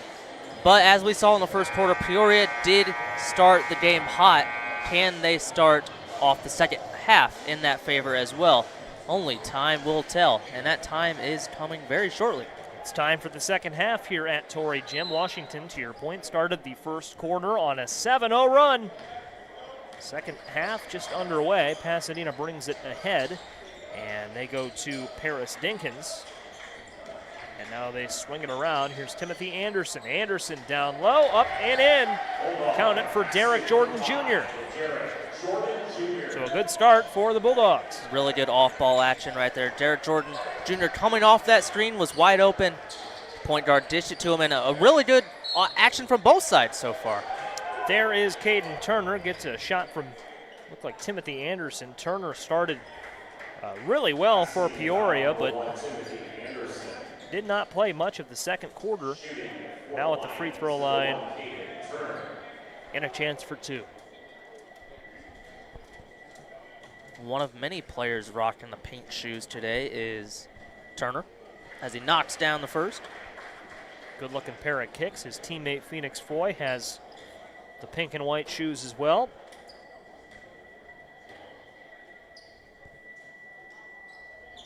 And it's up, and it is in. Caden Turner, the first double-digit scorer of the ballgame, now has 10. Leads the way for both sides. Here's a drive from Dinkins. Now he pulls it back. Handoff to Anderson. They're just joining us. Had a big game against Metamora yesterday in a win. 31 points. Here's a three on the way. That one a little off the mark, but an offensive board. Up and in. And the foul.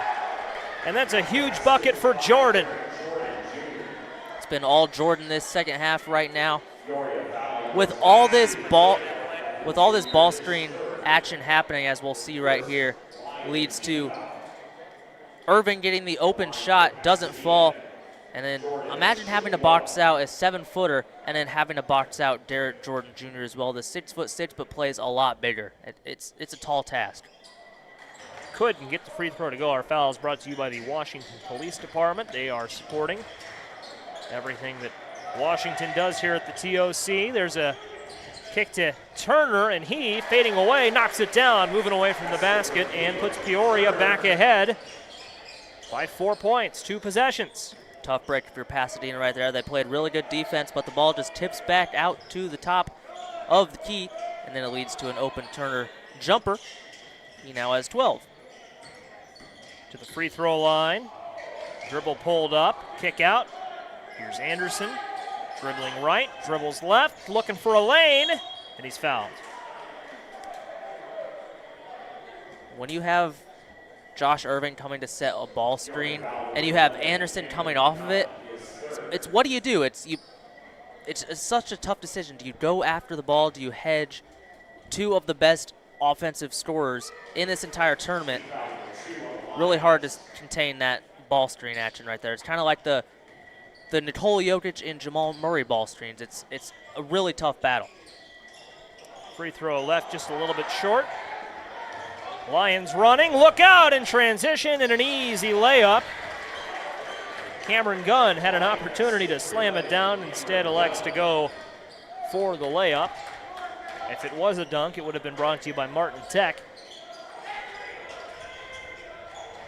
But instead, Peoria continues to lead here by 5. Stepping through, unable to knock it down, Troy Wilson. Rebound, Peoria. Edwards to Turner. That three a little strong. And the officials say ball goes Peoria's way. Back and forth start here. Peoria outscoring Pasadena just by 1 here in the quarter. Another 50-50 ball right there that goes in favor of Peoria. They couldn't capitalize it on, however. Handoff, Anderson, kick out 3, short. Rebound brought in by Foy. Looking for space is Edwards, and he's fouled. Edwards and Turner, the two playmakers, the two ball handlers that bring it up for this Peoria High team. We saw Edwards step up in the absence of Turner for the majority of the second quarter. And now the two of him together, a lot of offense on this floor right now.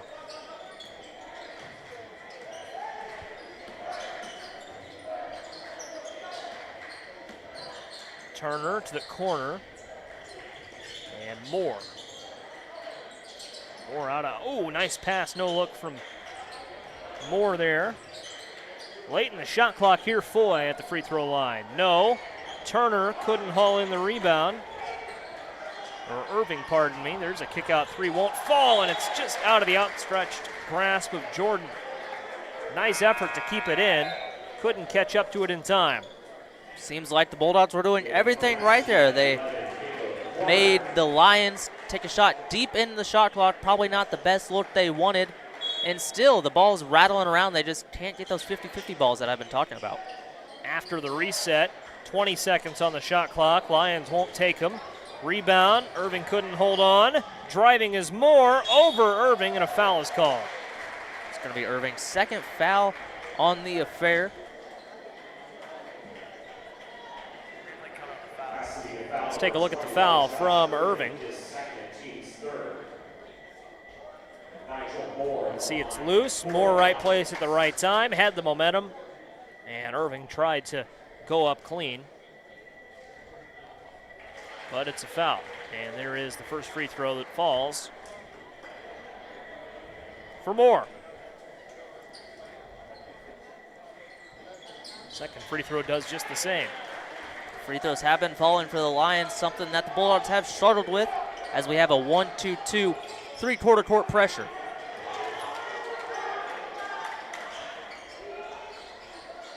And it'll drop back into a zone as well. Bulldogs looking to penetrate, still throwing it along the perimeter. Now they go to Irving, and he kicks it back out. Here's Anderson. Baseline drive out to the corner, and another baseline drive, and a foul away from the ball. Wilson trying to get to the basket, but a whistle first. I like that adjustment from Coach Ruffin with Peoria, bringing in the zone because the Bulldogs have been struggling to shoot, especially in this quarter, and the zone forces them to do exactly that, shoot.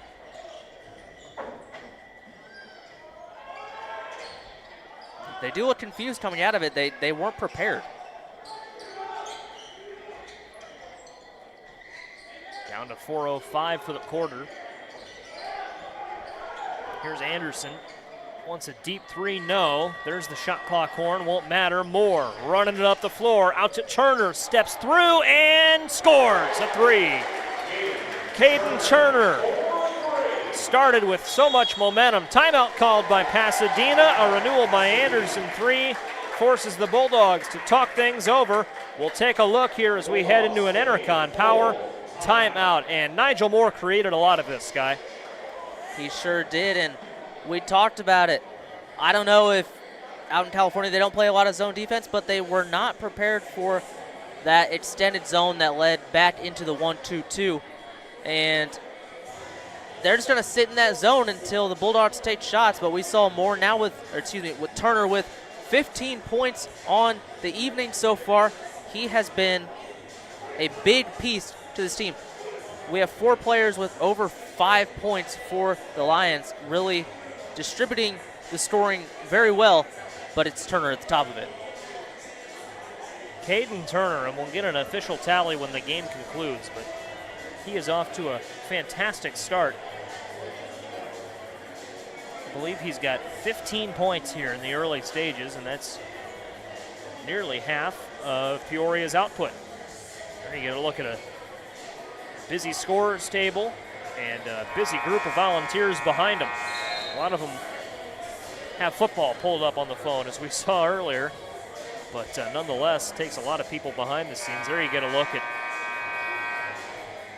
a good crew of fans here. They got to check to see if their fantasy football teams are winning. You know, it pains me to say this, but I did not update my fantasy team today. I've still got an opportunity to get it for Sunday.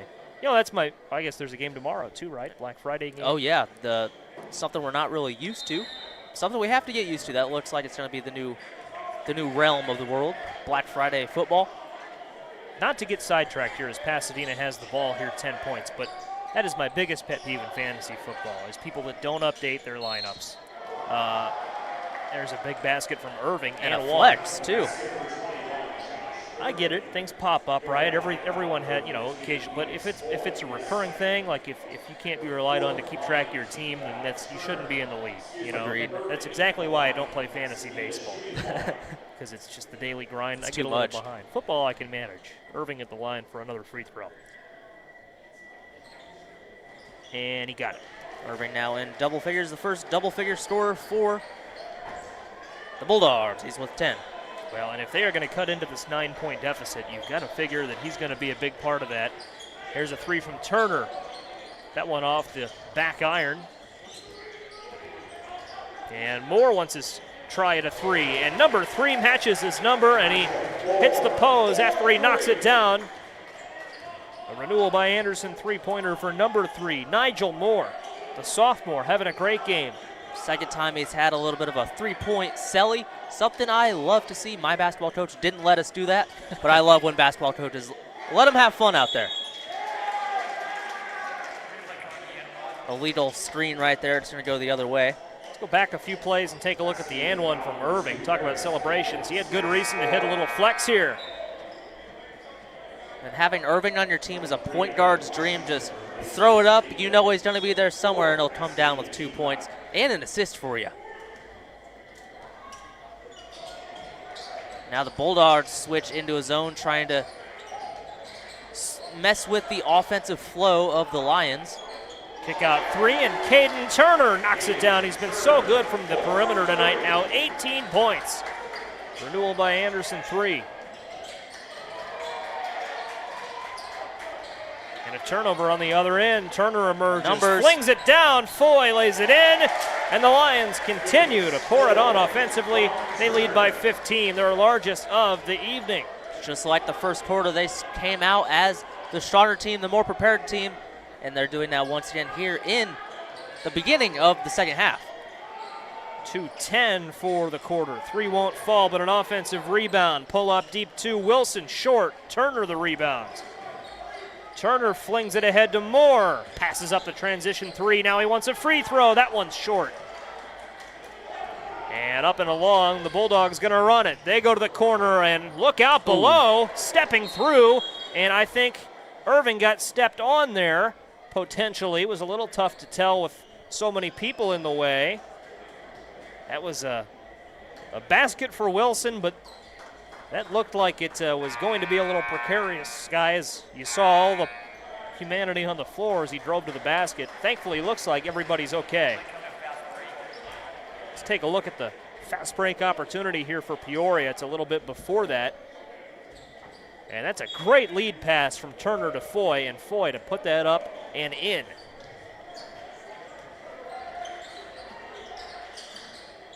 Everybody's good to go after that last series. Peoria on a drive. What a pass to Foy. It's an assist for Moore. And Peoria's ball movement here in the third quarter, Sky, it's been remarkable. It's been beautiful. I'm a sucker for a no-look pass, but it's even better when it results in 2 points. 15 points, the lead for Peoria. Bulldogs not out of the running yet. And there's nobody in the paint. They're all staying. It's pretty much 5 out right now against the zone. This offense has succeeded when the ball's been in the post like that, and there they go. Wilson to Irving, and a foul. And it'll go against Foy.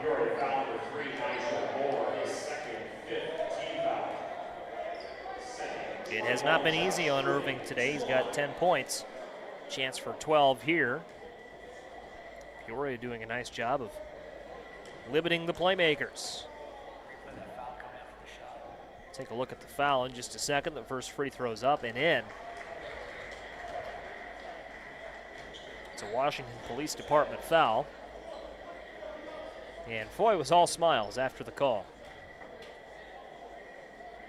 Sarcastic, of course. Unless he really likes fouling. Officials doing a good job. Yeah, it's a Officials doing a good job here in Washington this week. It's probably not a player you'd want to have a big role in your rotation. Thankfully, they haven't been. There's a floater, and that one is a nice basket for Baby Walker. Baby Walker quietly having a good game, only 4 points, but it's been a big energy presence, playing really strong defense as well as Peoria smartly continues to stay in this zone. Baby Walker on a Peoria team that is full of youth, and believe it or not, he's one of the upper statesmen, it feels like, on this roster. He's a junior. A few juniors, a few seniors, but a lot of sophomores and freshmen. Handoff to Nigel Moore. He's one of those sophomores, and he has his pass blocked. It's a steal. Three on two, and let's look out. Down low on a one-handed slam. Count it for Jordan. Martin Tech dunk. Peoria is going to have the last say, though, for the third quarter. Down to 5 and 4. And here is a floater at the buzzer. It is short, and that's how the third quarter will end, with Peoria ahead of Pasadena 52-39. Take one more look at the dunk. Here's Jordan. And you called it out, Sky. Numbers, and with Irving and with Jordan, you knew something was going to happen. You knew someone was slamming it. It's a Martin Tech dunk. Martin Tech, one of our great sponsors this week. A chance to thank a few more, starting with Culver's, proud to sponsor this year's KBM TOC. It's the official pre- and post-game stop, for butter burgers and fresh and frozen custard. Culver's strives to make a difference in its community and is giving back in a big way. $1 from every concrete mixer purchase this week will be donated back to the fight against glioblastoma. Stop by one of 5 Culver's locations in Washington, East Peoria, Morton, or Peoria, and let Scoopy know we sent you.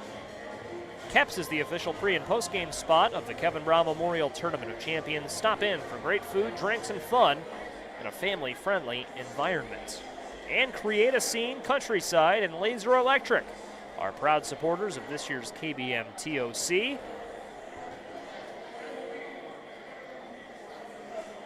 you get a look at their imaging. Create a Scene, Countryside, Laser Electric, also Renewal by Anderson, Martin Tech, Enricon, and the Washington Police Departments with some in-game elements. A lot of great people donating time and resources to this year's TOC. Teams from all corners of the country: New York, Georgia, California, Texas, Indiana, right next door, of course, to Illinois, where there are a lot of great local teams as well. How about Washington and Morton? As the fourth quarter gets underway. Both 2-0 heading into games tomorrow. There's a 3 for Turner. It's a Renewal by Anderson 3. Peoria is ahead by 16 points. Turner now with 21 on the day, and he's been hot from the get-go. That three-point line has been his friend. You can tell he's very confident pulling it, and he's got the hot hand. He's got a heat check. Off the mark, won't go. Tapped around, still won't go.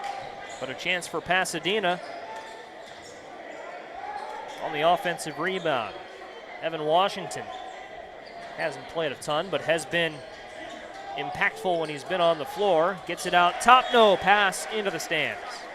That's just something that can't happen right there if you're Dinkins. This Peoria defense is not even forcing them. They're standing in the perimeter, but all the action is happening near the volleyball line. They had space to make the easy pass, but just too nonchalant with it, and it goes into the first row.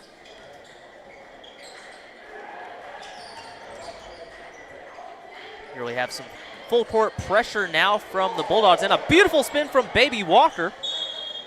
And a travel will wipe out Walker's great efforts.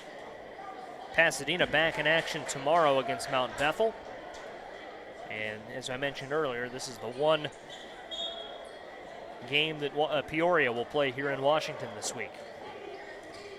Looking to make the most of it, and they have thus far. 16-point lead with just under 7 to go here in the ballgame.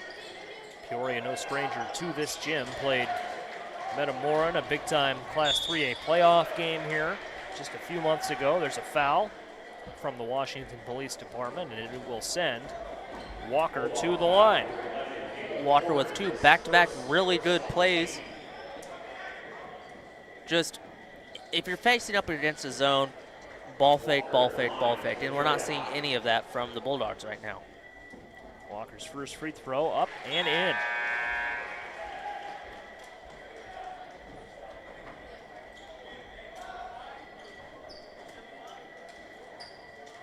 Caleb Corner checking out of the game for Pasadena.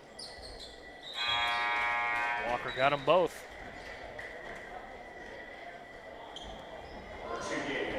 Walker now has 6 points, 4 of which have come from the charity stripe.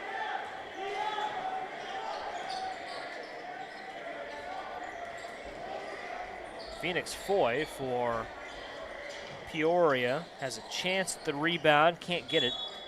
Out of bounds. Pasadena ball. He was one of the TOC's annual 30 intriguing players. Timothy Anderson from Pasadena was on that list as well. Josh Irving, deservedly named the tournament's Dandy Dozen. List of the 12, I don't want to say best players, but maybe the 12 more highly talented players year in and year out, and a lot of them go on to, you look at a strong track record of going on to play in the college ranks and even the NBA. This tournament has a ton of NBA alums, but even some of those 30 intriguing players, or even some of those players that aren't on either list, can step up and really blossom into tremendous players. Exactly, and if you're not on that list, I feel like that's going to inspire you to try to prove people wrong, let people know your name, and we've talked about it. We've had players like Cooper Knowles who had 4 D1 coaches here yesterday to watch him. It's just the level of exposure here in this tournament. If you're on that list, if you're not, there's going to be eyes on you, whether they're watching at home, whether they made the trek here to Torrey Gymnasium. There's going to be a lot of national attention on this tournament. So now's your time to prove that you belong. And a big thanks to everyone that's tuned in throughout the week. There's a football fan. The Bengals getting ready to play tonight. So thanks for tuning in to the TOC. Maybe with football on in the background or instead of football, or spending time with your family and friends. Thanks for making this a part of your Thanksgiving day. Thanks to our whole crew as well. A lot of people behind the scenes chipping in their time on this Thanksgiving day, and we appreciate all the resources that we are fortunate to have and bringing this coverage to a wide audience. Here's a turnover. Pasadena on a drive. It's up and a foul. Good take there by Wilson, going up with the left hand, drawing a foul, will go to the line for 2. The 6-foot senior for Pasadena. Last season, Pasadena in Pacific play finished 8-1. Josh Irving was the co-player of the year in the Pacific. First free throw, up and in for Wilson. Pretty favorable draw for Pasadena from a scheduling standpoint here this year. They played it just at about 4:45 yesterday. That was when the game was scheduled to tip off against Metamora. A lot of great games before. Push it back a few minutes. 5:45 was the slated tip-off time tonight, and then they'll play Cavalry Christian tomorrow at 4:15. Time a little subject to change. That'll probably kick off the second part of our Day 2 stream.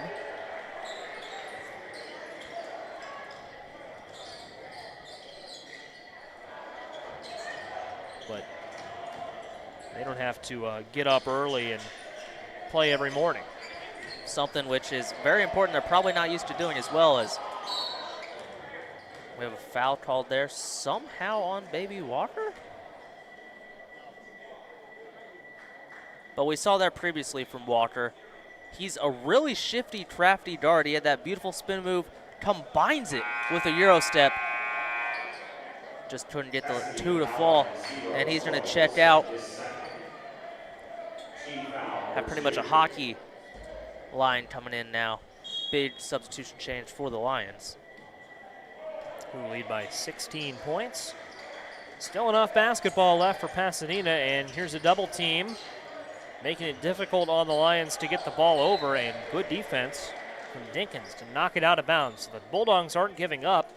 This guy, they just need to chain a few possessions together.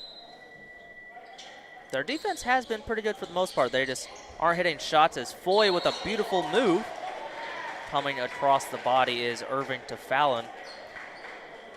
I don't know if you saw that, Joey, but Foy did that the little hook with his arm to get around Irving. And we will see it because Jonathan Michael's helping us out with the replay. We'll get a better look here, and that could be a foul. Irving has 3, team foul with 3 on the Bulldogs. An offensive foul, rather. Yeah. Well, they called it on the defensive end for Foy. He gets 2 free throws for his trouble. That's just my keen eye noticing the little things, Joey. Well, Sky, you played basketball at Leroy High School, not far from here. And correct me if I'm wrong, tracing the Leroy coaching tree back, but Okay. it was Edmondson was your coach. Mark Edmondson, right? Mark Edmondson, yes, a state championship coach in 2016. News-Gazette's all-area boys golf coach. True. This year had a pretty good group of golfers, so you played. You were on some teams that were very competitive, you know, in Class 1A. Leroy across the board, pretty competitive the last several years. I know it's been a few years, obviously, since you graduated and walked those halls, but you know what it's like to play in these early season turkey tournaments, and you know, and the Pasadena team and the Peoria team we see today going to look a little different come February and March. Exactly, and you're playing in these tournaments in hopes to succeed in February. It's kind of like we're both Bradley University alums. Brian Wardle, our head coach, always talks about we want to be playing. We're not looking to play our best basketball right now. We want to be playing our best basketball in March and in high school more so February and into early March. But you play these games to try to know your identity, to try to learn more about who you are. And so you're going to succeed later on. It's all about strength of schedule, and if you're just sitting home not playing in these tournaments, I think that really does hurt you if you're in high school basketball. Yeah, you need to learn who you've got and what you're made of. And both these teams getting an opportunity to do that here. Got an Illini fan right there. A lot of Illini fans. I've seen a lot of Illini gear here in Washington throughout the tournament. Yeah, Reese Alston was playing not long ago. There's a near basket from Irving on the inbound. Offensive rebounds, no. And a third chance for Pasadena, no. Peoria is finally going to clear it, no. Stepped on the line. Pasadena will get an opportunity to put that up. Seems like Pasadena finally catching a break right there. Peoria's just getting all the loose balls, and luckily for them, his back heel was on the line. So Irving gets the and one. And one for Josh Irving, the 7-footer. Has 12 points and a chance to build on that here.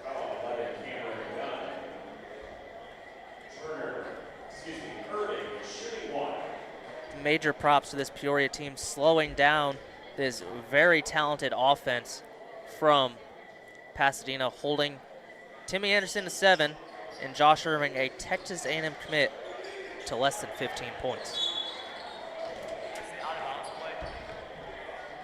Ooh, almost. You saw Edwards wanted it there after the whistle. Let's take a look at that out-of-bounds play, and yep, barely. That was the right call. Just barely out of bounds. It was a great look from Cody Roskins down there running our camera too. Did a nice job. Cameron Gunn stepped on the line and almost kept it in. Yeah, that's really good vision right there from the referee. That was barely on the line. As we had a discrepancy on either who fouled. We're going to have a little ref meeting here, and instead we're going to say we're in the bonus.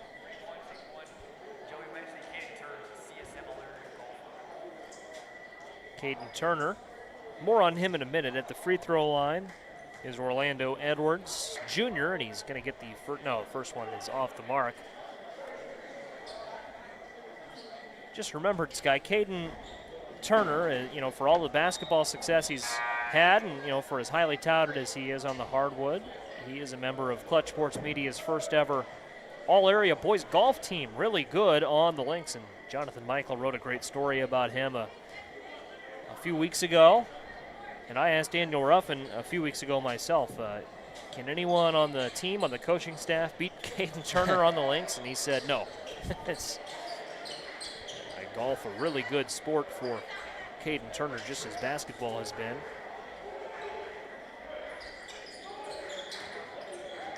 Peoria's going to take their time, calling a timeout instead. But as I was alluding to, they're going to want to lengthen their possessions, don't want to take quick shots. They want to. Does that? All right. We'll have you read that one, Joey. It's a nice purple shirt. Tonight, I always like the atmosphere here as we've got an Intercon power-up timeout. It is a Thanksgiving at the TOC. You're coming off a Tuesday night.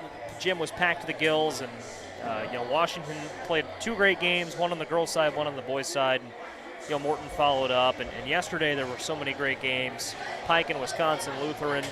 The gym was full for that one. The gym was full for Washington as well. Even the last game, which didn't end until about 11:30. I think that was our game of the tournament right there, the last game. Yep. Morton getting the win in the late stages against a modern-day team that came in, with a lot of enthusiasm for good reason.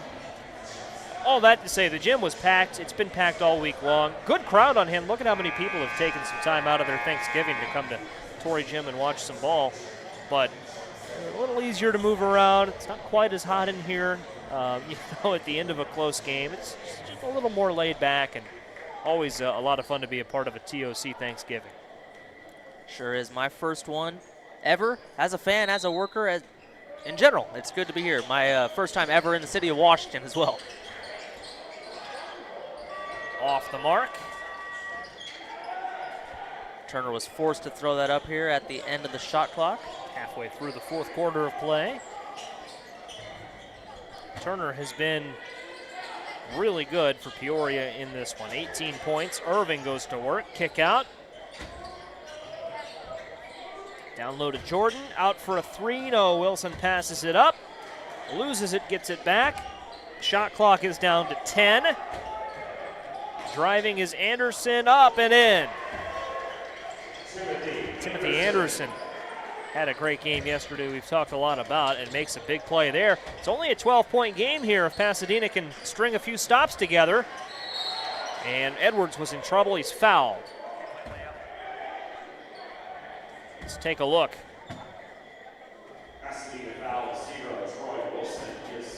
On the drive, up and in with the one hand. Timothy Anderson, only listed at 5'11". He's not the tallest player on the floor by any means, but he is crafty, great shooter, and a great scorer. Here's Edwards at the line, and the first one is in after some suspense. And that's how you beat a zone if you're the Bulldogs. You don't sit around and camp around behind the three-point line. You drive, you attack, and you find the openings. And that's what Anderson did right there as Edwards knocks in both free throws. Second one goes. 3:05. Corner 3, short of the mark. I think it was tipped. Irving didn't want to touch it. Flying in for the steal is Anderson, but Peoria is going to keep it. Irving pokes it loose. Look at this effort. Getting down on the floor for the jump ball. Peoria got the timeout in time. Jacob Duffin on the floor. The 7-footer Josh Irving on the floor. It was a matter of who wanted it more. No pun intended with Nigel Moore. But we're going to need a 30-second timeout called by Daniel Ruffin. And it's brought to you by Intercon. Intercon Engineering is celebrating 50 years of keeping communities powered.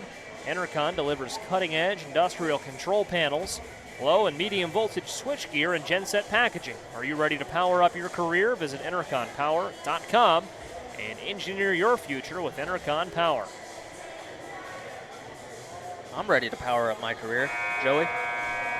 Well, go to interconpower.com. And engineer your future with Intercon Power.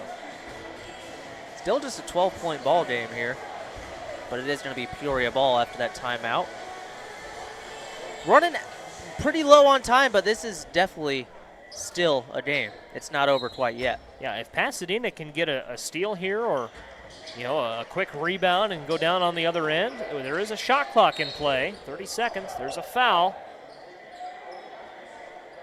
Looked like Troy Wilson was pointing at said shot clock, saying it might have been a 10-second violation.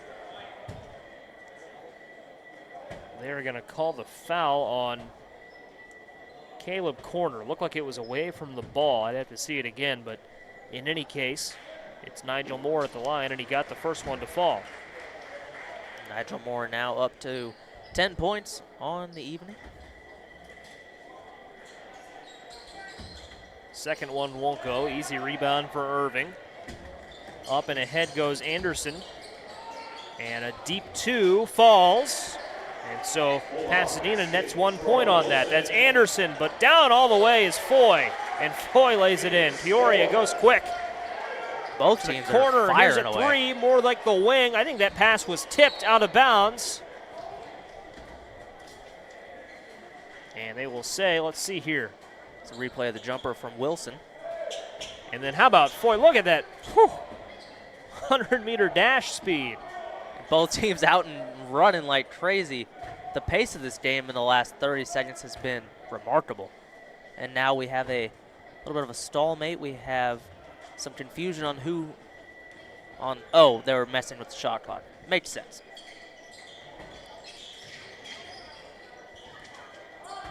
Pasadena on the inbound drive and unable to get that one to go. Rebound cleared by Peoria. Flying in to get it was Nigel Moore. A little pressure and a foul. And so Peoria is in the bonus.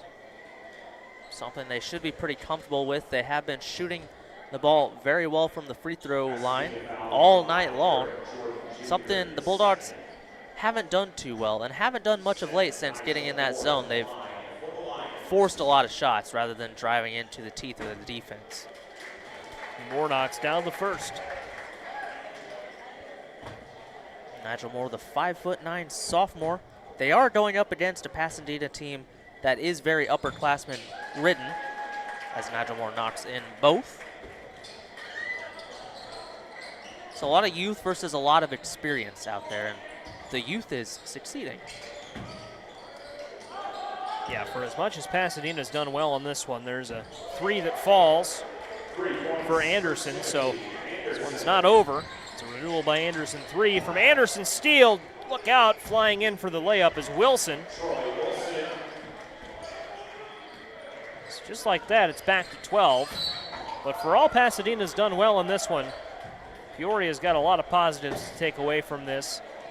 I think you've got to be thrilled if you're Daniel Ruffin after play-ins here today with how things have gone. You have to be in.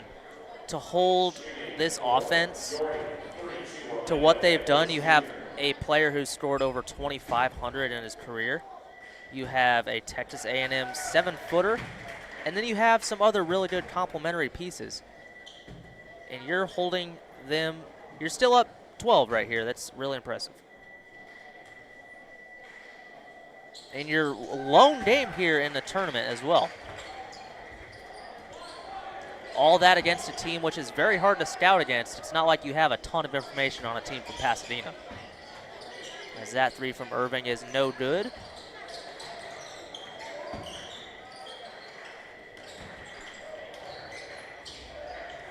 And Turner did have a wide open look, but very wisely passes it out.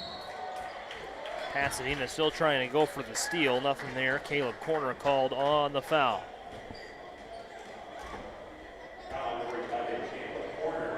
Minute 22 seconds left in this one. Glad you've been with us on ClutchSportsIL.com. First free throw falls. Edwards now has 10 on the evening. We have 4 players in double figure scoring for the Lions. Very balanced. Mater Dei and Victory Christian coming up next. California versus Florida here in Washington, Illinois. Should be a lot of fun. There's a pass intercepted. It goes to Irving. And on a drive up, That one won't fall for Wilson. This last 2 minutes of gameplay has been pretty wild, but honestly really fun to watch. Bodies are flying everywhere, balls going crazy, and Phoenix Foy just puts a crazy circus shot up and draws a foul. And he will go to the line for 2. Almost got the and one. Was going under Irving and a few different players.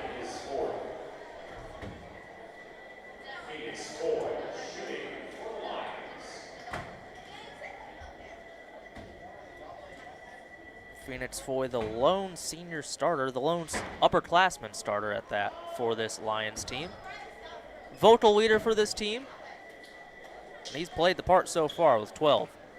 And great defense shutting down Irving as well. I think that's the biggest part of his game today.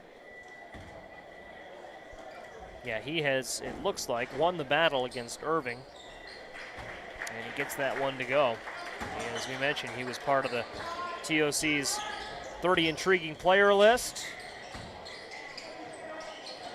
Something of the watch list for the Dandy Dozen. There's a deep 3 for Anderson, who's been really good from the perimeter here this weekend. But it might be too little too late here.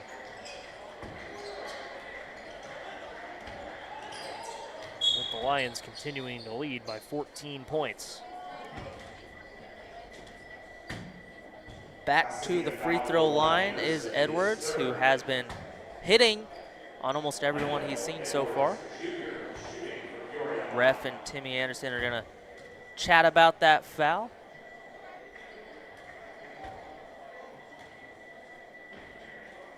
Now, this is the first season with Anderson after he transferred over here to Pasadena, but after averaging 31.4 last year as a junior, being held to 15, it's a big difference, but he is going to take a little bit of a back seat as well because, albeit he is playing with Josh Irving. Yeah, that's a tough depth chart to break through within, but Irving getting ready to wrap up his... Here's an exclamation point. Almost a dunk, but it'll count as 2 points anyways. We'll give him a dunk from Martin Tech. Here's a 3 in the corner. Renewal by Anderson. 3 won't go for Anderson. Down low, a two-handed slam. There's a Martin Tech dunk for Irving. Irving getting ready to put a bow on his career here. There's a dunk on the other end. Just an exclamation point for Demetrius Cooper. And Irving, big things in store for Pasadena this season. And Irving, and they'll be back in action tomorrow in the 5th game of day 4. Peoria wins it 72-55. Sky, your final thoughts on this one? Well, I think I'm just really impressed by Peoria. We mentioned it is their lone game of the Tournament of Champions, but they're going to win their lone game 1-0. Pasadena came here playing for their first ever Kevin Brown Memorial Tournament of Champions. Out of 20 great years, we finally added another great Pasadena team. Names to remember: Josh Irving, Timmy Anderson. There's some studs, but the Lions showed up and will walk away with a 17-point victory against a very talented team. Believe it or not, that was Peoria's first ever TOC game. It's their only game That's this year. surprising. And they go out a winner, 72-55. For Sky Gillespie, our entire Clutch Sports Media production crew, we're going to send it to our Tournament Central studio show. We'll be back in just a little bit as Modern Day gets ready to play Victory Christian. And we'll have it for you soon. Sky and I will be in the control room. It'll be a lot of fun. Happy Thanksgiving. Thanks for being with us. Enjoy the rest of your holiday. And spend it with us, Cody Roskins and Chris Hawkins in our studio show. When we come back, stick around. The 2025 Kevin Brown Memorial Tournament of Champions is brought to you by OSF Healthcare Cancer Institute. OSF Healthcare Cancer Institute brings world-class cancer care close to home by combining advanced technology, leading specialists, and personalized support for every person. From diagnosis to recovery to survivorship, we're here for you. By the City of Washington, which welcomes you to the 20th Annual Kevin Brown Memorial Tournament of Champions. Washington is a growing city known for its strong quality of life and a diverse mix of businesses and restaurants. We invite you to check out all that Washington has to offer during your visit to the city. Titan Industries is honored to sponsor the Kevin Brown Memorial Tournament of Champions, honoring Kevin's legacy, celebrating our community, and standing united in the fight against glioblastoma. Best of luck to every team in this year's tournament. Play hard, have fun, and enjoy every second.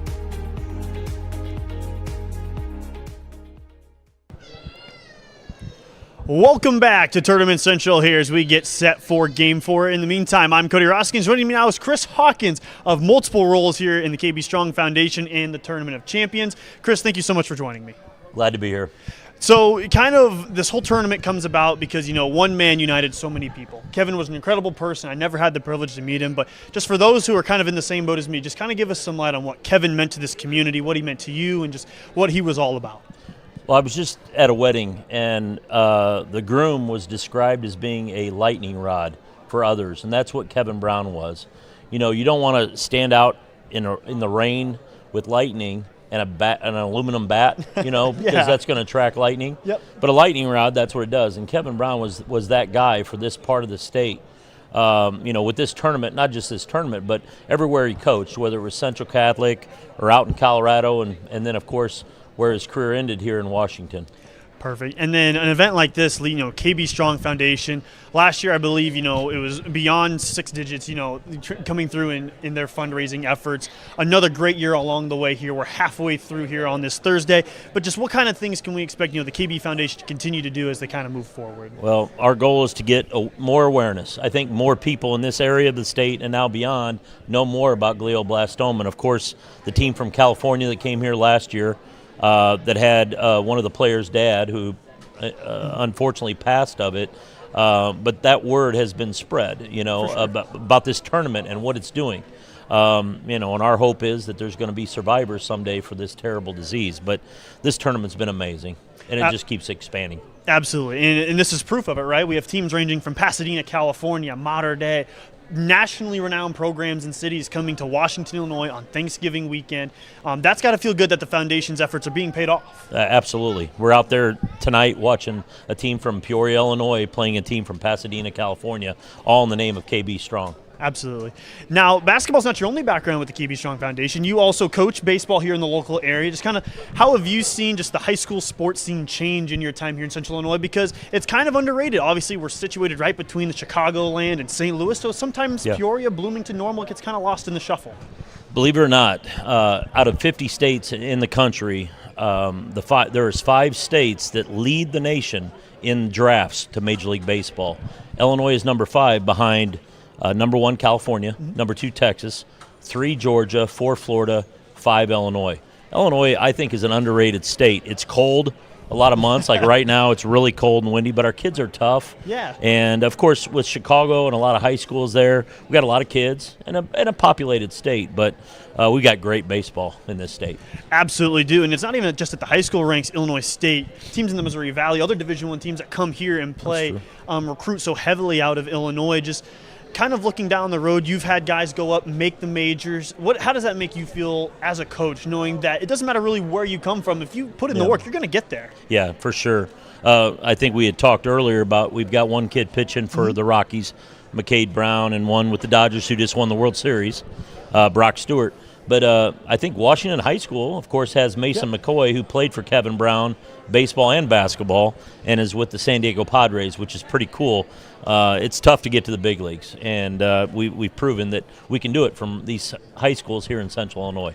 Absolutely. Just kind of getting up and down the scene. One thing I always like to talk about, too, along with the basketball scene, is there's so many multi-sport athletes in Central Illinois, and that's something that's become kind of a lost art. Yeah. And something that's kind of a shame in my eyes. It's multi-sport athletes used to be the bread and butter of local high schools and small towns. And it's still a thing here in Central Illinois. Well, you said you're from Omaha, Nebraska. I'm from a small town in Lexington.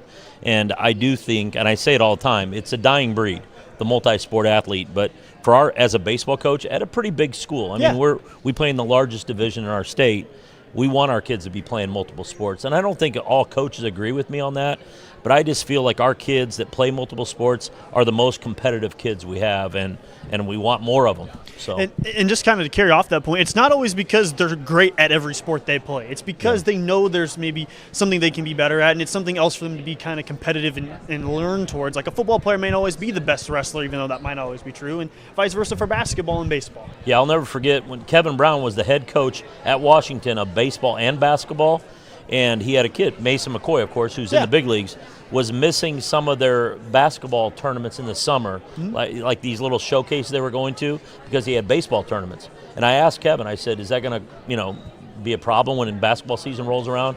He said, I like winning way too much not to start the best player on our team. I don't care. He's like, as long as he's here when the season starts.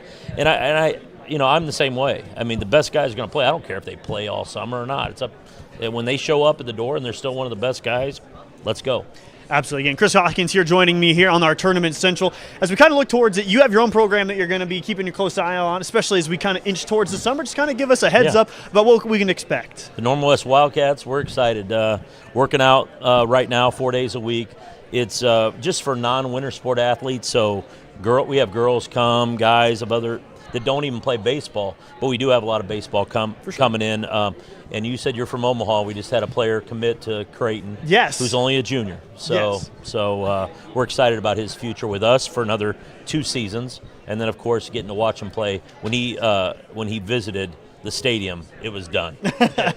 Yeah, you got Charles Schwab Field right down there, obviously home to the College World Series, but Creighton has so many facilities of their own, but that's becoming a thing too in Division I baseball, is so many of these programs that for so long were kind of under the radar, right? We talk about Creighton used to be in the Missouri Valley. Murray State just went to the College World Series after running through a regional, and there's something to be said about going to a smaller program or a mid-major program. Absolutely. I went to that game at the College World Series, saw Murray State's first game. And I will tell you, you mentioned that Creighton now has a tie to Central Illinois because their whole coaching staff was at Illinois State University in Normal, Illinois for a few years, and now they're there. I think that's how they recruited absolutely. Chase. So. Yeah, and kind of going about it, just the talent pool, all these kids grow up playing youth together and against each other, and then it kind of just finds their way that they're playing each other against in the college levels, and that's always a nice part about this thing too, is because even though you're spread across the country, you still have so many familiar faces. You can throw on a random baseball game on ESPN Plus, and you'll know 5 or 6 guys out of the lineup. That's true. I love how TV has gone to cover more baseball. Back in the old day, the only time you could watch anything other than the pros was the College World Series. And now you can actually see baseball on TV on a lot of these sports networks. And, of course, you guys, I think Clutch is doing games in the spring now, too. Yeah, absolutely. Branching out here and there. Obviously, this is just one of the many events we do. We're here at the Kevin Brown Memorial Tournament of Champions, Chris Hawkins. And there's kind of some closing remarks here before we throw it back to the guys upstairs. But this foundation, again, we touched on it and some of the things they do. It's just, there's obviously more than just you on the committee. Just give a couple names out there that people who may not be always, in front of the camera, but they're making stuff happen behind the scenes that we need to know. Well, Coach Brown's widow, Jody, of course, she is the epicenter of this. Whenever we're not here and we want to call her, I know she's busy from the time she gets here in the morning all the way until late at night, and she does it every day of the week. She looks forward to this all year round.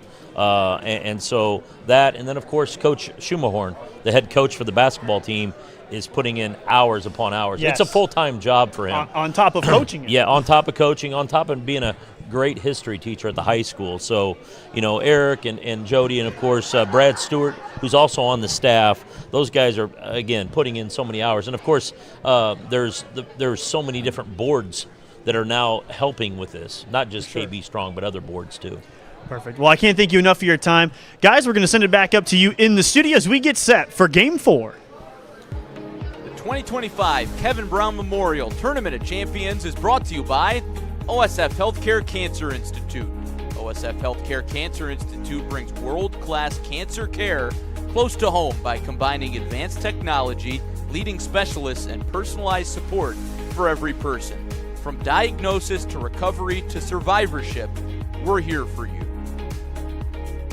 By the City of Washington, which welcomes you to the 20th Annual Kevin Brown Memorial Tournament of Champions. Washington is a growing city known for its strong quality of life and a diverse mix of businesses and restaurants. We invite you to check out all that Washington has to offer during your visit to the city. Titan Industries is honored to sponsor the Kevin Brown Memorial Tournament of Champions, honoring Kevin's legacy, celebrating our community, and standing united in the fight against glioblastoma. Best of luck to every team in this year's tournament. Play hard, have fun, and enjoy every second.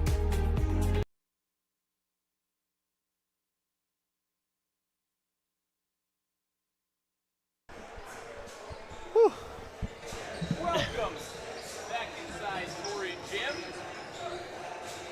Larry Larson, Cody Roskins in with you. Cody, I don't think I can hear myself. Now I hear myself. Cody, how are you? Not too bad. Just made the mad dash up here from the studio after talking with Chris Hawkins. Great guy. Gave us a lot of great insight on the KB Strong Foundation, Kevin as a person and what he meant to this community. And having a tournament like this as a namesake isn't a bad spot to be. No, not at all. And tell you what, this is not a bad place to be right now because this game we've got on our hands is a dandy. Victory Christian out of Florida, coached by Steve Fitzgerald, the 1A runner-up in Florida last year, taking on Mater Dei and head coach Gary McKnight, who has coached Mater Dei for a whopping 42 seasons. Mater Dei coming off a very narrow loss late last night to Morton, while Victory Christian dispatched O'Fallon pretty handily yesterday, 72-48. Starting with Mater Dei, they're playing without some of their most heralded players in this event, but they've still got Luke Barnett, the Kansas commit, poured in 18 points yesterday, averaged 21 points a game last year. And Cody, anytime you have a guy like Barnett, a sharp shooter that can get hot with one shot, it's dangerous. Absolutely, and he's the kind of guy that can flip a game on his head, right? It doesn't matter even if he's really the one scoring the ball. Just the threat of him possessing it is enough to open things up for others. Yeah, no doubt. And with Victory Christian coming off a easy cruise control victory over O'Fallon yesterday, they've got the benefit of that. And while Mater Dei, of course, played a very, very tight loss against Morton, Victory Christian had the chance to kind of dig into some depth yesterday, and you imagine that they come in with some legs that are probably a little more fresh. Yeah, and in a tournament like this where you're playing, 2, 3, sometimes 4 games or something like that in a very short span, getting those extra 10 to 15 minutes here and there in a blowout game or a game that's decided is incredibly important, right? Fresher legs come the fourth quarter usually means you're better and stronger on your jump shots, jumping for a rebound, and those are the kind of little things that add up here in day 3, day 4, day 5. Starting lineups being introduced. First for Mater Dei, Orlando Castano out there with Richie Ramirez. And how about the day that Richie Ramirez had yesterday? 33 points in that loss to Morton. He's joined by Tim Wormlinger, who only scored 2 points yesterday, Malloy Smith, and, of course, the aforementioned Luke Barnett. We talk about Mater Dei maybe missing some of their better players, including Majid, who was kind of a highly touted forward. They're playing with a little less size, but you look at their lineup, you see a bunch of sharp shooters, and they probably won't miss a beat offensively. Exactly, and that's just the thing. The great equalizer is the three-point line, and especially at the high school ranks where defenses may not be quite as crisp, those little cracks in the defense opened up for shooters are exactly the kind of things a team that may be undersized, undergunned will look to exploit. Starting lineup for Victory Christian: Miles Morrell, Tucker Fox, Christian Fuller, MJ McCullough, and Thak Gold. Victory Christian, a team that did a lot last year, went deep in the Florida playoffs, finished as the runner-up in the state playoffs. And now it's a little coast-to-coast action on Thanksgiving Day. So glad you're with us. Again, I'm Larry Larson with Cody Roskins here on ClutchSportsIL.com. Maybe our best game of the day is underway, and the tip is won by Mater Dei, and off we go. Richie Ramirez runs the point. They set it up for a three for Barnett. Left it short. Battle for the rebound. Ripped away by Malloy Smith, but he lost the rock. Look at that wingspan on goal. But he turned it over. Yeah, it looked pretty until it didn't, right? The rebound's only as good as if you can keep possession with it, and the quick turnover will give it right back to a really good Mater Dei offense. Wormlinger triggers it in, and Smith walks it up. the son of Kenny the Jet, dishes it away. Wormlinger 3, he makes it rain, and Mater Dei is on the board first. It's 3-zip. Yeah, it's just what we were talking about. These defenses are going to have their hands full today. The runner is banked home. Quick response from Miles Morrell. And we kind of thought we could see some up and down action in this one, Larry. Both offenses very renowned in their abilities to score. 3 from Wormlinger is off. Can't stay hot with back-to-back. Fox swarmed down the wing. Over to Morrell, and he draws the foul. First foul of the ball game on Castano. And here's a look at our first basket of the ball game on that triple from Wormlinger. Fuller in the corner. Over to Gall. He can shoot the 3. Pops off the heel. Battle for the board. Tapped out of bounds. And it's going with Mater Dei. Yeah, and that's just that new age of basketball now. It doesn't matter what the height, wingspan, weight on anybody is. You got to respect the ability to perhaps be able to shoot it from distance. Gall getting recruited by some D2 teams, but, you know, a good showing at a tournament like this could definitely put you on D1 radars. Ramirez double team, dishes over to Smith. He pops the 3 and cans it. Mater Dei making it rain early from that coffin corner. Well, if that's all the closer they're going to guard that corner, it might be open for Mater Dei for a few more possessions to come. That wingspan comes in handy for Gall. Fuller, bounce pass into the post, looking for McCalla, and he got fouled. That'll be a baseline inbound. Let's see who they clock for the foul. Number 12. Wormlinger. I like the approach, though, from Victory Christian. If you're going to get outgunned on the perimeter, try and slow things down, draw some contact, and get things settled down a little bit. Victory still looking for their first bucket of the ball game. Fuller over to Fox. Deep 3. Almost hit that one from Morton. Foul on the rebound on the floor on Mater Dei. That's going to be back-to-back fouls on him, and so he's going to have to watch it. Nobody up and moving yet from the Mater Dei bench. 3 fouls already on Mater Dei.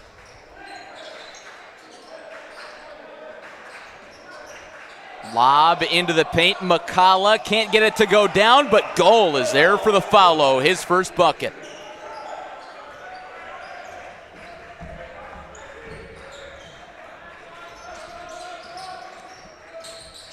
Smith, shifty, into the lane, steps to the basket, swirls the iron, pops out.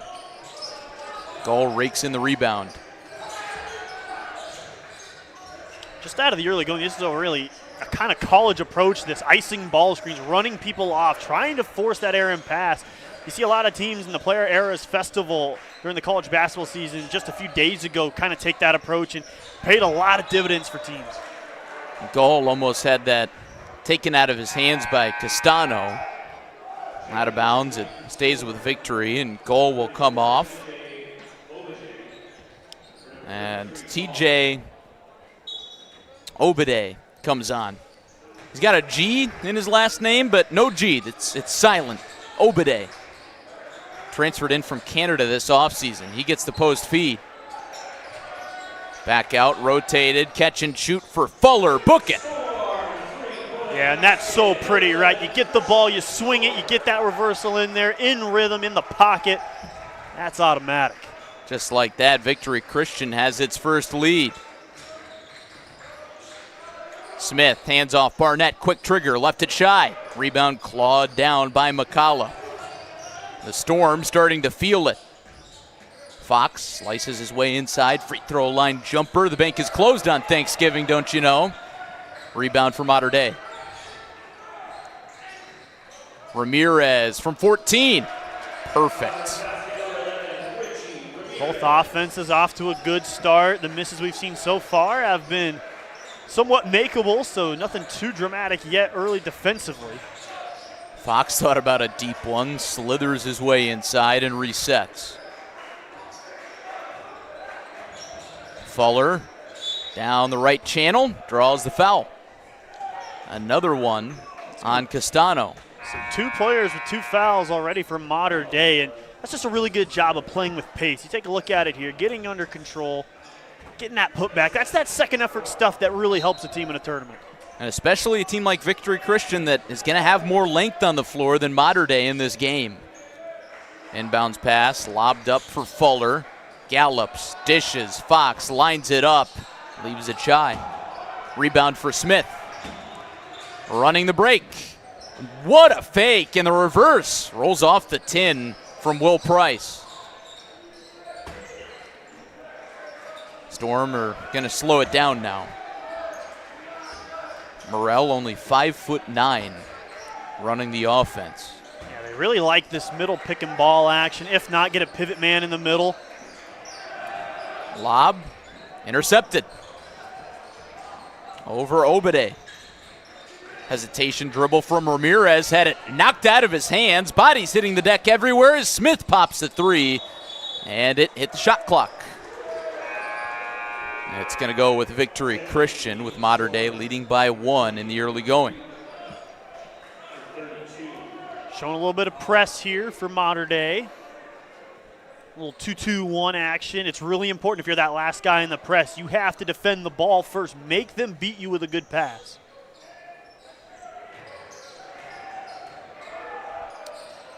Morrell bounces it to half court, and there's a good pass to Obade. Lobs it low, and the finish from Arik, the 6'11 sophomore.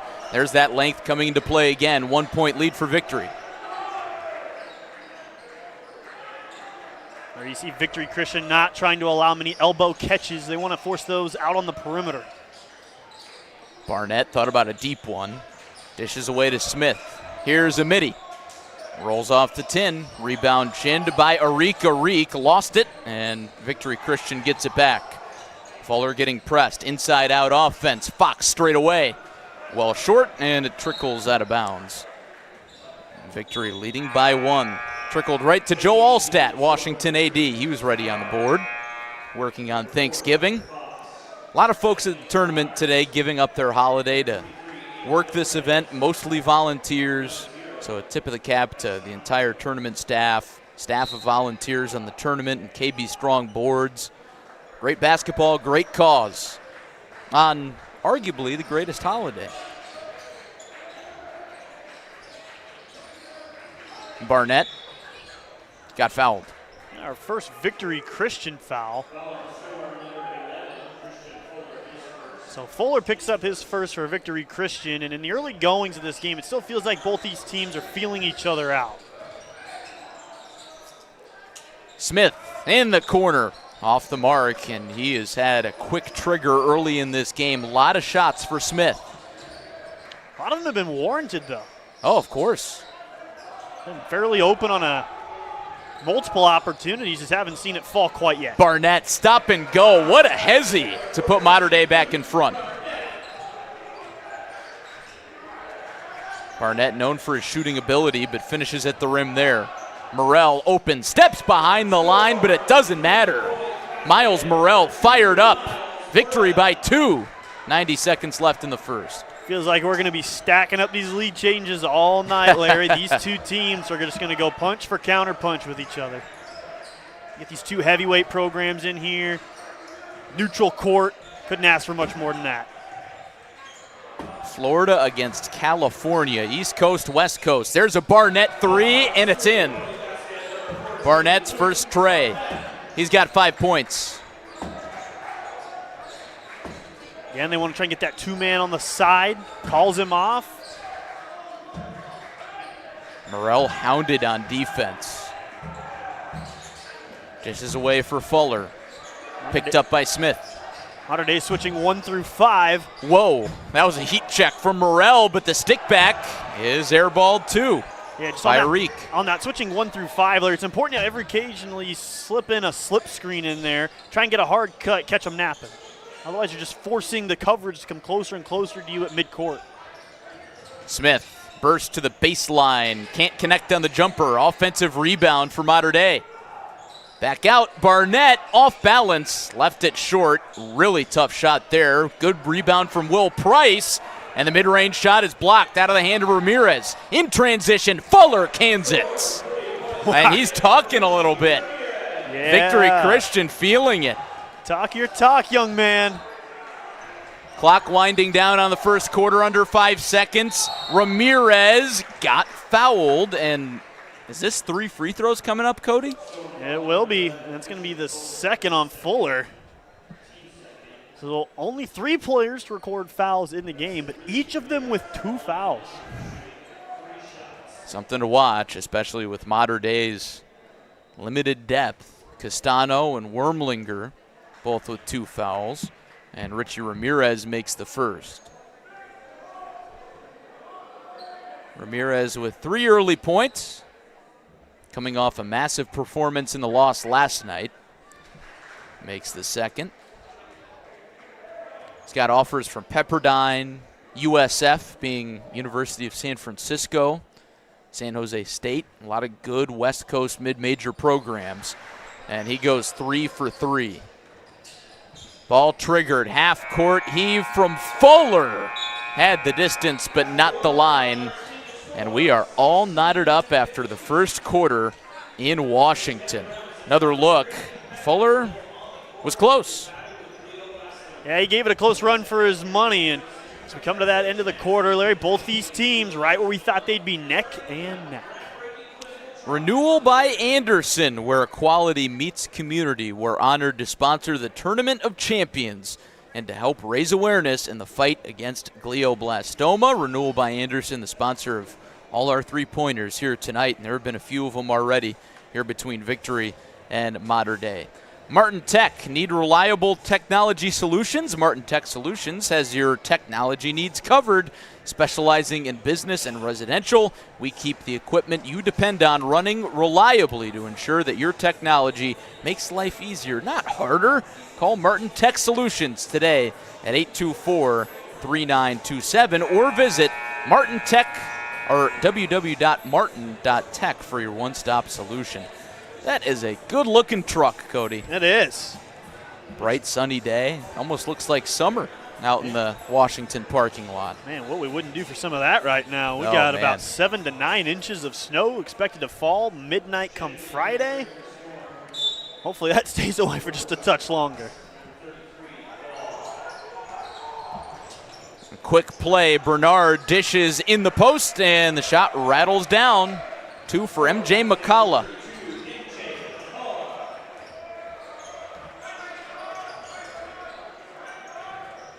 Smith operating the offense. Good length at guard. Wormlinger back in there with 2 fouls. Barnett off balance, almost got that thing to go, all things considered. Rebound for Victory Christian. Let's see how Victory kind of treats this, right? They're only trailing by 1, but getting a bit of a matchup zone, a little bit of a look here. Looks like it's going to, gets a tip pass, and like we said, Mater Dei, there's another one of those turnovers. They change defensive looks, it works out. Instant impact. Rodriguez over to Smith from the wing, shy. Fox off in transition, takes the contact and gets the blocking foul. And that one's going to be on Richie Ramirez for his first.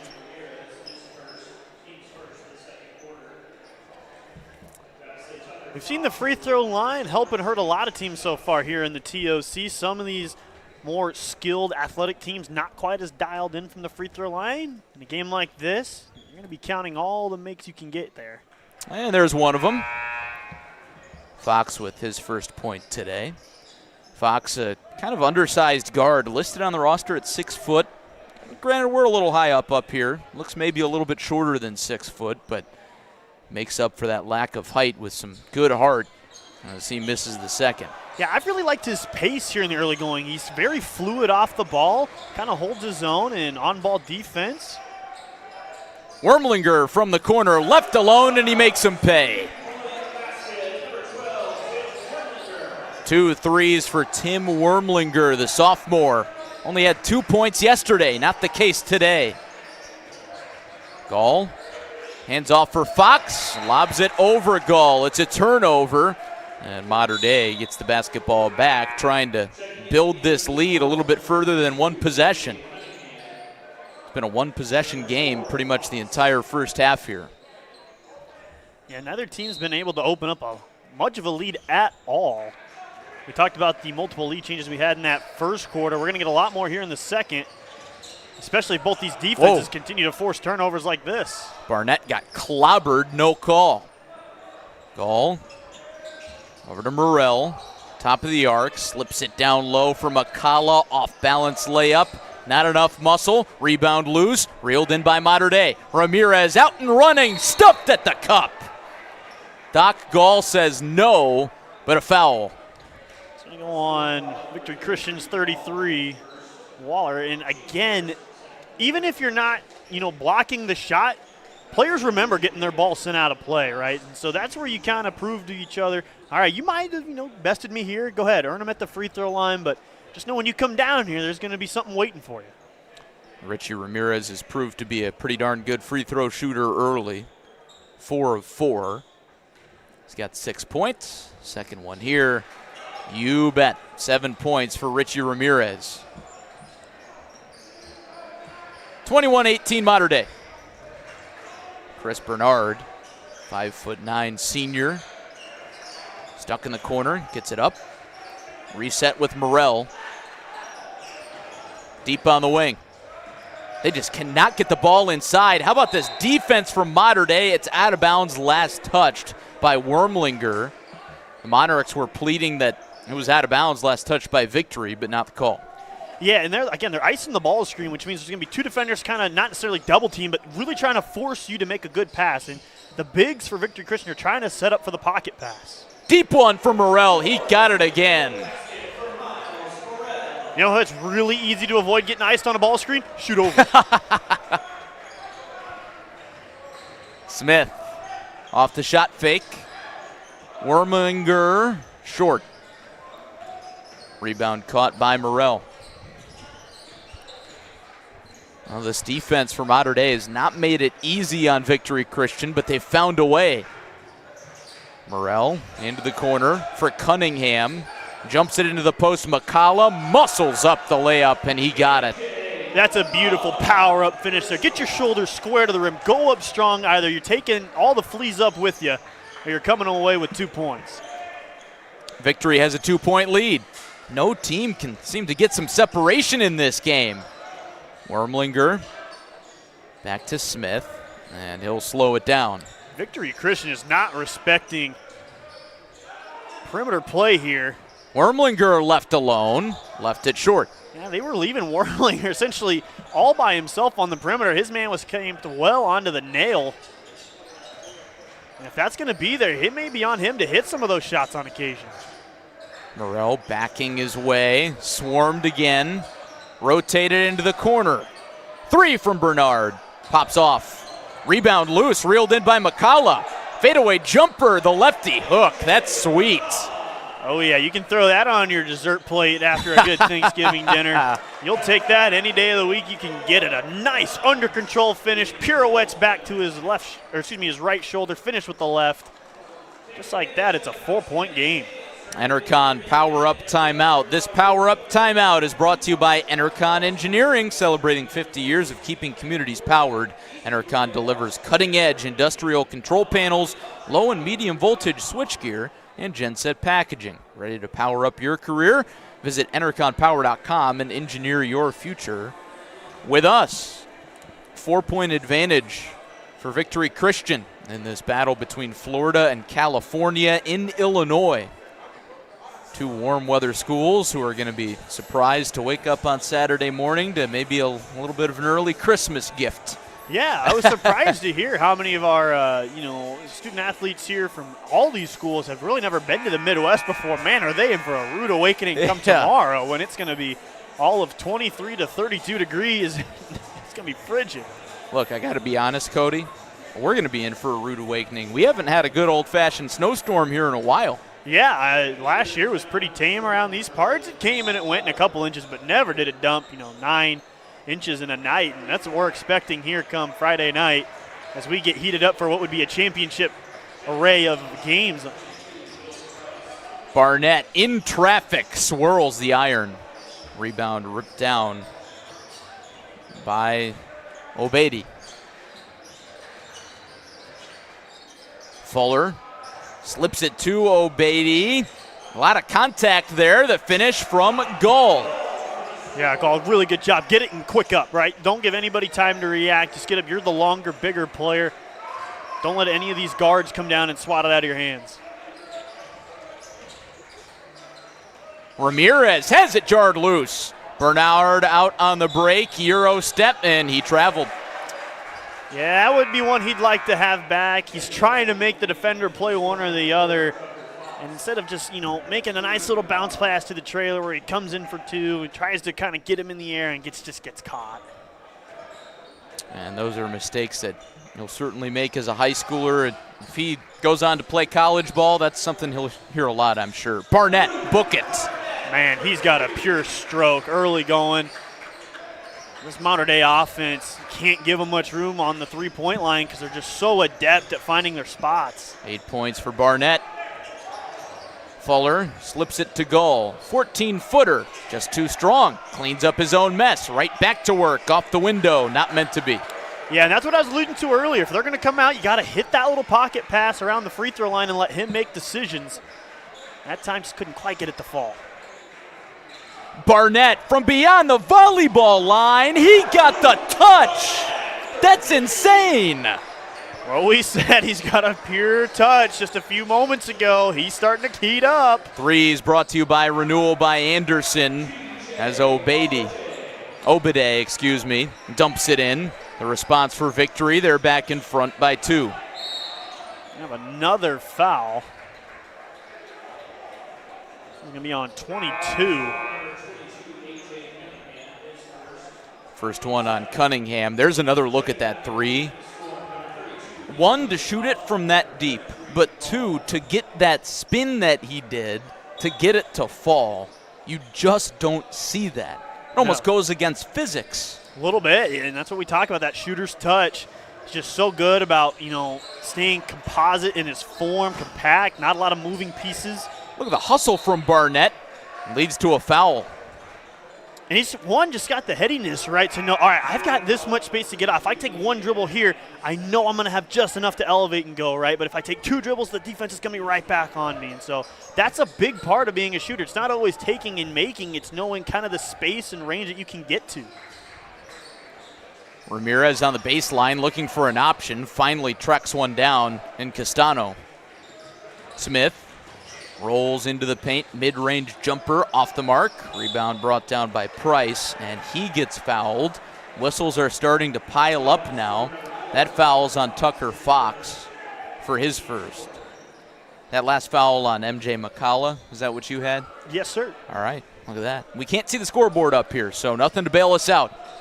Got to do it the old-fashioned way, pen and paper. And that one's just offensive too easy. Foul. That's just too easy of a call. He shoulders up and chests up into him. You got to be set and stationary by the time the defender's coming into you. Moving screen on Will Price for his first. Victory Christian leads by 2. 1:40 left in the first half. McCullough out to Fox. Lines it up from deep, way short. Yeah, Mater Dei into a 2-3 zone there. Essentially half the court was undefended because there wasn't anybody over there. They overloaded it and just never got a good look. Kind of a box and one here on Barnett on the other end. Shot forced up by Ramirez, and the rebound brought in by Victory Christian. Well, in a 2-point game, about 1:15 to go in this first half. With a shot clock, some teams would like to go, for a 2-for-1 as it gets a little bit closer to that. We'll see at least two sides play it. McCullough, that's big man basketball. That's the second time he's gotten back to that right shoulder, left hand, and made sweet music with it. So maybe that's something as Mater Dei, you got to kind of try and force him back to his other shoulder. Barnett has it jarred loose, but it's out of bounds. Last touch by Obede.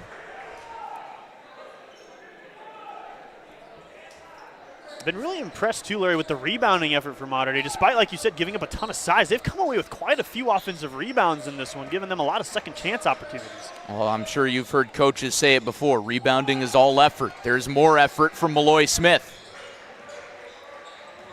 I like this here. You got 15 on the clock. You're going to give them up possession anyway, but give them only one shot clock to work with. Deep one from Barnett. And that one's a bit of a heat check. Long rebound. Obade out and running. Euro steps into Barnett. Missed it. And the follow is there from McCalla. He's got 10.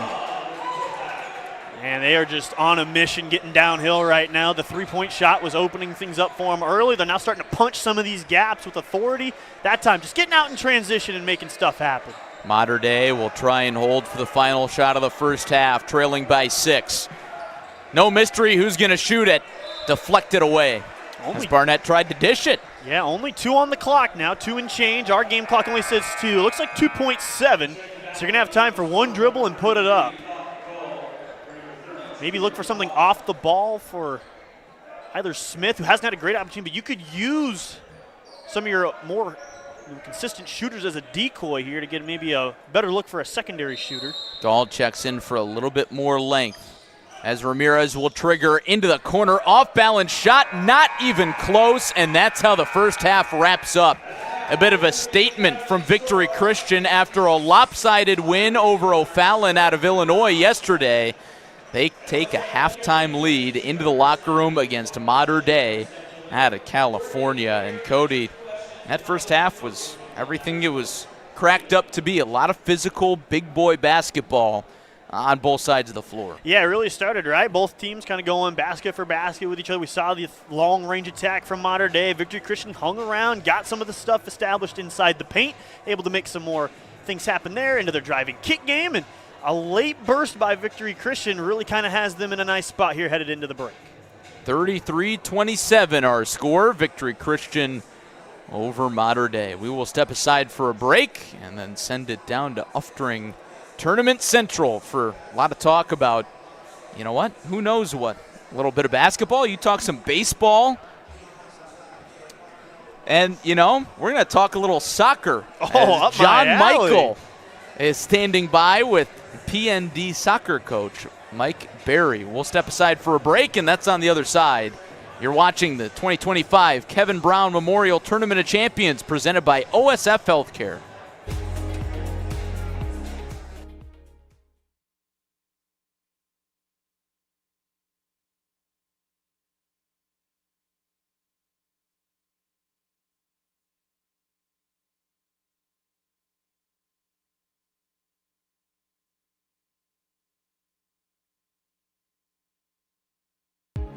The 2025 Kevin Brown Memorial Tournament of Champions is brought to you by OSF Healthcare Cancer Institute.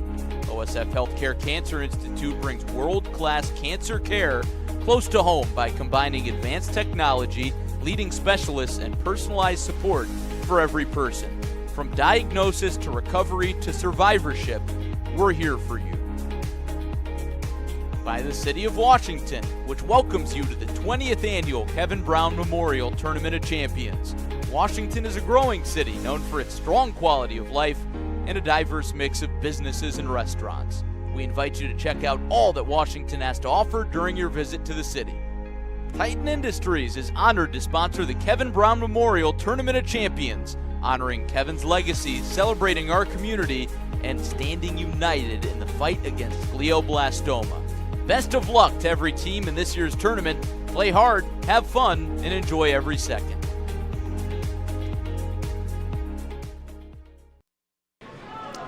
Welcome into the Uftring Auto Group studio, everyone. I'm Jonathan Michael here, joined by a man of many sports, Mike Baer, here from Peoria, Notre Dame. And Mike, just taking in the tournament here on Thanksgiving Day. I saw you're here with your family. How's your holiday been? It's been great. Made a couple trips to different families today, ate a lot of turkey, and you know, it's always something I try to do every year to make a trip over here to Washington to catch some of these games. Obviously, I'm a soccer coach, but I love basketball.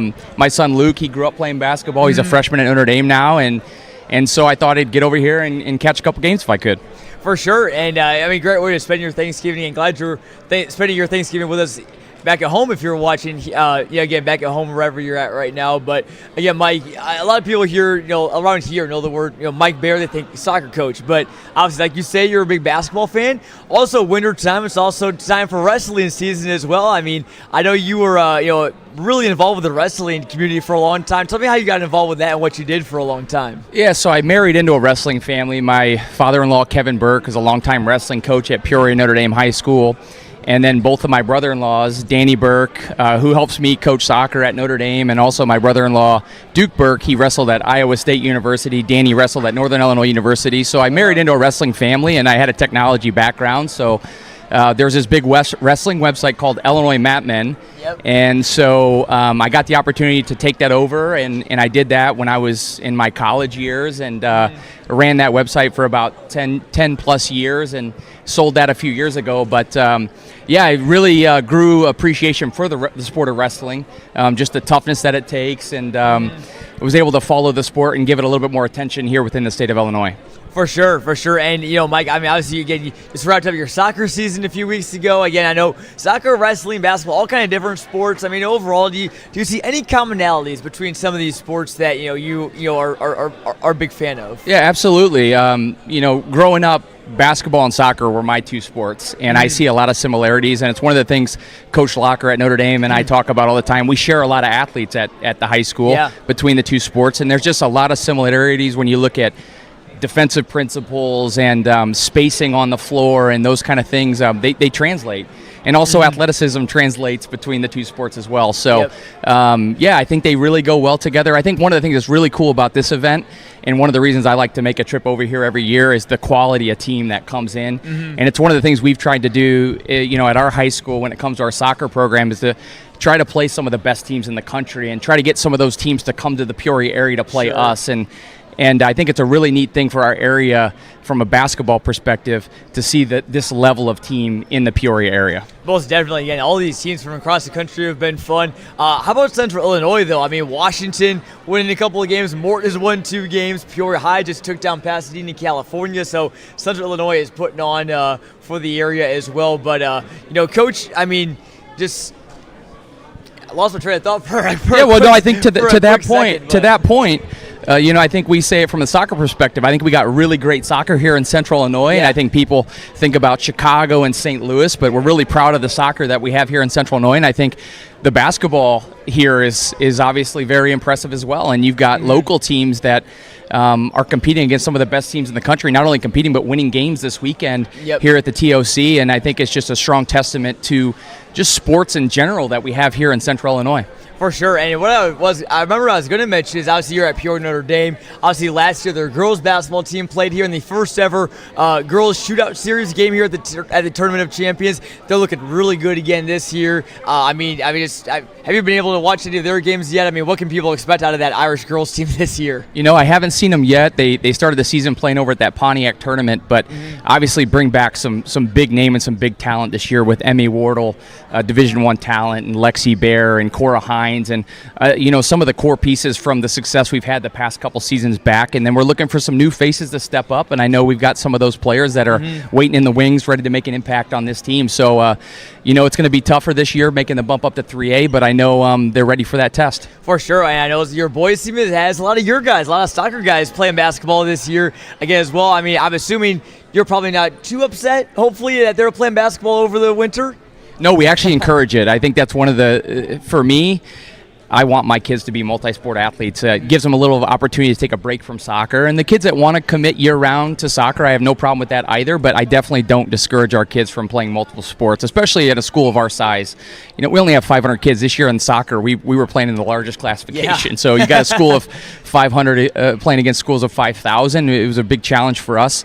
But definitely, I think you look at a lot of sports. I think with wrestling, they talk about football coaches at the Division I level. They love kids that wrestle. Yes. I know soccer and basketball go so well together. So definitely, I encourage our kids to do multiple sports. Awesome. Well, again, Mike Bear, a man of many sports here for Peoria Notre Dame. Mike, appreciate you joining us in the booth, and have a happy Thanksgiving. Thanks for stopping by. It's been good to be with you again. We'll send it back to you guys up in the booth after this quick break here on Clutch Sports Media.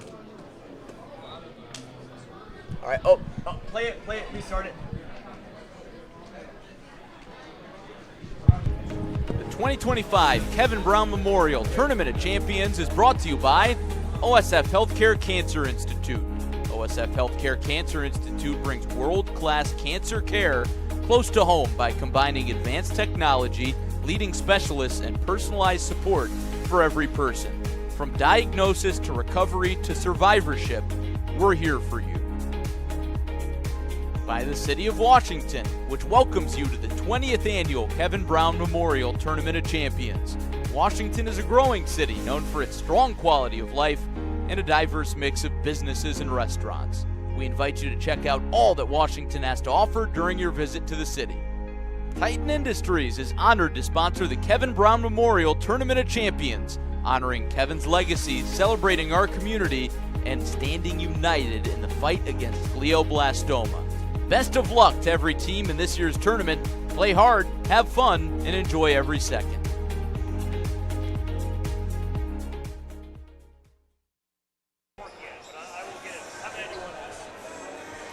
Welcome back inside Torrey Gymnasium alongside Cody the Ace Roskins. I'm Larry Larson. Cody, how's that nickname sound to you? It's been called worse, so that'll play. I figure you're just our ace analyst. Oh, I appreciate that. You know, we were talking, reminiscing about, just how far we as people and the company Clutch has come, right, in the last handful of years. We've seen each other graduate college, build this company up to what it is now. You guys have gone off and done great things in your own individual careers. And so it's nice to, every once in a while, almost have a reunion for ourselves here at the TOC. Yeah, Thanksgiving is pretty much a Clutch reunion for me at this point. How about this game we've got on our hands?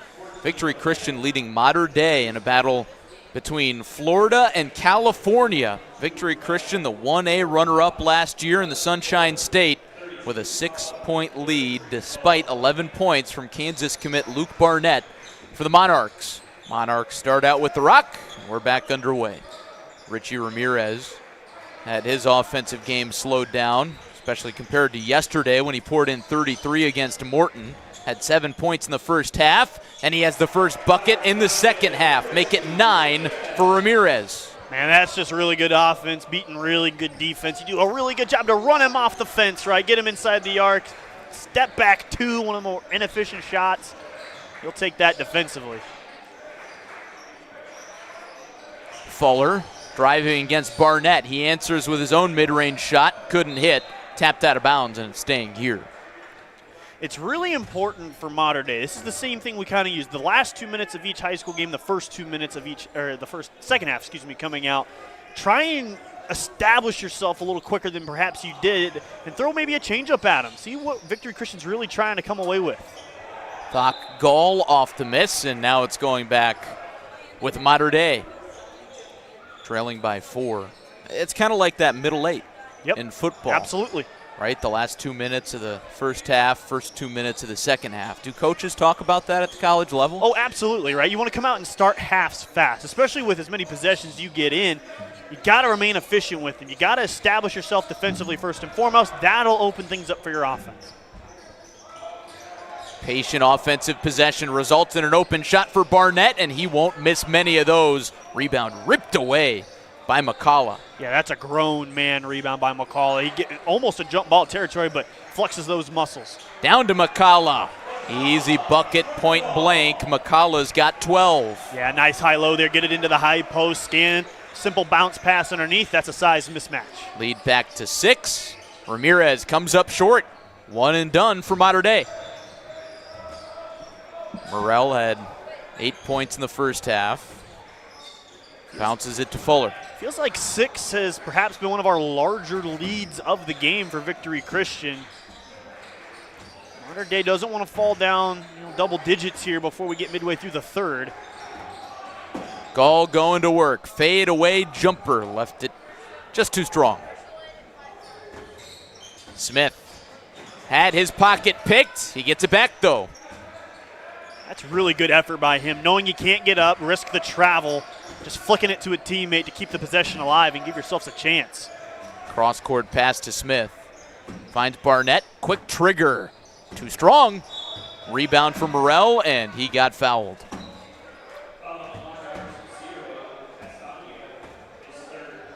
That's his third, so he's going to have to be a little more careful here, but just the off-ball move for Mater Dei's opened up some nice chances, but that's the price you pay with the jump shot game. They won't always fall at a high clip. Stop and go for Fuller. Crisscrossing against Ramirez. Around the high screen. Morrell down amongst the trees. Slips it to McCalla. Got another good look, but it's tapped out of bounds off of Victory Christian. Mater Dei's fundamentals in the rebounding game are really strong. Again, they don't have a lot of height out there. Smith at 6'6" is one of their taller guys, and they're just doing a good job of putting, themselves in position to create space. Long two for Malloy. Smith goes down. Smith has 5 points. Did they just say 3 on the PA? Fadeaway jumper is down for Fuller. That's a high level of difficulty on that shot. I don't claim to know everything, but I know enough to know that was definitely a 2. Yeah. Free throw line jumper. Doesn't have the touch from Wormlinger. Long day for the PA guys, though. They got a lot of games to get through this weekend. Already game 4 of 5 here today on this Thanksgiving Thursday. They've got it right on the scoreboard, 37-31 Victory Christian. Gall, no look, out to Morrell. Takes a village to pull off a tournament like this, doesn't it? Oh, absolutely. Great community in Washington, Illinois. They're so consistent every year. Everybody just happy and willing to help. How about that effort from Fox? There's our PA guy. Unfortunately, I don't know his name, but it's a great there it haircut. Is. Hey, he came ready to play. Yeah. He's been the best thing you can be as a PA guy, just being understood. A lot of times, speakers, kind of get the bad rap of being mufflers, but if you can understand your PA guy, that's step 1 in 1A right there. And he does a great job. New sound system here inside Torrey Gym this year also helps. Smith, pass fake, airballed the very awkward distance shot. Yeah, they got to find a way to get him going. He's had some good looks, just on the wrong end of the basketball gods, wish list and nice list. Fuller from the corner. Victory Christian's lead is 9, largest tonight with 3.5 minutes left in the third. Well, we said Victory Christian wants to try and get them down double figures as quick as they can. Barnett can't answer. Tapped out of bounds, and it stays with the Monarchs. That's probably the guy you go to if you're looking for an answer, Luke Barnett. Yeah, it's not nearly the furthest shot he's tried today. We were talking about the one he pulled from the volleyball line earlier, and you don't see many high schoolers with that kind of range. Ramirez lobs it up for Wormlinger. Mater Dei trying to avoid starting 0-2 at the TOC. Ramirez to the cup, missed it. Rebound down to Tucker Fox. And we've touched on it. They're missing some of their main guys back home, but you got to find a way if you're one of these 2B, 3B guys, next man up, next option up. No one's going to feel sorry for you. No. It's not like they're lacking any sort of talent, that's for sure. Patient possession here for the Storm. Fuller going to work, spin cycle, out to an open Fox. Can't hit. Long rebound to Barnett. Yeah, this is a big possession here, getting around 2.5 to go. Wormlinger buries it. Much needed 3 for Mater Dei. Back down to 6. Yeah, we were talking about it in the first half. They aren't respecting him on the perimeter. They are sitting his man deep in the paint, trying to plug things up. And he might have to hit another 1 or 2 of those. 3 triples for Wormlinger. Fox answers. Timeout taken by Victory Christian. Call and response. Every time there's been a spot where you feel like you need a big shot in this game, Victory Christian has got it, and they take an Enercon power-up timeout. This power-up timeout is brought to you by Enercon Engineering, celebrating 50 years of keeping communities powered. Enercon delivers cutting-edge industrial control panels, low and medium voltage switchgear, and genset packaging. Ready to power up your career? Visit EnerconPower.com and engineer your future with us. Also brought to you by PJ Hair, a proud sponsor of the Kevin Brown Memorial Tournament of Champions and this year's Building for the Future All-Academic Team. We wish all teams good luck, and let's cheer them on as they play for a cure for glioblastoma. Well, Larry, here we go. We're not quite to the end of the third, but this might be the biggest 2 minutes and change of the game so far for Mater Dei. They fall down double figures headed into the fourth. It might be tough uphill sledding. Barnett got free, swirls the iron. Almost every shot finds the bottom of the rim, but that one spit out.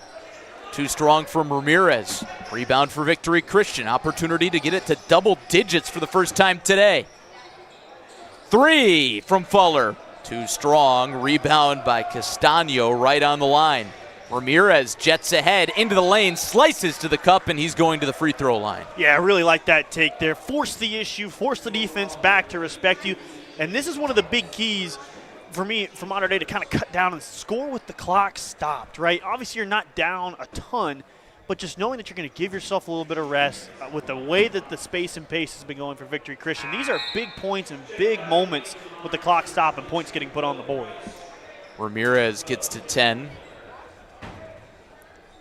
Of those 10, 6 have come at the free throw line. Wormlinger comes off, goes to the bench with 3 threes in his pocket, and Ramirez makes them both. Yeah, not a bad way to make a living, getting to the free throw line. Honest work. It is. Not a lot of players anymore prioritize that, but that's an easy way to put pressure on a defense and open things up for your teammates. Morrell picked up by Castano. Traces the arc, no look, bounce pass. Look at this ball movement to Obade. Man, they just see things as a team so well and so quick. It's tough to react. Again, they get into the high post and they get good things out of it. Barnett hounded and fouled. Easy foul call there, as Tucker Fox and MJ McCullough kind of created a Barnett sandwich there. Another look at the ball movement. It's a beauty. Yeah, again, it's just that simple. Get into the high post, and that time not even really looking for it. Just this simple little bounce pass sets things up. Ramirez, bounce pass into the lane. Point blank look missed by Price. Those are the ones you got to have. Fox was soaring out of bounds. High effort here. Barnett left alone. Doesn't get the touch. Offensive rebound into the corner. Ramirez will try it, and he got it. Man, that's about as big of a shot as we've seen so far, cutting it down to 6. Under a minute to go, third quarter. Mater Dei has some life in this low-scoring game. Morrell, how about that find? Bernard rotated to Fox all the way to the cup. Had the chance at the and one, but he's going to the free throw line. Yeah, and if we have a replay on it, really good job there by Victory Christian, making them play 1-on-2, able to get 2 defenders closing out on the drive. That's just a recipe for success. It's a numbers game. It's just a matter of picking your spots. Fox with only 1 point so far today. Kind of a surprise. And make it 2 points. Fox scored 21 points yesterday, but Cody, that's the thing about this Victory Christian team. It was the case last year when they finished runner-up in the state, and it's the case again this year. Head coach Steve Fitzgerald has talked about it in articles. He said when one guy's off, another guy's on, then we have different guys step up every single game. Fox makes them both. They can't quite hold for the last possession, but they can essentially take the last shot with about 2 seconds left. I would assume that's the plan, but Victory Christian will be trying to pressure the heck out of the ball near half court. Barnett with Gall on him. How about that wingspan? Barnett jumps it to Smith into the corner for Ramirez. Still got time here, 10 on the shot clock. Ramirez underneath. Smith jumps it out. Barnett with a hand in his face. Left it short. Offensive rebound and a reset for Wormlinger. Smith on the reverse just before the buzzer. That's exactly what you need out of your teammates if you're Mater Dei. Again, you get Barnett trying to get another good look at a 3, but keeping the possession alive with time left to give yourself a chance. That's a big 2-point basket at the end of the third. 7 points for Malloy Smith. 6-point game as we go to the fourth. Culver's is a proud sponsor of this year's KBM TOC and is the official pre- and post-game stop for Butterburgers and fresh frozen custard. Culver's strives to make a difference in their community and is giving back in a big way. $1 for every concrete mixer purchased this week will be donated back to the fight against glioblastoma. Stop by one of their 5 locations in Washington, East Peoria, Morton, or Peoria, and let Scoopy know we sent you. Keps is the official pre- and post-game spot of the Kevin Brown Memorial Tournament of Champions. Stop in for great food, drinks, and fun in a family-friendly environment.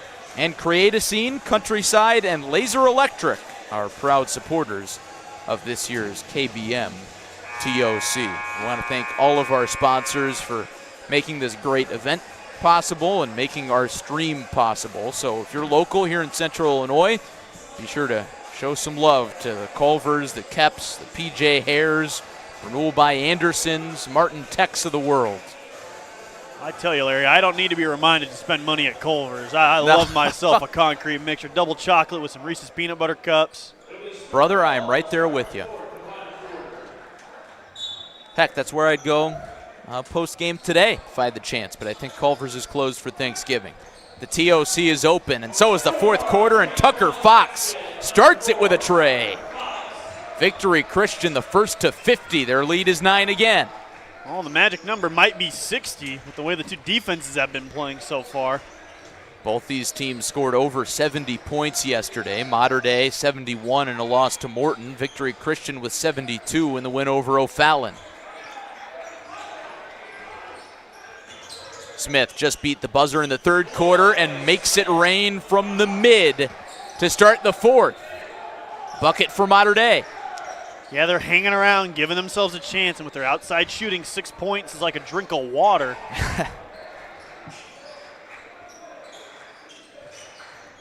Fuller lines it up.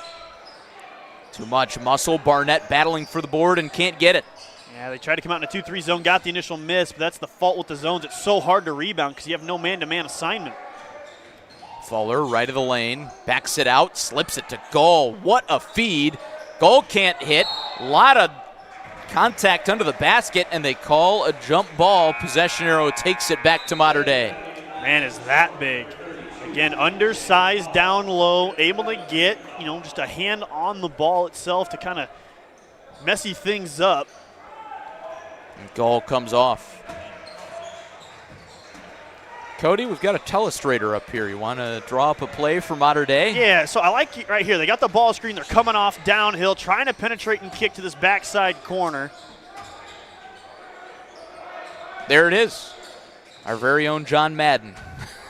Another corner three drawn up. I like it. Rebound kept inbound somehow, and it goes to the Storm.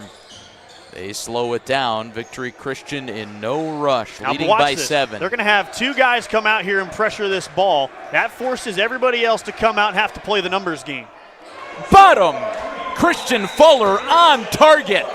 Timeout. Mater Dei. Sometimes the math just doesn't add up. You come out, pressure the ball on the ball screen, leave somebody open out on the perimeter, and with the way Victory Christian shot the ball, that is straight cash. First trade today for Christian Fuller, who head coach Steve Fitzgerald said starting to surprise some people outside the program, but certainly not a surprise considering how well he's played to the folks at Victory Christian. Enercon power-up timeout here.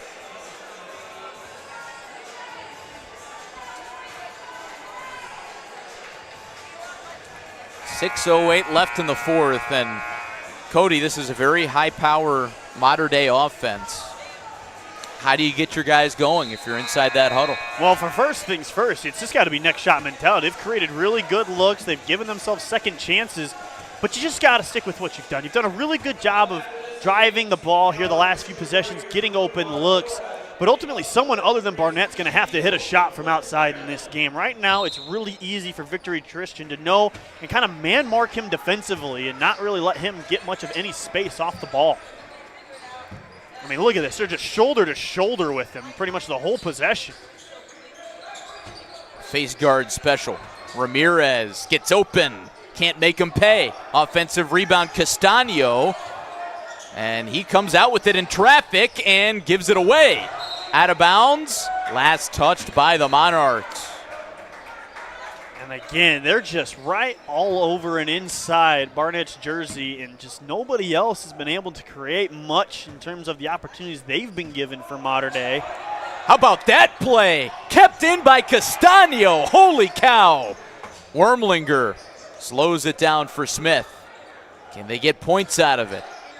Smith, mid-range jumper. He's been money from there today. Not that time. Tapped out of bounds. And it's going back with victory. Another empty possession for Mater Dei. Yeah, take Here's a look at the replay. Yeah, take a look. He's going to shoot this gap right here. Flip it right back into the play and nearly avoid the backcourt violation. And I know it doesn't result in a basket, but that's the kind of second effort stuff you're going to need to come back into this. Christian Fuller and company from Victory Christian trying to make sure that doesn't happen. He gets doubled. Pass into the high post for McCalla.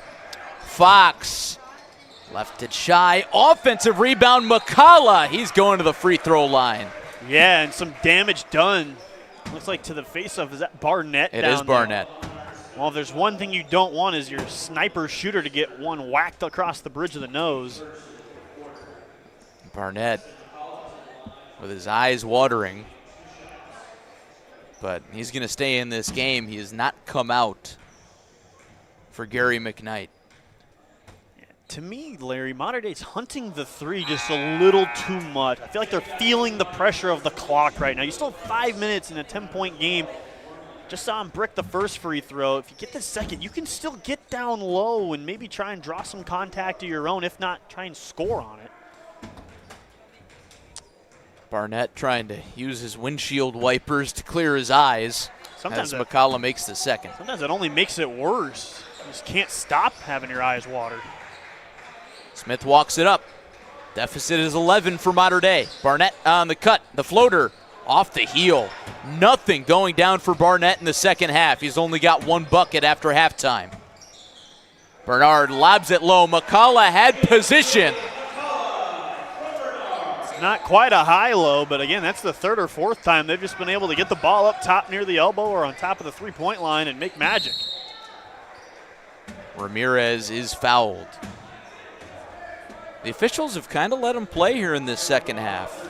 They have all game, really. Yeah, and that, to me, isn't really in favor of Mater Dei. They needed some of these borderline fouls to be called with the size disadvantage they had on the boards, and especially with the amount of jump shots they've taken in this one. A couple more trips to the free throw line here definitely wouldn't have hurt them. Ramirez continues to cash in at the free throw line, up to 12 points on the contest. He's coming off a big summer. Got almost all of his offers this past summer, so comes into the winter season with momentum. I like this full court trap. Obade breaks it. Down low to McCalla. That is beautifully done. Yeah, that's the one thing. If you're going to press in the full court, eventually you're going to have a one-on-two in terms of defending. And it's all about making a crisp pass if you're the offensive player. Smith, left of the lane, out to Castano. Smith in the corner, off the fake, mid-range jumper. Rebound for Price and Mater Dei, and a foul. That's a great effort down low to give your team another opportunity down low, take a foul. But again, even on that possession, you see two players in the corner for Mater Dei. Their spacing right now in their half-court offense just isn't as good as we saw in that first half. Smith too strong in the mid, and Ramirez lost the rock. Going back with Victory Christian. It's almost like a death by 1,000 paper cuts right now for Victory Christian. They haven't ever hit like that really big 8-0, 10-0 run. It's been a bunch of 4-1s, 5-2 runs. It was back and forth, call and response in the first half. Second half has been all Victory Christian. Obade, cross court, connects with Morrell. Dishes to who else but McCalla, but he shuffled the feet. Yeah, that's maybe a case of passing up a good shot for a possible great shot. You have it on the wing of the chance to make it, 61-45, really put this game out of arm's reach. And instead, now Mater Dei is just a 3 away from making it a 10-point game, as we'll have another timeout on the floor. Enercon power-up timeout taken by Mater Dei. And this kind of feels like the Monarchs' last stand in this game, trying to avoid an 0-2 start at the TOC. This is a Mater Dei team with national expectations, touted as one of the very best teams in this event. Lost last night to Morton, and what was really a road environment for them, and now today in more of a neutral field. They've been outslugged by Victory Christian in the second half. Yeah, we've touched on it. Mater Dei without some of their bigger guns in terms of offensive power, but that's no excuse to not have, your other players step up. There's a reason they're on this team and to provide a role. And so far, outside of Barnett, they just haven't found a true second option to carry the offensive scoring load. 58-45, Victory Christian. Statement win yesterday. Today's win would be an even bigger statement. Smith, baseline J, got it. The son of the Jets cashes in the mid-range. What does that make him? The prop plane? The helicopter? We'll work on it. McCalla battles his way to the bucket, missed it. Obade gets it back, and he'll shoot 2. Still, good foul. Make them earn them at the line. We haven't seen Victory Christian hit on 100%, so especially the big fellas down low. Let's see how good they are at the stripe with, a chance to really push this lead back to 13. Well, there's maybe one guy on the floor right now, Cody, who won't be surprised by the snow tomorrow. And, heck, he might even embrace it. It's the guy at the free throw line, Obade, native of Manitoba. Yeah, I think if it falls the 7 to 9 inches we're expecting come tomorrow evening, it'll be not necessarily PTSD, but bringing back some memories of Manitoba for him. Gotta go if you're Mater Dei. Barnett's off platform, way short. Wormlinger reels in the offensive rebound. Ramirez tries it, left it short, and the lid remains on the bucket for Mater Dei. Yeah, right now it's just weak legs for Mater Dei, a little short on their jump shots, and he loses the ball out of bounds. It's going to go right back to him with a chance to get it back down under 10. At what point do you draw up to try and go for something at the rim, Cody? I know down by 12 in the closing minutes, you want to shoot threes, but it seems like Mater Dei just can't connect from distance. Well, I said it a few minutes ago. The time was then when you had it down to 6, 8-point range and try and stop the clock a little bit, gather yourself come these last few minutes. But now you really kind of are nearing that spray and pray range. You got to try and dial it up for Barnett. He hasn't been able to hit. Ramirez has gone cold. Is there anybody else that we've seen from Mater Dei to this point be able to hit an open jumper into that? My answer would be no. We've seen Smith hit a few from inside the arc, but that's not going to do you much of any good right now when you're trading free throws for made twos. So 2:46 left, and other broadcasts today have touched on it, but no lead in this tournament has been safe. So you never know what can happen, especially when you have this much talent on the floor. Yeah, to me, it starts first. So there's going to have to be some decisive cuts, some decisive tone-setting screens coming from Mater Dei. You're not going to let people just slip through, go over on all these screens against Barnett. He's going to have to find a way to cut himself open for an open shot. And maybe it's right here. Wormlinger got it. Another one from distance for Tim Wormlinger. Yeah, now they've got him a little bit of trouble here in the backcourt, but we said it again in the first half. If they're going to sag off him, he's going to have to be the one to hit the timely shot. Single-digit game again. Morrell hounded out near half court, lobs it to the open man in the corner. It's Fuller. He's off. And a foul on the floor before the shot as MJ McCalla had the offensive rebound. And again, that's not a bad foul either. You're not quite to the bonus, and you'd rather get there quicker than later, especially at this point in the game if you're going to play the free throw game. If you're going to foul anybody, foul the big man. They have not been very consistent at the line tonight. Morrell with Castano in his face from the corner. Fuller! That could be the dagger. Man, dial it up, knock it down. Just a simple screen on the backside, loop around on the inbound. It's in rhythm. Take a look at this big screen set, just getting his feet set in order, 1-2 to into the shot. And Mater Dei's doing the right thing here. They're going over on the screen to make them feel them on that top shoulder. And it just has not fazed Victory Christian very much. That was stone cold. That's a guy who's done that before. Almost no emotion on his face. Now, the last thing if you're Victory Christian to that same point, though, is you can't come up and give up an and one or a three-pointer on the other end. You've got to find a way to secure the defensive rebound because then, yeah, as you said, that's pretty much it. Mater Dei is going to be out of bullets to fire. And this is a spot where you lean on a guy like Luke Barnett, Kansas commit. He has no points in the second half. He got face guarded the entire first half, still got to 11. But he's going to be right here on your screen, and they are not going to leave his side. No matter where the ball is on the floor, they're going to make somebody else beat them.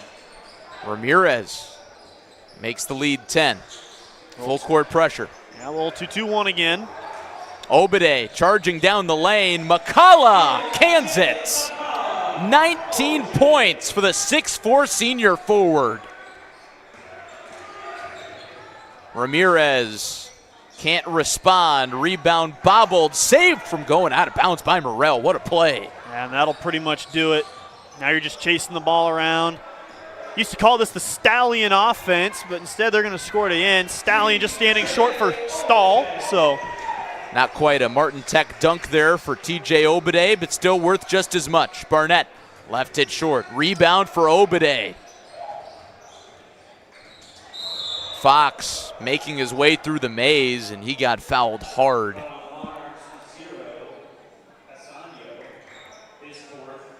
Ouch. And no matter how you look at it, hoping he's okay there. You just talk about what a result like this does for Victory Christian. No one's going to ask who wasn't here when they ask you if you came away with the win against Mater Dei. It's going to be, yeah, we went in on a neutral floor against a Mater Dei team. You know, it's Power 5 commits, other guys looking at D1 exposure, and came away with a double-digit win. And Victory Christian in the smallest class in the state of Florida. Not the case for Mater Dei. They're playing with the big boys out west. So kind of a David and Goliath situation. But if you watch TOC basketball through the years, you know what the deal is. Every team is talented. Yeah, marshmallows and cream puffs need not apply. This is going to be big boy basketball no matter what class you come from. No marshmallows and cream puffs for MJ McCullough today. He has impressed me. Only 6'4", but he has played with so much physicality in the post. 6'4", won't get you a Division I scholarship at center, but tell you what, with the effort that he plays with, he could very well have a college future in hoops. Yeah, he has a tremendous motor. And we saw it firsthand from Bradley. They played UT Martin. They guarded a guy at center 6'5", and all he does is just make life so difficult. Finish with 20 points. I'll see UT Martin here in a few weeks down in Carbondale at SIU. That is just a well-coached basketball team. Saw them among the mid-major rankings. They're climbing up a lot of people's polls as a probable OVC champion. Obviously far out from conference play as we get that towards the later end of December. But, you know, there's a lot of those like niche players now with the transfer portal and NIL that come and just make their name. Got to get creative at the mid-major level. Maybe with some guys on the court right now. Arik gets it across. Victory Christian with subs in. Brody Hedgren among them. It's all Bernard. All about just avoiding that 5-second call on the turnovers, which I guess that's the commentator's curse. Mater Dei also with the subs on. 3, too strong there. Rebound for Victory Christian as they can taste victory. Bernard across the timeline. Hedgren chucks it cross court. Ball movement crisp in the final seconds. Victory Christian is going to move to 2-0 in the Washington Invitational. Going into Friday in Central Illinois. What an effort by the Storm out of Florida. They hold it down for the East Coast and take the win over California's Mater Dei. It was nip and tuck in the first half, Cody, but the second half was really, truly dominated by the Storm. Yeah, and again, it's not because Mater Dei doesn't have the talent. They came into a team that was really hot in the early goings, really set the tone and the pace of what this game was going to be. And ultimately, you know, somebody outside of Barnett had to try and get hot. Ramirez had a few moments here and there, but just nobody was really able to help shoulder that scoring load in the second half. Mater Dei will take on O'Fallon tomorrow at 1 o'clock right here on ClutchSportsIL.com. And then, tell you what, Victory Christian against Morton tomorrow at 2:30 right after that could be pretty darn good as well. And just like the games you've watched today and yesterday and Tuesday, you can find it here on Clutch Sports Media. 66-52, the final score for Victory Christian over Mater Dei. For Cody Roskins, this is Larry Larson saying thanks for watching, and we've got more coverage in Uftring Tournament Central coming up after a very short break before our Thanksgiving nightcap. Calvary Christian against Clinton Grace coming up here in give or take 15 minutes. We will send it down to the studio after a word from our sponsors. The 2025 Kevin Brown Memorial Tournament of Champions is brought to you by OSF Healthcare Cancer Institute. OSF Healthcare Cancer Institute brings world-class cancer care close to home by combining advanced technology, leading specialists, and personalized support for every person. From diagnosis to recovery to survivorship, we're here for you. By the City of Washington, which welcomes you to the 20th Annual Kevin Brown Memorial Tournament of Champions. Washington is a growing city known for its strong quality of life and a diverse mix of businesses and restaurants. We invite you to check out all that Washington has to offer during your visit to the city. Titan Industries is honored to sponsor the Kevin Brown Memorial Tournament of Champions, honoring Kevin's legacy, celebrating our community, and standing united in the fight against glioblastoma. Best of luck to every team in this year's tournament. Play hard, have fun, and enjoy every second.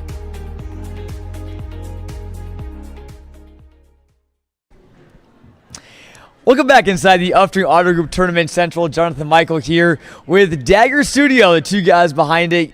You see them on the sideline just for every single game here at the Tournament of Champions. Guys, good to be with you again. How's your week been so far? I know it's pretty tiring for us media folk that be here every single game, but hey, you guys do a great job getting through it. Yeah, no, absolutely. It's always a long week, long hours, but you know, the basketball is always good. It never disappoints, and we're out here just clip farming, you know.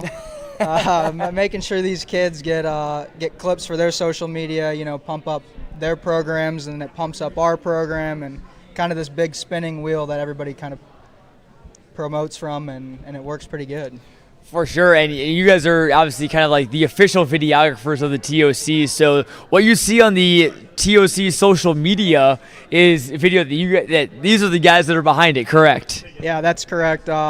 It's us two, it's Zandy, it's Ethan Genders. We've got some others helping us out this week. But it's a well-oiled machine we've got put on here. I mean, we've been doing it for, I think, 3 years now, all of us. I've been doing pictures here back since high school, so going back 10 years. I shot Zion when he was here. Wow. I wasn't shooting at the time, but I was in the building when AD was here, just as a kid. So, yeah, I mean, this tournament runs deep in our blood, and it's cool. But to be able to get the clip on the court, get in the editing room, edit it, color it, get it out. Yep. It's a lot, yeah. But it's fun, and through all the help that we get, it's really good content. For sure, and you know it's kind of easy, I bet, when you guys have the basketball is so good, right? I mean, you know, guys throwing down dunks, alley oops, and all the crazy highlights that you see every year here at the tournament. So that definitely plays a part in it as well. So I know you guys are obviously on the sidelines doing all these highlights for the games, but you guys did something really cool last year with the Bigger Than Basketball documentary, just talking about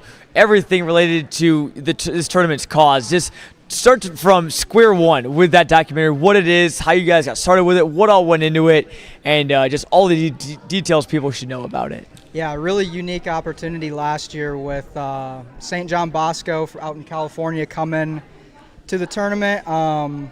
They had been one other time, and their head coach, his dad actually had passed away from glioblastoma when he was younger, and he didn't even make the connection the first year that he was here, but eventually him and Jody Brown connected and grew a relationship, so they came back. And then unfortunately one of their star players, LZ Harrington, senior last year, four-year starter for them, his father got diagnosed with glioblastoma, and so it ended up kind of being this whole big story that we were able to just connect a bunch of dots and just spread the word about what this disease is and how it impacts people on so many levels. And Dr. Harrington was an unbelievable piece of that documentary. I mean, we sat him down in the West Gym, and he just talked for 30 minutes about his life and his diagnosis, but he went into so much more depth on just like other people's struggles, like just the most selfless human you could ever meet. And I think he was an amazing voice for that documentary.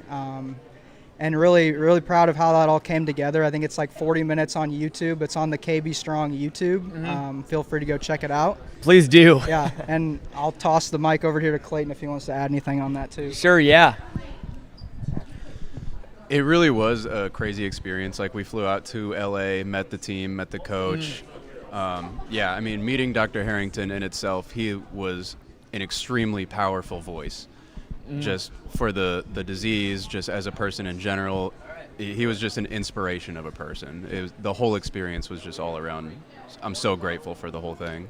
For sure. And I mean, as a 40-minute documentary, I mean, you know, I sort of somewhat know what all goes into that stuff, but I mean, just for your guys' perspective, putting that together, I mean, you guys probably, I'm sure, want that to be absolutely perfect, right? I mean, we're all perfectionists here. So, I mean, from your perspective, I mean, you guys went out to California to, you know, get clips and all this stuff like that. I mean, how many hours and how much work all went into making something like that?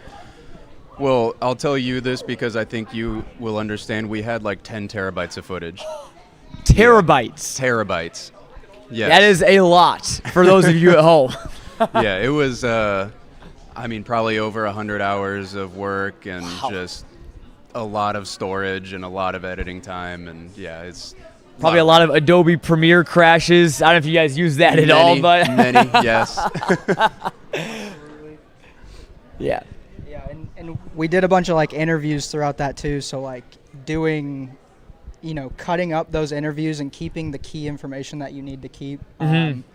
That's a whole process. We used so much of your guys' audio just from the live stream throughout that. So we're honored. Shout out to you guys. That's huge. I mean, just to fill like the space, just so we're not showing raw basketball the whole time. Like, it adds so much. The audio design is stuff that people don't even really like think about. Like, you can edit the whole thing together and color it, and then you're like, okay, I'm done. But really, you got to go back in and do all the audio too. So it's a whole process. We've filmed a couple longer documentaries like that. We did one for the Washington football team a couple of years back. And I think you learn stuff every time you do it. Yeah. There's not really like a perfect way to go about a documentary. Like Clayton said, we filmed so much footage, 10 terabytes of footage, but that's because like you don't know, like you're piecing this thing together as it's being filmed, and you don't want to miss anything. So you're not deleting stuff. You're just trying to keep track of as much of this footage as you can, labeling it as you go through, trying to section it out so that when you come back in and post, you aren't fumbling through everything. Totally. Well, again, it is so much more than meets the eye. These guys do way more than just shoot videos, than just post it. It's a whole art. These guys are the modern day Michelangelos right here. But you guys, real quick, the last question for you guys. Obviously, you guys here at Dagger Studio. What is a normal day? Obviously, you guys are here to the TOC all week. This is where we get to catch up with you guys after the year. What does a normal kind of workflow look like for you guys? What do you guys normally do on a day-to-day basis? Yeah, so Dagger is kind of a living and breathing thing. We're pretty open with just like how things flow with it. So me and Clayton actually both have full-time jobs right now. I work at CAT. Yeah, he works at CAT. I work at a car dealership doing their marketing. Sure. So that's our full-time gig, and then Dagger on the side is like whatever cool things, whatever inspiring things we feel like come our way, we take them. True passion project for you guys, and a very noble one as well. Well, again, these guys, from Dagger Studio, doing so much good stuff during this tournament. Again, you can check them out on the Kevin Brown Memorial social media, or Kevin Brown Memorial Tournament Champions social media pages as well. Again, with plenty of photos and videos. And also, again, that Bigger Than Basketball documentary on the KB Strong YouTube channel. That'll about do it here in the Offering Auto Group Tournament Central. We'll send that back up to the booth for the final game here of Thanksgiving in the 2025 KBM TOC. The 2025 Kevin Brown Memorial Tournament of Champions is brought to you by OSF Healthcare Cancer Institute, The Breakthrough Treatment Center at OSF Healthcare Cancer Institute is changing the game in cancer care with advanced therapies, innovative clinical trials, and compassionate support. So you can play hard. And when cancer is the opponent, OSF helps you fight harder. By Upstring Auto Group. Take advantage of outstanding savings during the big year-end event at every Upstring Auto Group dealer. Find the new car or truck you've always wanted at the Upstring dealer closest to you in Peoria, East Peoria, Washington, or North Pekin. Online at upstringautogroup.com. And by Hometown Community Banks, divisions of Morton Community Bank. With 50-plus locations in over 30 local communities, we've got you covered. Hometown Community Banks, community people, community banking, member FDIC. And by Teamwork, proud to be an official partner of the Kevin Brown Memorial Tournament of Champions.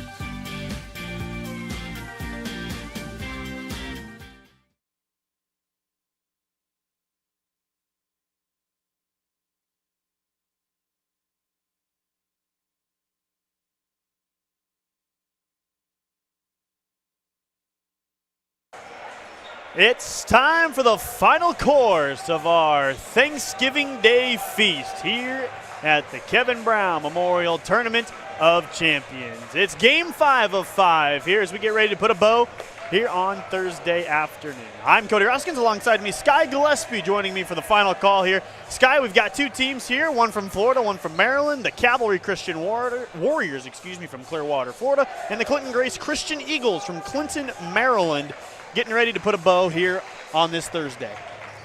Both teams coming off of one possession victories in their lone game of the TOC. We're here on Thanksgiving, and we'll see how these two teams fare. It's going to be one heck of a battle between two talented teams from the East Coast. These two teams going to get a bit of a taste of the Midwest weather here in November. We're expecting a big cold front coming through. It'll be the Cavalry Christian Warriors in the blue uniforms tonight. Navy and orange, a unique uniform matchup tonight as Cavalry Christian, as Clinton Grace will sport their all orange uniforms as we get set for the starting lineup. Still waiting for a handful to come out, but these two teams present a lot of unique matchups, namely the size matchup that Clinton Grace is going to have down low. They've got 6'8" Cam Shields, 6'9" Naz Abram, 6'8" Jordan Houchins, Isaiah Carpenter at 6'7", and Zoe Owinji at 6'6". Going to be a lot of matchup problems coming from Cavalry Christian. All that coming from a school with an enrollment of 125. You don't see that every day. Very tall lineup. We'll see how Cavalry Christian Warriors fare.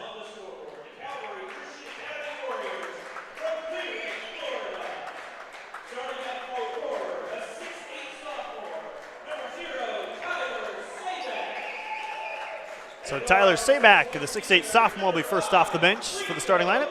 He'll be joined by number 5, Rico Harris. And then Ethan Bernantino, third man up. Evan Kramer will be next up, and then rounding out the starting 5 will be number 25. And that'll be Naz Delibird coming in.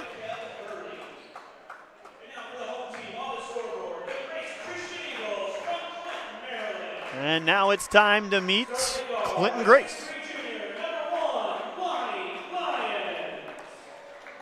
So Jelani Lyons first up.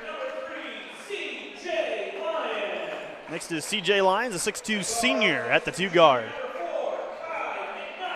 Kai McKnight will be the third man up.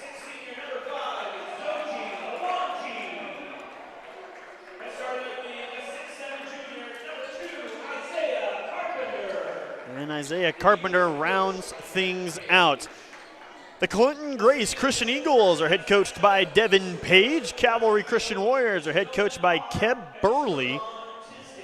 Both these two teams with approximate enrollment of 225 for Cavalry Christian and 125 for Clinton Grace. Again, Clinton Grace will be in the orange uniforms. Cavalry will be in the blue.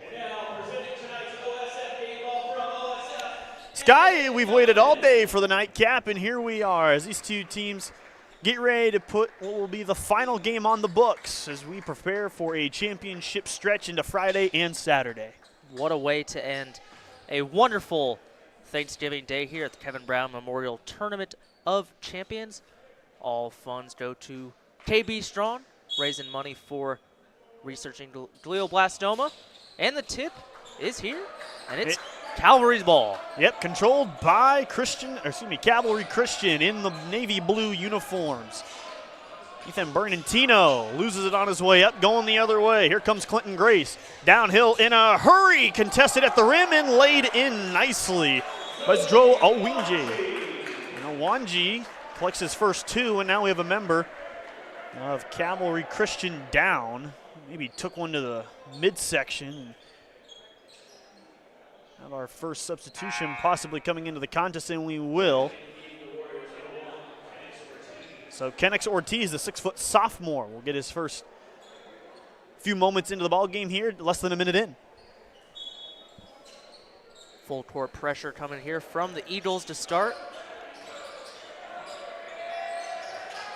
Hounded in the backcourt.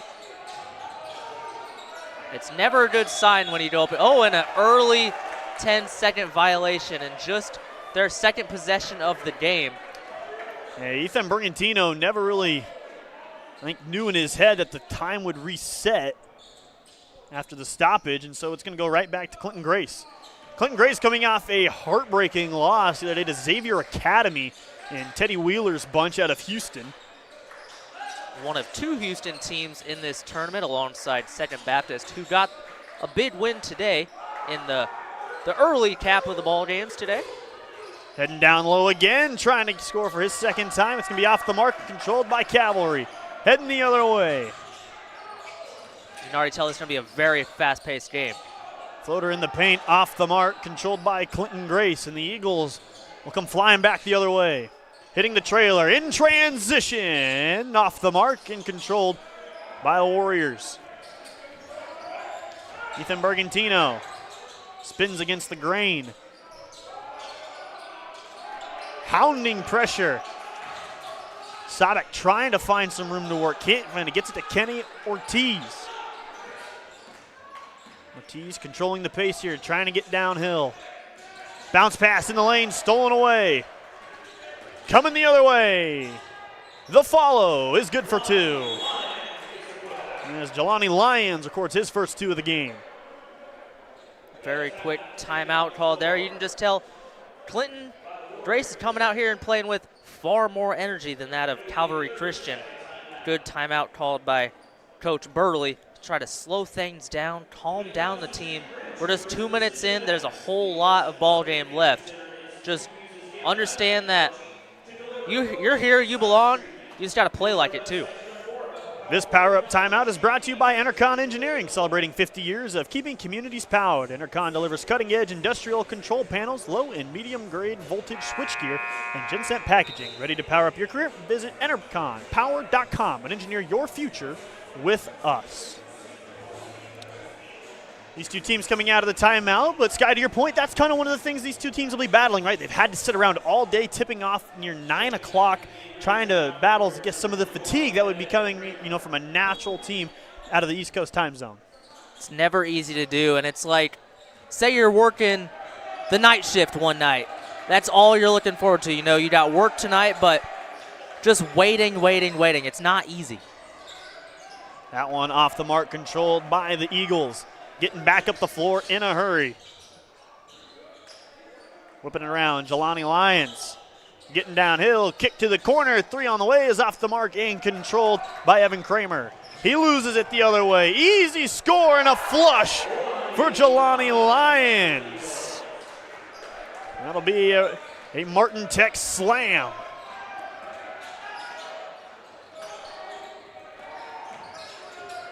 Dribble into a three, off the mark.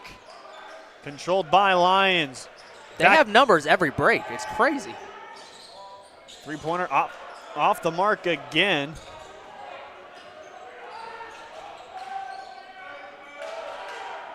Here's Recco Harris, a 6'1" senior, trying to spark something for the Cavalry.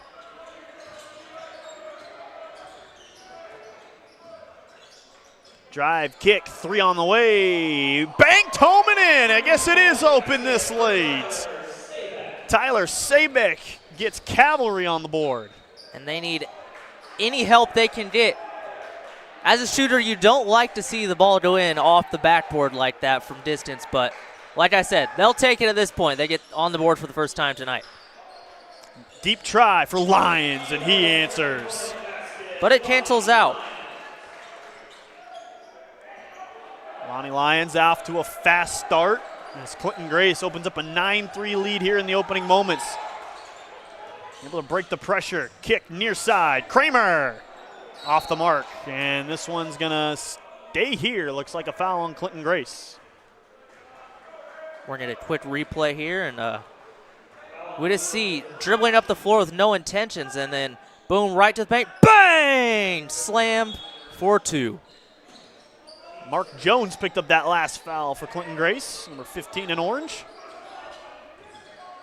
Kramer thought about the near side 3. He'll hop step through the lane, kicking it back outside, but Lyons is all over it.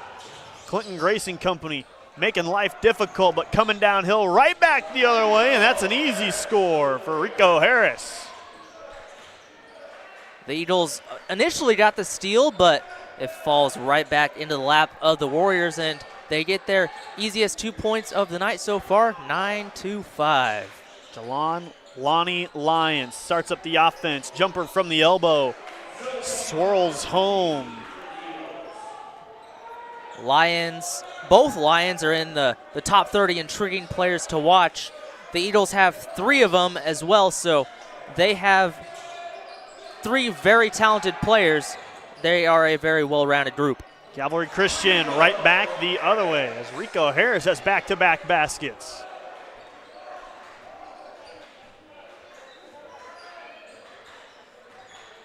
How does Clinton Grace answer?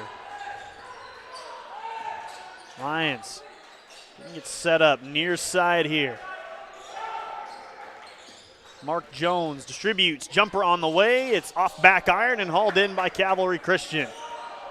And finally they get a miss. They get a good opportunity. They won't have full court pressure. They can finally see how they can fare against a half court defensive set, but it doesn't work out there. Yeah, Bergantino tried to drop one into the paint. He had 2 guys down there and wasn't able to connect with either, and it's going to be a Cavalry turnover as we take another look at it. Just a nice job getting back door that time, Sky, staying with it even after it got knocked loose. Beautiful back cut. Great will and determination to get the ball, know where it's at, as we have an open 3 here. Long range shot on the way. I don't know if it drawed. Didn't look like it. Yeah, and it's going to be simply inbound coming. It looked like initially he thought it came off a tipped finger, which is what we were trying to see. You don't have the best angle for that up here. We do not. Atop the bleachers. But this is a man-to-man defense, full court zone. This player has to clear out. That is how you defeat a full court man-to-man press. You just let the guy come. If needed, a ball screen, but just one-on-one, let it work. Bergantino. Bergantino makes it a 1-point game as here come the Eagles now. Lonnie Lyons looking like he maybe wants to set up a post up, and he does. Skip pass to the corner on the way, and there's the answer. As that's a big time hit from Kai McKnight. That's what's so tough about this Eagles offense is that they're so skilled that they can get past you one-on-one, but you need to continue to help out on defense. And they played good defense, but if you can just skip it across court, there's going to be an open 3, and they're just a very talented offensive group. Kramer spots up off the left side of the iron. With a head of steam, CJ Lyons lobs it ahead, climbing the ladder on the Martin Tech slam.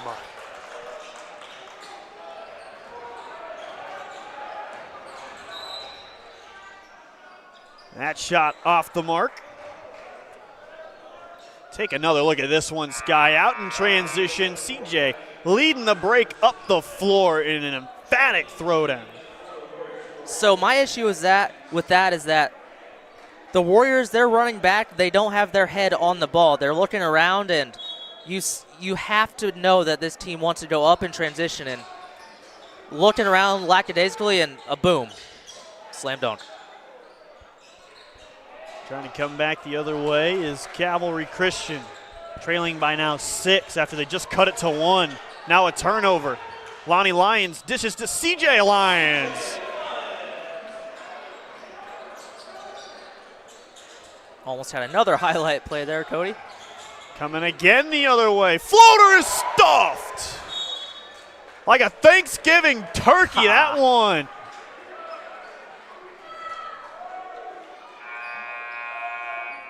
Taking another look at it.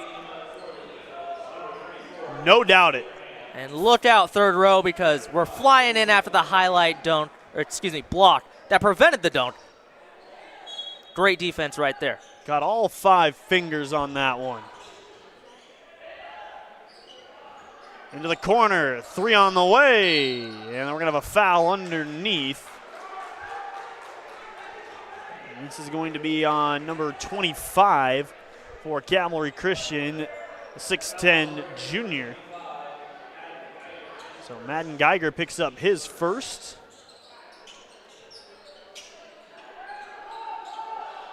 They're still banging down there. They're pushing each other around, holding one another. That's going to be an interesting matchup.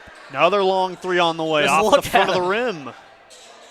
Keep an eye on 34 and 25 as the night goes on. They're getting a little chippy down there.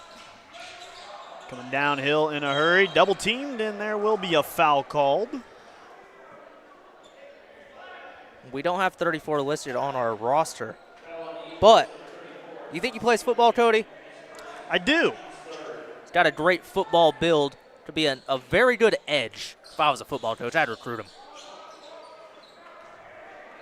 We talked about that Ethan Bergantino 3 earlier. He is coming back after an ACL injury just a few weeks ago. So still getting his feet underneath him, but already contributing. And this is a banged-up Warriors team. Ethan Sabic, also part of that 30 intriguing players list. He's not playing because he's injured, so we have a star player coming off an injury and then a player who's not competing due to injury. And there's a renewal by Anderson 3 from the corner.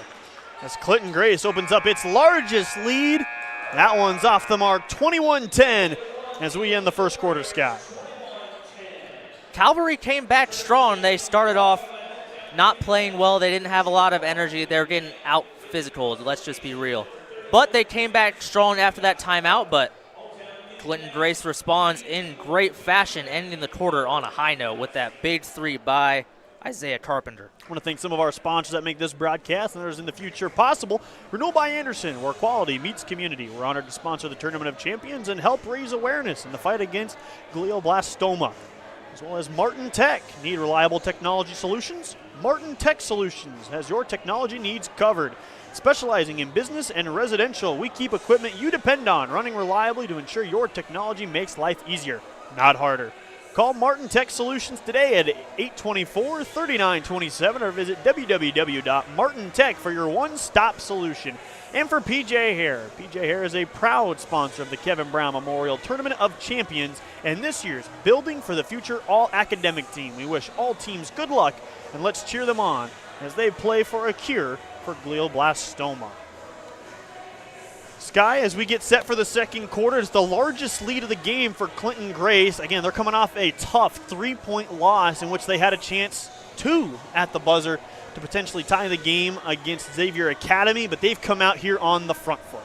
They sure have. And speaking of heartbreaking loss, Calvary Christian lost on a buzzer beater by Eagle Academy from Denham Trotman, who basically if you watch that game, Calvary Christian hit a huge 3 to take the lead, but Denham Trotman trots down the court, no pun intended, takes the 3, walks off, and they were shocked, and I was expecting them to come out with a purpose, knowing that they should have won their opening game of the TOC, but got it stolen from them.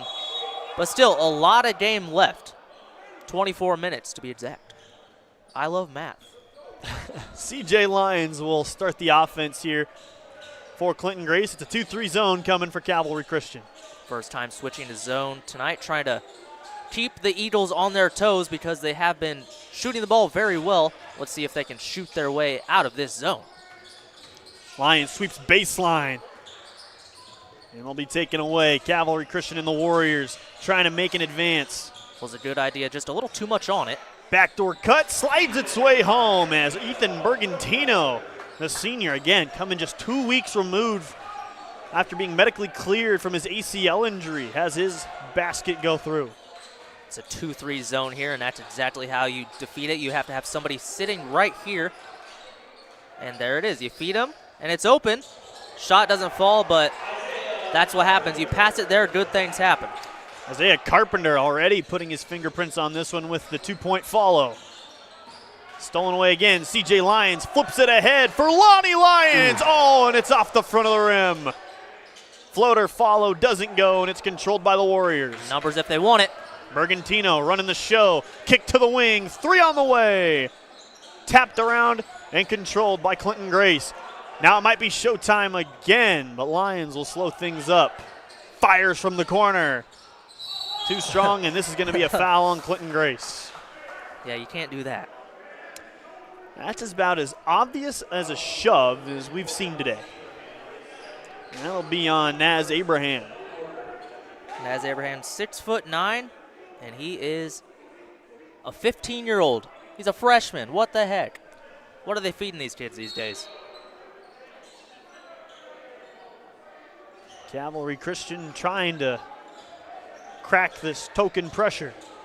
Coach Devin Page, we saw right there, was chatting it up with the refs, questioning the call.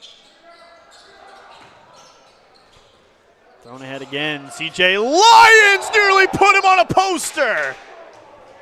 Ethan Bergantino lives to see another day, but CJ Lyons tried to bring the house down. Bergantino said, "You're not putting me on a poster, but I do like the respect," trying to help up CJ Lyons right there. Great sportsmanship, but like I said, you can't let somebody dunk on you like that. So it's a good hard foul, Cody. Yeah, and it's nothing malicious intended there, but we've seen a couple of dunks both in pregame and in-game today kind of rock the rim, so to speak. Quite literally, yes. Just before John Michael and I were set to tip off in our second game of the day, the backboard was slanted, not down, but to the left because Caden Smith decided he wanted to try and rip it down in pregame warmups. That was very close. I thought I saw that little tippy toe cross the line, but nonetheless, they get another chance. Does the Warriors? Kramer not close on his try. Now CJ Lyons racing up the floor, whip to the corner. Mark Jones continuing to shift the play here. Going right back to him, and you would have needed a step bladder to go up and get that one, as we will have substitutions coming in for Cavalry Christian. I know it's early season. I know not everyone has their legs. I know there's been a lot of conditioning trying to get all these players in shape, but the second that shot goes up, you don't need people trying to get those offensive rebounds with the way this game's going, as we have a foul right there on number 1, Lonnie Lyons. But what I'm trying to say is these Warriors have to run back. Every single time it seems that there's 3-on-2 breaks or 3-on-1 breaks. That's just not a recipe to win. Dribbling backwards against the press. Got to get it across the timeline, and they do. Going down low. Double pumped and couldn't get it to fall. Lonnie Lyons swoops in and converts. The Eagles up 15. And right now, Cavalry Christian really on the ropes. And they're not running any sets either. They're just going. They are getting out. They're trying to be sped up by these Lions, and it's working. CJ Lyons working against Bergantino. Excuse me, Eagles. There's 2 Lions on the team, so it threw me off. We got people named Lions. We got Eagles as a team. We got Warriors as a team. We've got a drive down the lane, and the runner won't fall. For CJ Lyons. Up in the ball quickly. Rico Harris fires, and it's off the mark. See, even there, they just didn't draw up a set. Gathers his own miss. Stick back still won't fall. A fourth effort. And this is going to be a jump ball, and Cavalry Christian just can't get the lid off the basket right now. So what I want to see from the Warriors is there's a lot of face-to-face, high-intensity pressure. Ball's right here. This guy right here needs to cut. It's open. Cut backdoor. We've seen probably half their points so far have come from back cuts. They need to continue that recipe, slow things down, not get sped up from this Eagles team.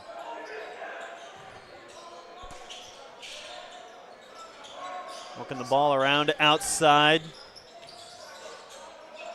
Sabek able to swing it over. Trying to drive. Bergantino off his feet back to Sabek. Sabek nowhere to go. Shot clock winding down. And that will be the shot clock violation. Clinton Grace all over this Cavalry Christian offense. And if you're Coach Devin Page, nothing makes you happier than forcing a shot clock violation with the ball still just standing at the volleyball line with no intentions of scoring. Great possession from the Eagles defense. Coming around. Over to Adams.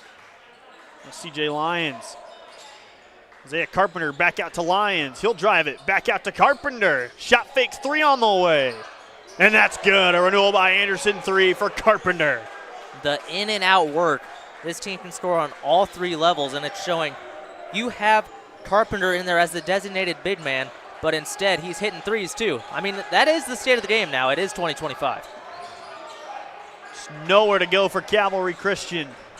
Driving baseline. Powered up. Still can't get it to fall. Now here comes CJ Lyons going the other way, and it's an and one. CJ Lyons looked like he wanted to throw that one down, and instead it's going to get him an and one at the line after he converted the layup.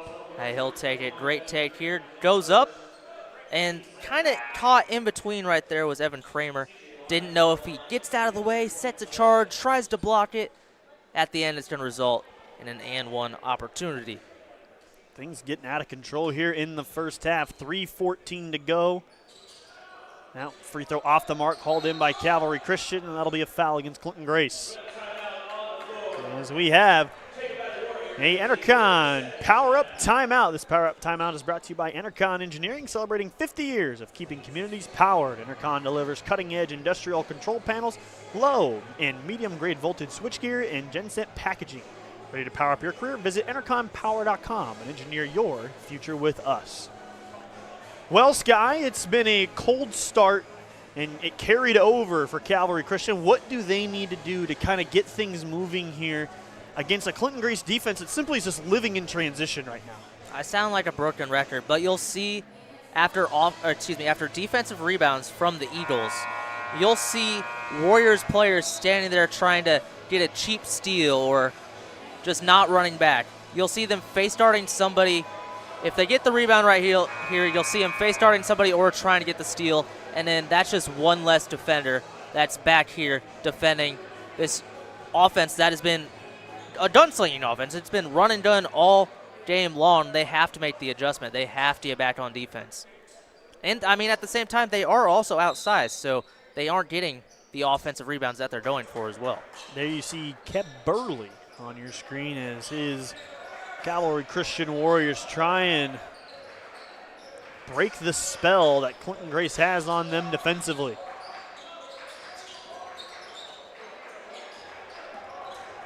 Kramer will pull up, and it's well off the mark. Hit the side of the backboard. Still sitting in that 2-3 zone that they switched to about midway through the first. Long range on the way, rattles in and out. Baseball pass ahead, easy in transition, and they finally get off 12. As it's a quick outlet pass from Bergantino all the way up the floor to Will Stevens and Rico Harris. Will Stevens' first point of the tournament was scoreless in the first game. It'll be out of bounds going to Cavalry Christian. So they've cut it now down to 18.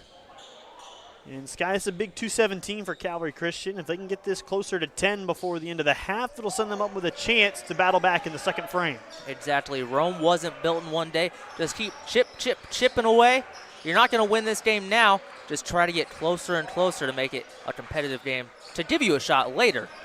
Rico Harris, nowhere to go. Now Kramer again stuck atop the three-point line. Baseline drive results in a Clinton Grace foul. Tyler Sabick playing without that of Ethan. Ethan, the 6'9" senior who's currently injured right now and out, would be a big piece for this Warriors team. Great out-of-bounds set, though. Able to get it to the backside, but just unable to finish. Ball quickly pushed ahead and a hard foul. This will put 2 on the line, and this will be a foul coming against Madden Geiger. And that was a hard foul. I think a lot of that is frustration, too. But thankfully he's getting up, is Shields, the 6'8" sophomore. Yeah, Cam Shields takes a heck of a fall. Take another look at it. Ball pushed ahead. And it's an honest play on the ball. Just unfortunate he was caught up in the air when he came down. First free throw goes. He finds his way into the scoring column for Clinton Grace.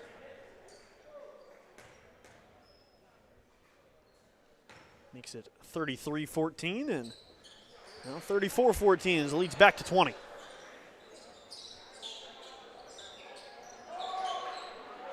And I don't know why you don't take it up yourself. We're approaching that 10-second mark right here.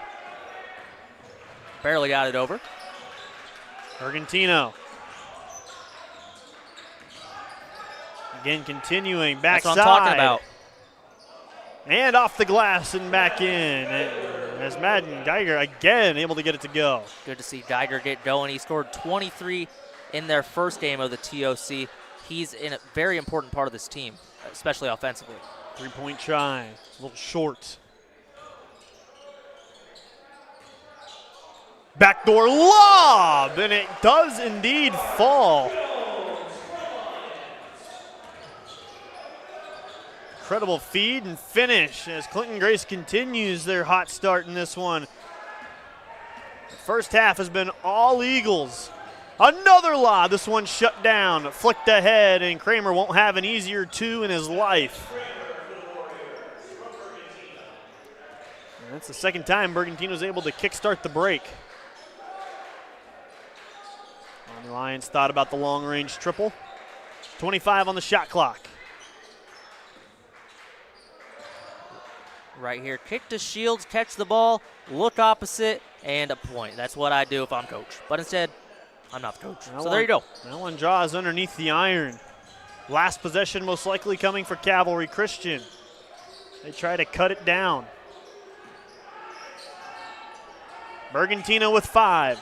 With 4, Bergantino with 3, the fade with 2, and it's off the mark as the first half will come to a close. Cavalry Christian trailing Clinton Grace 18-36 as we head into the halftime locker room. Sky, there's still a lot of game left. Cavalry Christian's going to need to start chipping away at this deficit. Really, it's just about coming out with energy. You see them walking back towards their locker room, a lot of their heads down. They look out of it, but I think if they come out and throw a couple punches, not literally, but metaphorically speaking, then starting off the third quarter strong can lead to a potential comeback run for Cavalry. We'll kick it back down to our Tournament Central studio as we get set for the second half action between Clinton Grace and Cavalry Christian. The 2025 Kevin Brown Memorial Tournament of Champions is brought to you by OSF Healthcare Cancer Institute. OSF Healthcare Cancer Institute brings world-class cancer care close to home by combining advanced technology, leading specialists, and personalized support for every person. From diagnosis to recovery to survivorship, we're here for you. By the City of Washington, which welcomes you to the 20th Annual Kevin Brown Memorial Tournament of Champions. Washington is a growing city known for its strong quality of life and a diverse mix of businesses and restaurants. We invite you to check out all that Washington has to offer during your visit to the city.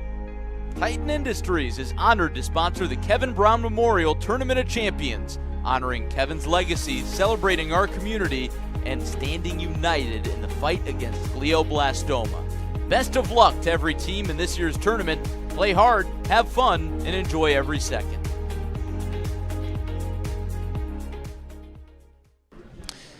Welcome back inside Uftring Tournament Central, alongside Jonathan Michael, Larry Larson, and with you, final studio hit of Thanksgiving Day. Happy Thanksgiving. Thanks for spending some of it with us. I'm getting a little speech jammed here, John. I know, I was too earlier. It's the okay. volume on the TV is pretty loud. It's been a busy day. I'm sure it's busy for the folks watching at home, so we certainly appreciate you spending some of your holiday with us. John, it's been a fun day of basketball. It's been a fun week of basketball. And what do you say we walk through tomorrow's schedule, the penultimate day of this year's tournament? A lot of juicy matchups on the docket for tomorrow. Yeah, there really are. I mean, kind of by this point of the tournament, we've started to see, which teams are kind of the must-see teams, the highlight reel teams, and the ones that have obviously started out 2-0. I mean, Second Baptist, for example, really impressive today. They started 2-0. I'm looking forward to seeing them tomorrow. I'll have to run through the actual matchups for me. I don't have them memorized yet. I will by the time we get here tomorrow. I know that for a fact. You can count on that. But I'm looking forward to some good basketball. There is going to be a lot of good teams playing tomorrow. I believe we have 8 games on the schedule. Well, who needs to memorize them when you've got the full schedule right here in this beautiful, handy-dandy program? We'll walk through it for you here. 10 a.m., we'll start with Eagle Academy against Clinton Grace. Clinton Grace just played they're playing right now. Yeah, they're playing right now. Good on me for really paying attention, huh?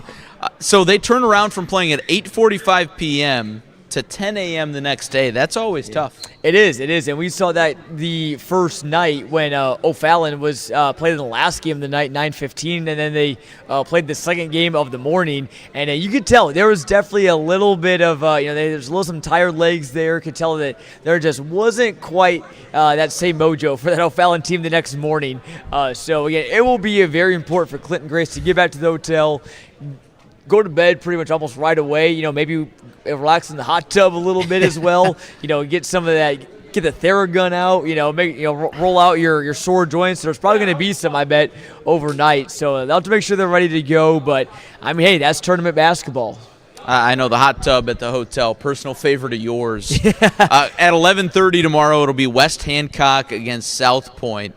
Two teams who have had tough matchups early. Two teams that have proved to have a lot of spunk to them. Yeah, those are two teams that, again, haven't won much here at this tournament yet. But, again, the TOC is such a phenomenal tournament in terms of level of play, right? We have teams here every year that, maybe go 0-4, 1-3, and they go up to win state championships, So West Hancock, obviously they're here in Illinois. They're going to be a good 2A team. Cooper Knowles has been extremely impressive. He's a guy who's been rising up the rankings a lot lately. And, we just saw South Pointe today, a little bit of a kind of a discombobulated game from them. But, again, they're going to find their mojo, I think. I think they'll be ready to go for I think that should be a good matchup between two teams in red and black tomorrow. The mid-afternoon time slot is the one that I really have my eyes on. 1 o'clock, O'Fallon against Mater Dei. 2:30, Victory Christian against Morton. Starting with that 1 o'clock game, Mater Dei 0-2 against O'Fallon, who's going to be coming out motivated after a lopsided loss their last game. Mater Dei, kind of a surprising 0-2, but that's a solid Mater Dei team. That is a very solid Mater Dei team. I mean, again, you see Luke Barnett, he could go crazy any given day. I mean, I look at Luke Barnett, and I think that's the guy that can score 40. He could even challenge the tournament record of 51. I think if he's has a good shooting day. Richie Ramirez, we saw him last night. He's dropped 33. So it doesn't matter of getting all those guys on the same page and getting them all having good games for Mater Dei. They have talent up and down that roster. And again, this is still early in the season. Some teams are already hitting their foot on the gas by now. Some teams are still kind of easing into it, kind of figuring some things out. Mater Dei is going to be really good the rest of the season, and I think they should come out with a good game tomorrow. 2:30, Morton against Victory Christian. Morton coming off a big comeback win over Mater Dei. Victory Christian coming off a dominant second half against Mater Dei. I guess we'll find out who's better tomorrow. I mean, yeah, Morton has been arguably the team of the tournament so far with 2 wins in the final seconds.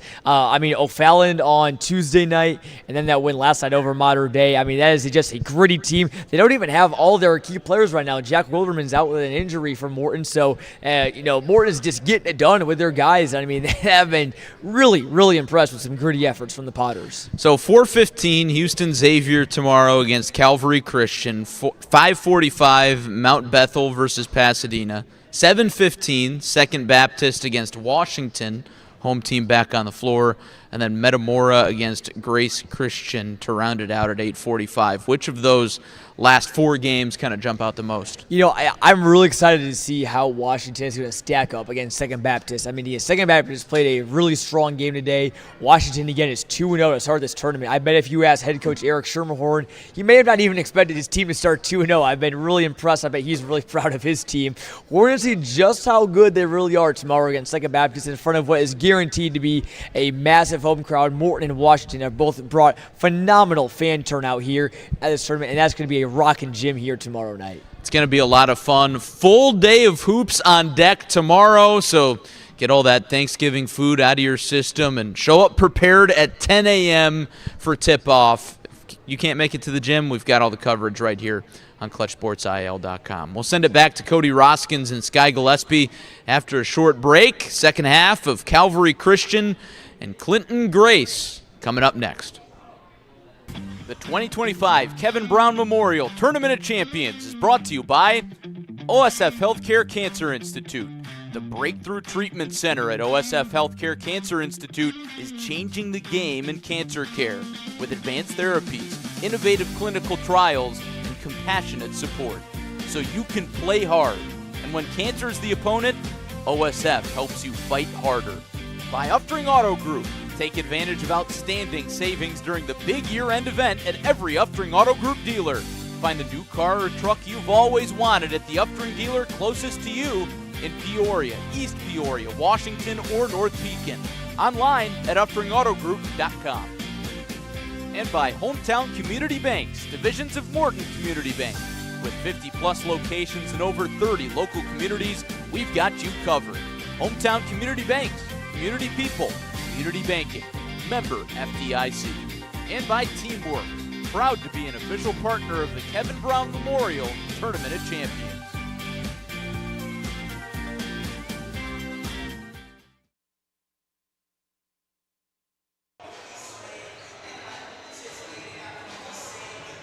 And with that, welcome back to Torrey Gymnasium here in Washington, Illinois, where Clinton Grace films Cavalry Christian 36-18. We get set for the second half action. Cody Roskins, Sky Gillespie here to bring you the second half action. Sky, we were looking ahead to what both these teams will have coming down the pipeline, but I understand you have a bit of the stats you'd like to read off here from the first half. I just want to talk about Isaiah Carpenter coming in, scoring 13 points. He only scored 11 in the loss last night, so it was very important to get him going. But something that's just unbelievable, every person in this starting lineup has at least one D1 offer, Cody. You can see it just to the left of the basket there. Montana Wheeler of the Bradley Braves. You can see just over to the left of the basket there, Montana Wheeler joined by Teddy Wheeler, his father, the head coach of Xavier Academy. Their family very much a part of the TOC here. Montana's little brother does still play for Xavier Academy, and Teddy Wheeler and his team were able to earn a win against Clinton Grace in their game yesterday night. As Montana, fresh off a plane trip back from Florida, where the Bradley Braves went 2-1 in the Terry's Chocolate ESPN Events Invitational, in which he starred, scoring a career-high 16 points in the Braves' win against Princeton.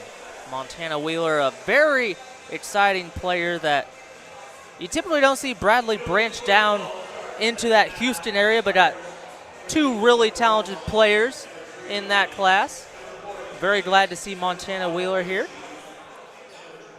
And I'm sure though that Clinton Grace isn't too happy to see them after that family and his little brother just beat him.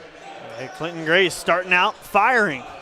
Straightaway triple goes down for Kai McKnight. That's the second one of those he's knocked down. Kai McKnight, pretty much a military brat. His parents were in the military. He's traveled all around the country. Went on an unofficial visit to Navy. Ethan Bergantino gets his floater to go, and he'll cut down slightly on that Clinton Grace advantage. Kicking it back outside, another deep try. Looked like it was on the way. Loose ball picked up by Kramer. Looking for some help, trailing shot on the way. And that three-pointer calls back iron. Rico Harris skipped to Kramer. Off the front of the rim. Another offensive rebound for Madden Geiger. Really liking the way they've come out. They've gotten good looks as well. They're getting offensive rebounds and they're cutting. They're playing very well coming out here in the third. And that foul will be called on Clinton Grace's number 5. That will be Wingy will get called for that foul. So first foul of the half at the 6:31 mark. Alluded to it earlier, but it's very important for Madden Geiger to get it going. The 6'10 junior scored 23 in the first game that he played here in this tournament as he knocks down that first free throw. Seen this a few times today, Sky, in the games prior to this one. Teams kind of balloon out to a near 20-point lead, and then the team trailing will cut it back down to near 10, but just no team's been able to come all the way back from that deficit yet. But with plenty of time on the clock, getting to the free throw line is a good start for Cavalry Christian. And I think this is a big learning opportunity for Clinton Grace. When you have a big lead, sometimes you come out of the second half flat-footed. You just gotta, the message in the locker room is to not change anything. Keep that energy, keep that passion, and don't change a thing. You gotta keep putting the foot on the gas. Reverse layup will fall. Isaiah Carpenter continues his strong. He's up to 15. And it's clear they haven't changed anything on the offensive end. They're still playing well. It's a matter of continuing the pressure on defense. That'll be a foul on Kai McKnight. This will be his second personal foul. That's Kenneth Ortiz in the game. He did not start the first half, but he did start here in the second half. Essentially started the first half. He was subbed in just 29 seconds into the ball game. He'll fire and hit. Kenneth Ortiz trying to spark something here as it's down to 16. Ortiz, the sophomore, will learn a lot playing against multiple D1 recruits. This is going to help him in the long run. Lob back door, and it'll go out of bounds. That's now the third or fourth time, Sky. They've really liked that little middle drive and a floater off the glass or towards the glass and having somebody connect on it. Well, they have a lot of high-leaping players. Throw it up there and just hope someone's there. Madden Geiger's starting to get going. Down to 14, just as we said, coming out of the break, multiple teams have been down almost 20 and cut it to near 10, but nobody's really been able to get it back to single digits. Just got to force as tough shots as you can. Try to make them catch the ball deep behind the three-point line. Floater off the front of the rim, and it's loose. It'll be a loose ball foul going against Cavalry Christian. Madden Geiger grabbed the arm of Owinji right there. Easy call. But it's better than giving him an easy rebound in a 2. And that's something to watch. That's his third foul. Kai McKnight, dribble pull-up, able to get it in. Kai McKnight right there. You always got to look for the inbounder to get the ball back, and that's exactly what happened. He passed the ball in. The defense completely forgot about him. He gets open at the three-point line in the corner, drives for a deuce. And Geiger over to Bergantino. Now back to Geiger. He'll fire from distance, and that's a big hit. It's down to 13. Madden Geiger starting to get going. Had a big game in their last one. Got off to a slow start here, but he's starting to really get things going for Cavalry Christian. Just had to see it go through once. That's all he needed. Another dribble pull-up. This one inside the three-point line. Going to be hauled in by Tyler Sabek.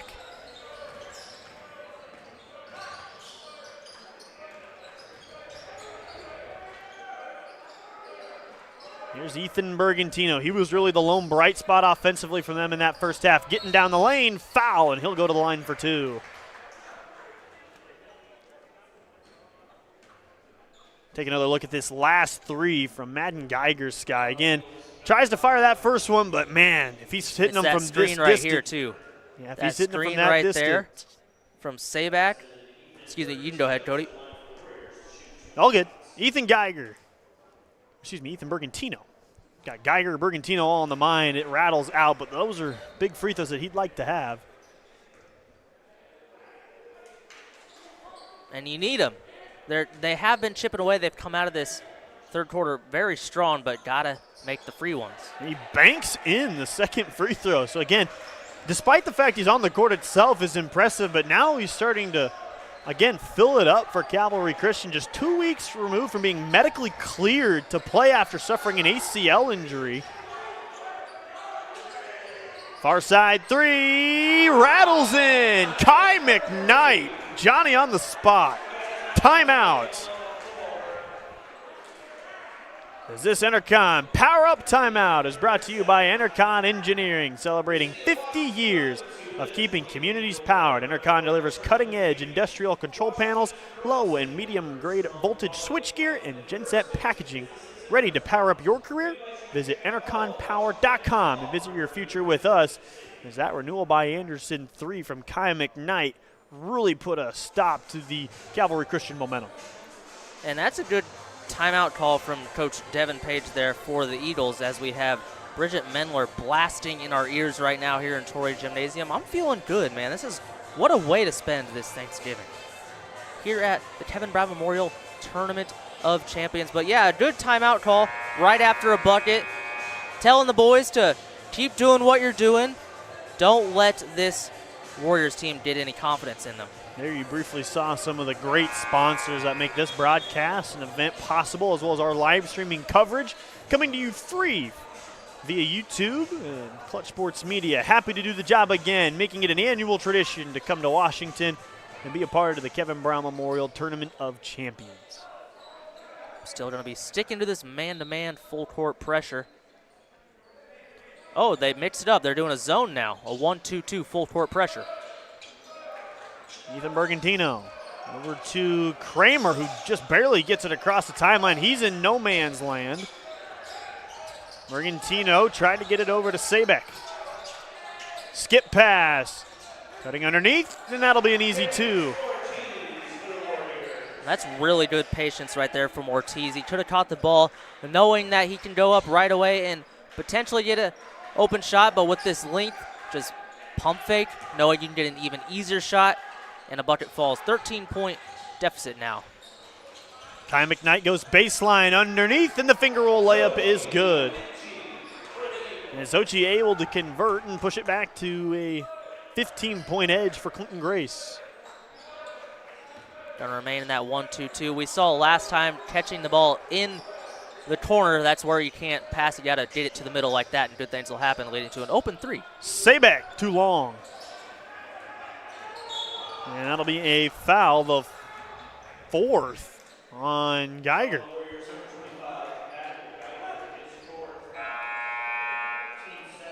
So he'll have to take a seat with 3:09 to go in the third quarter with 4 fouls, and that's too bad for Cavalry Christian because he was just starting to get going. Exactly. He was getting so much confidence, and confidence, okay, you hear it all the time, confidence is key, but he would not have taken that contested 3 earlier in the game at the top of the key because honestly he didn't have much confidence, but he finally got some shots to go in, and that long step back 2 won't go, and Ethan Bergantino will race up the floor. Warriors got to see who's going to step out in the absence of Geiger.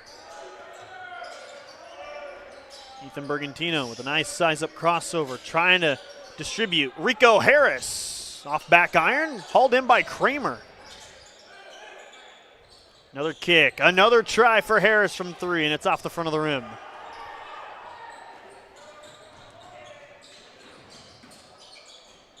Lions, backside, Carpenter. Doesn't get it to go, ball is loose. Now Rico Harris, over to Kramer. Bergantino, Banks it in! It's been the story of his night, Cody. Well, we said if they could get it down to 10 before the fourth, they might have a puncher's chance, and with 2:05 to go in the third, they've got it to 12. Banked in a 3 in the first half, banked in a free throw this quarter, then banks in another 3. So we'll take another look at this one. Ethan Bergantino off the feed from Kramer. Good job breaking the pressure as well. Throw it here. Throw it here. It'll go in. That little square on the backboard is more often than not your friend. Lonnie Lyons over to CJ Lyons. It's off the mark, and now all of a sudden it's taken away and thrown back under the basket.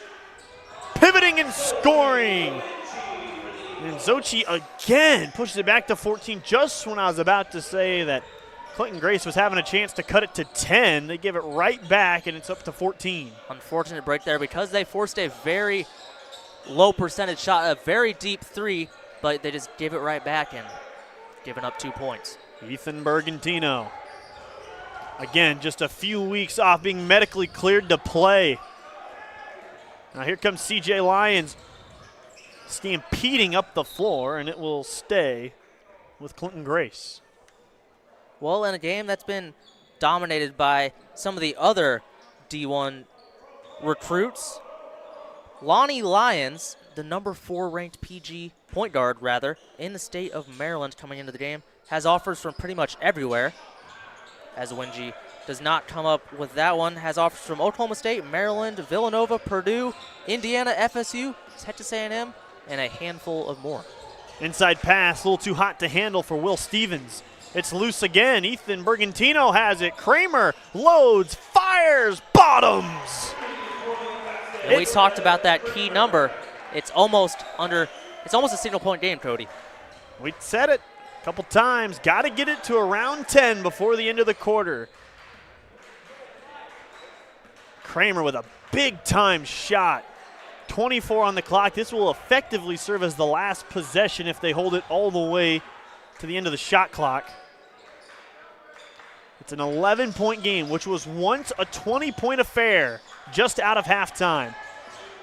Down low, spinning against the grain. Loose underneath, short on the attempt. Second effort also short, still loose. Sabek has it, Rico Harris. Kramer at the horn. Off the back iron, and Cavalry Christian has cut the deficit in half. 39-50 as we take a look at this Kramer 3. Really disciplined right there. We saw the defender drop, defending, hoping that he'd pass the ball right here to the cutting Warrior, but instead resulting in a 3-point shot. And it's an 11-point game, Cody. His renewal by Anderson 3 sends us into the quarter as this power-up timeout is brought to you by Enercon Engineering. Celebrating 50 years of keeping communities powered, Enercon delivers cutting-edge industrial control panels, low and medium voltage switchgear, and genset packaging. Ready to power up your career? Visit EnerconPower.com and engineer your future with us. I'd like to remind you some of our other sponsors, too, as Culver's is a proud sponsor to this year's Kevin Brown Memorial Tournament of Champions and is official pre- and post-game stop for Butterburgers and fresh frozen custard. Culver's strives to make a difference in their communities, giving back in a big way. $1 from every concrete mixer purchased this week will be donated back to fight against glioblastoma. Stop by one of their 5 locations in Washington, East Peoria, Morton, or Peoria, and let Scoopy know we sent you. As well for Keps. Keps is the official pre- and post-game spot for the Kevin Brown Memorial Tournament of Champions. Stop in for great food, drinks, and fun in a family-friendly environment. Also, in Create a Scene, Countryside and Laser Electric are proud supporters of this year's Kevin Brown Memorial Tournament of Champions. Well, Sky, as we get set for the fourth quarter of play, Cavalry Christian did just as they kind of needed to. They cut it from 20 down to 11, and while it's still a long ways away, they've given themselves at least a fighter's chance here in the fourth quarter with the way they've shot the ball. Yeah, they still certainly have quite a good opportunity right here. The question is, how long do you keep Madden Geiger on the bench? He's got 4 fouls, still 8 minutes left, and this offense started to heat up without him, so as long as they keep forcing tough shots for Clinton Grace, they definitely have a really good chance at walking away with a victory. They're going to throw a little bit of the press at him, and it's intercepted. Isaiah Carpenter galling all the way up, and Ethan Bergantino will swallow a foul and put him on the line. That foul by the by the Washington Police Department. Really in no man's land here. They just keep mixing up their press defense. They'll go from man-to-man with no doubles, then they'll switch it up to a zone, then they'll go to man-to-man, and every pass they'll trap. So keeping the Warriors on their toes, really smart coaching from Coach Devin Page. Isaiah Carpenter well short on that last free throw.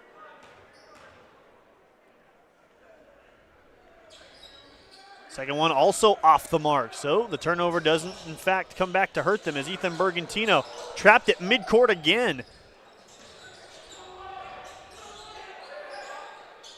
Bergantino, pocket pass down low. Sabic trying to keep it alive. Rico Harris, it's still loose and picked up by Isaiah Carpenter. Was that a good look? Yes, but he probably was open 3 to 4 seconds ahead of that time. You just got to scream for the ball in that situation. Ball tipped. Far side triple off the back iron. Kramer comes away with it, and it's a 3-on-2.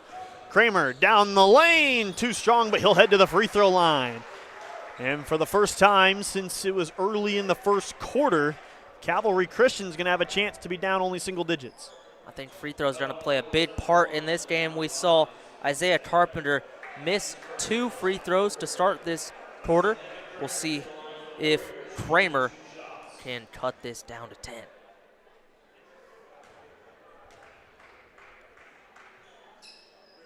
First one rattles home, and he has been a big part of this comeback effort for Cavalry Christian. Hit the big transition triple to get it back down to 11.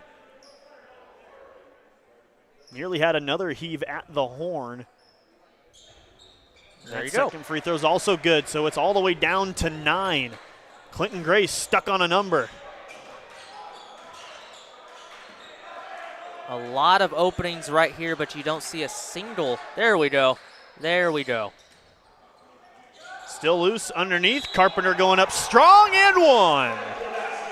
That'll make up for his 2 missed free throws, Cody.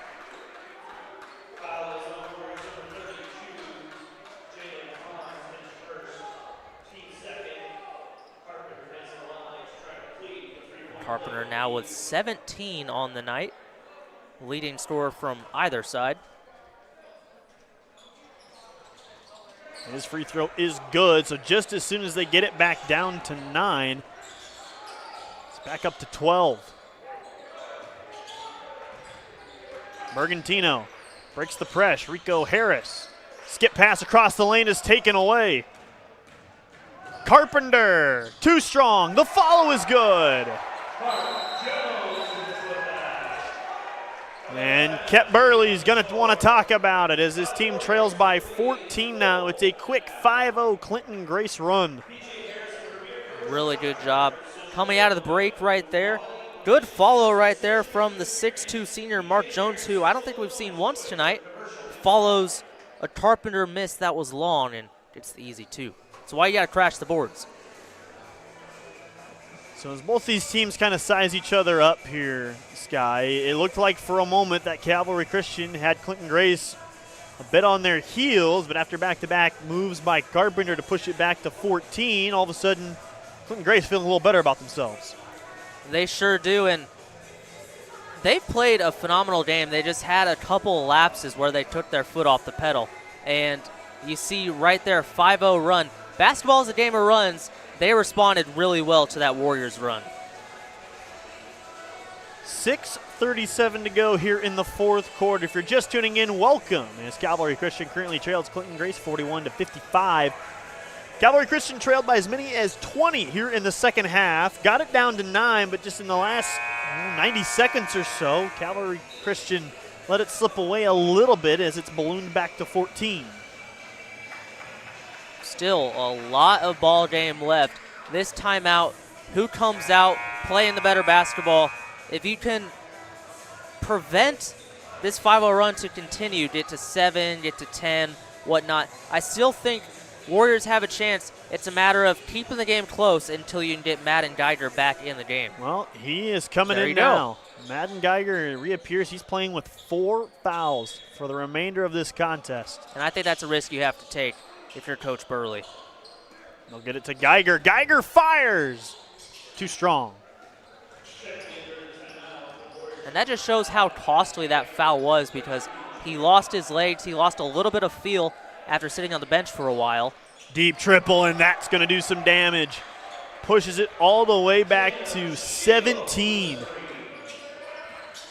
It's an 8-0 Clinton Grace run. Last 5 points scored from bench players for the Eagles. Rico Harris off the side of the rim. Clinton Grace in transition. CJ Lyons whips it to the far side. Jumper on the way. Short, got a little blocked. Ethan Bergantino trying to push the pace. Underneath, Geiger got it. Great patience, good find. He looked to his left, looked back to his right, and then saw the cutting Geiger. And Geiger with the patience as well, good footwork, gets the 2. Down, but not quite out of it yet. Clinton Grace working with 23 on the shot clock. Trying to feed it down low. They do. Nas Abraham. Bully ball underneath. Puts it up. Off the mark. Gets his own miss. Second effort. Also off the mark. Madden Geiger's there. Done a lot of research on Nas Abraham, and he's highly touted for his footwork as a big man. Saw it right there, just couldn't get the bucket to fall. Lonnie Lyons picks up his 3rd foul in the process. Lonnie Lyons, the younger brother of CJ Lyons, who they start alongside. Last season they went 28-7. CJ Lyons, an Old Dominion commit. Ball tipped at midcourt. Back to Bergantino. Working against this stout pressure. Fires it off 2 feet. Sabek. Losing it out of bounds. It's going to go to Clinton Grace. Great ball pressure by Cam Shields forces the turnover. This defense is just, it's seemingly impossible to get by. I just don't know what else you can do. They're just such a stout defensive team.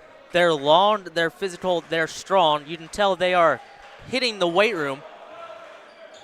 It's just, they're a very good defensive team. The Warriors don't have many answers. And that's going to be a foul, I believe, on Kramer. And it will be his 3rd. So they're running out of time here. It's only 15, but again, you just think how costly this 8-0 run has been. They had it down to 9 with the ball, turned it over. Long-range shot off the mark, ripped away. Naz Abraham swoops in for 2. And might that just put this one out of reach. Good to see the big man finally get involved in the offense. Perfect break to the press right there. Catch the ball, look opposite. Bergantino for 3, got it. They need him to come alive here in the 4th. It's down to 14. CJ Lyons down the avenue and a finger roll finish. Lyons is really good with that left hand. He's got a really good quick first step and a good finisher at the rim. Sabek. Geiger, motion triple, it's short. Lyons flicks it ahead. 3-pointer on the way, dagger! Pushes it back to 19. Mark Jones with 2 really big threes here coming off the bench, and there's an open 3. Kramer can't get it to go, and it feels like the sand is finally getting out of the hourglass here against Cavalry Christian. Another one in transition. He checked right there, didn't fall, but doesn't matter. They get the ball back, and they have a 3-on-1 break, and the big man with the Euro. Oh, and he left it short on the doorstep. Cam Shields able to pick it up and put it in, but the lead is back to over 20, the largest of the game for Clinton Grace. Rico Harris got it. Huge bucket right there to slow down the momentum. Absolutely, Sky. Clinton Grace, after leading by only 9, led by 20 earlier in the second half, has gone on an 11-0 run before that last 3 to push it back to a 21-point edge. This power-up timeout is brought to you by Enercon Engineering, celebrating 50 years of keeping communities powered. Enercon delivers cutting-edge industrial control panels, low and medium voltage switchgear, and GenSent packaging. Ready to power up your career? Visit EnerconPower.com and engineer your future with us. As the fans start to make their way for the exits here in Torrey Gymnasium, Calvary Christian gave them a heck of a run with some of their go-to guys on the bench in foul trouble, but at the end of the day, Clinton Grace just has a lot of talent and they know how to win.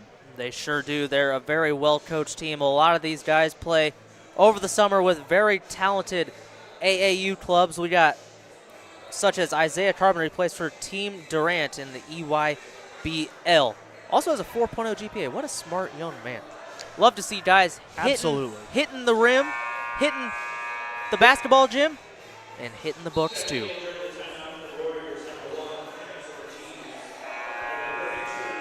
But we're going to talk about it later. This Clinton Grace team playing the last game of the night. They're playing the first game tomorrow as well, so I think it's really important that, honestly, get some bench guys in, save some of the legs, because in not too many hours from now, they're going to have another basketball game.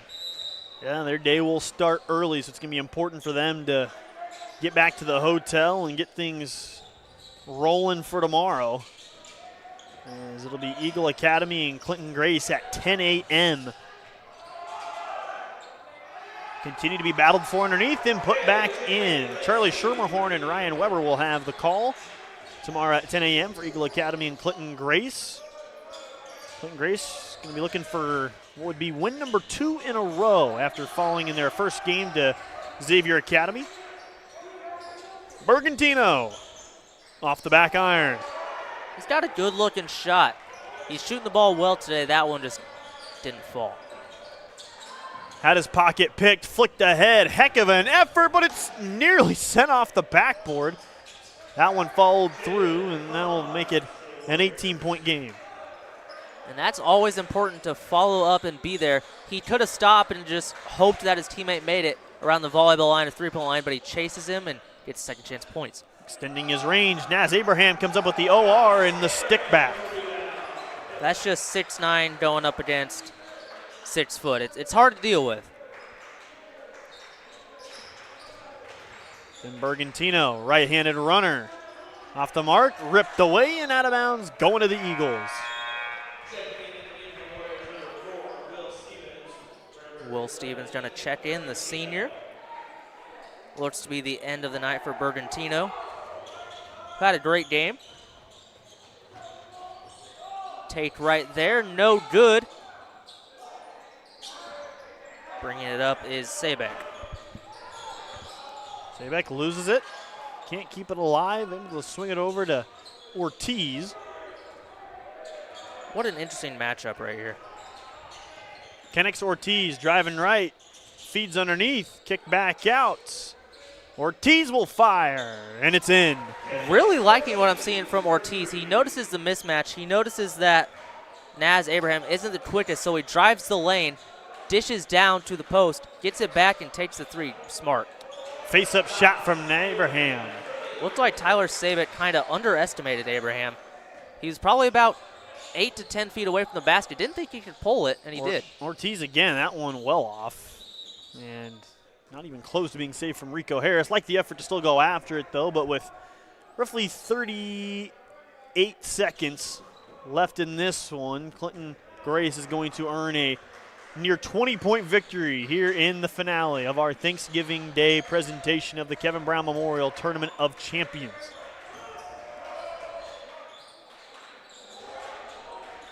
Swung around the perimeter. Try another one. Why not? Saved back under the rim. Hopping through the lane. Too strong. Gathers his own miss. Power up layup. Still short.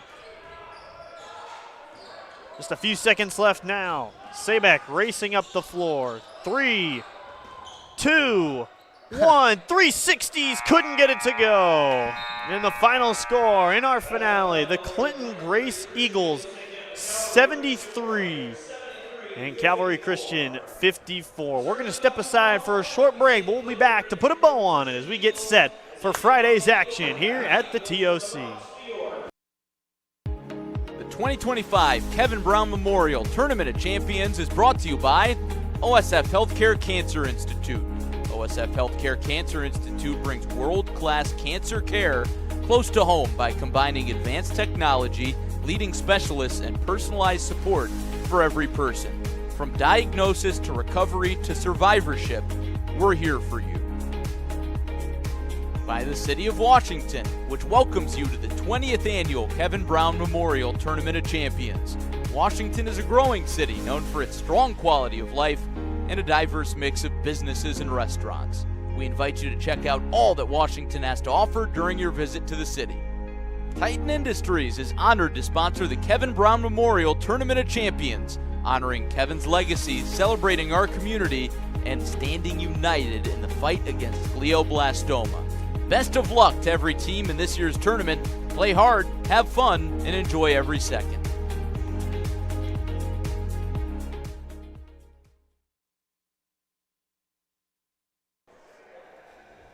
As we're back here at Torrey Gymnasium, getting ready to put our final thoughts here, Sky, and what was a resounding win for Clinton Grace. It was a win, but I think the importance and the story of the game was how it was a team win. 9 players checked into the game for Clinton Grace.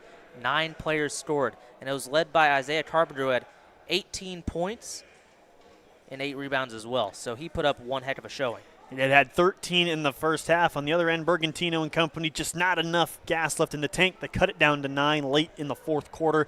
It ballooned all the way back up to nearly 21 at one point and ended at 19. But we've still got more games to come in the coming days, starting with tomorrow's opener at 10 a.m. Eagle Academy and Clinton Grace is going to be right back at it with Charlie Schermerhorn and Ryan Weber on the call. We don't want to miss you. Tune in. There's probably going to be snow coming in the next few hours, so please tune in to Clutch Sports Media's coverage of the Kevin Brown Memorial Tournament of Champions. For Cody Roskins and Sky Gillespie and everybody at our Clutch Sports Media production, thank you for tuning in. Have a happy Thanksgiving, and we'll catch you all tomorrow at 10 a.m.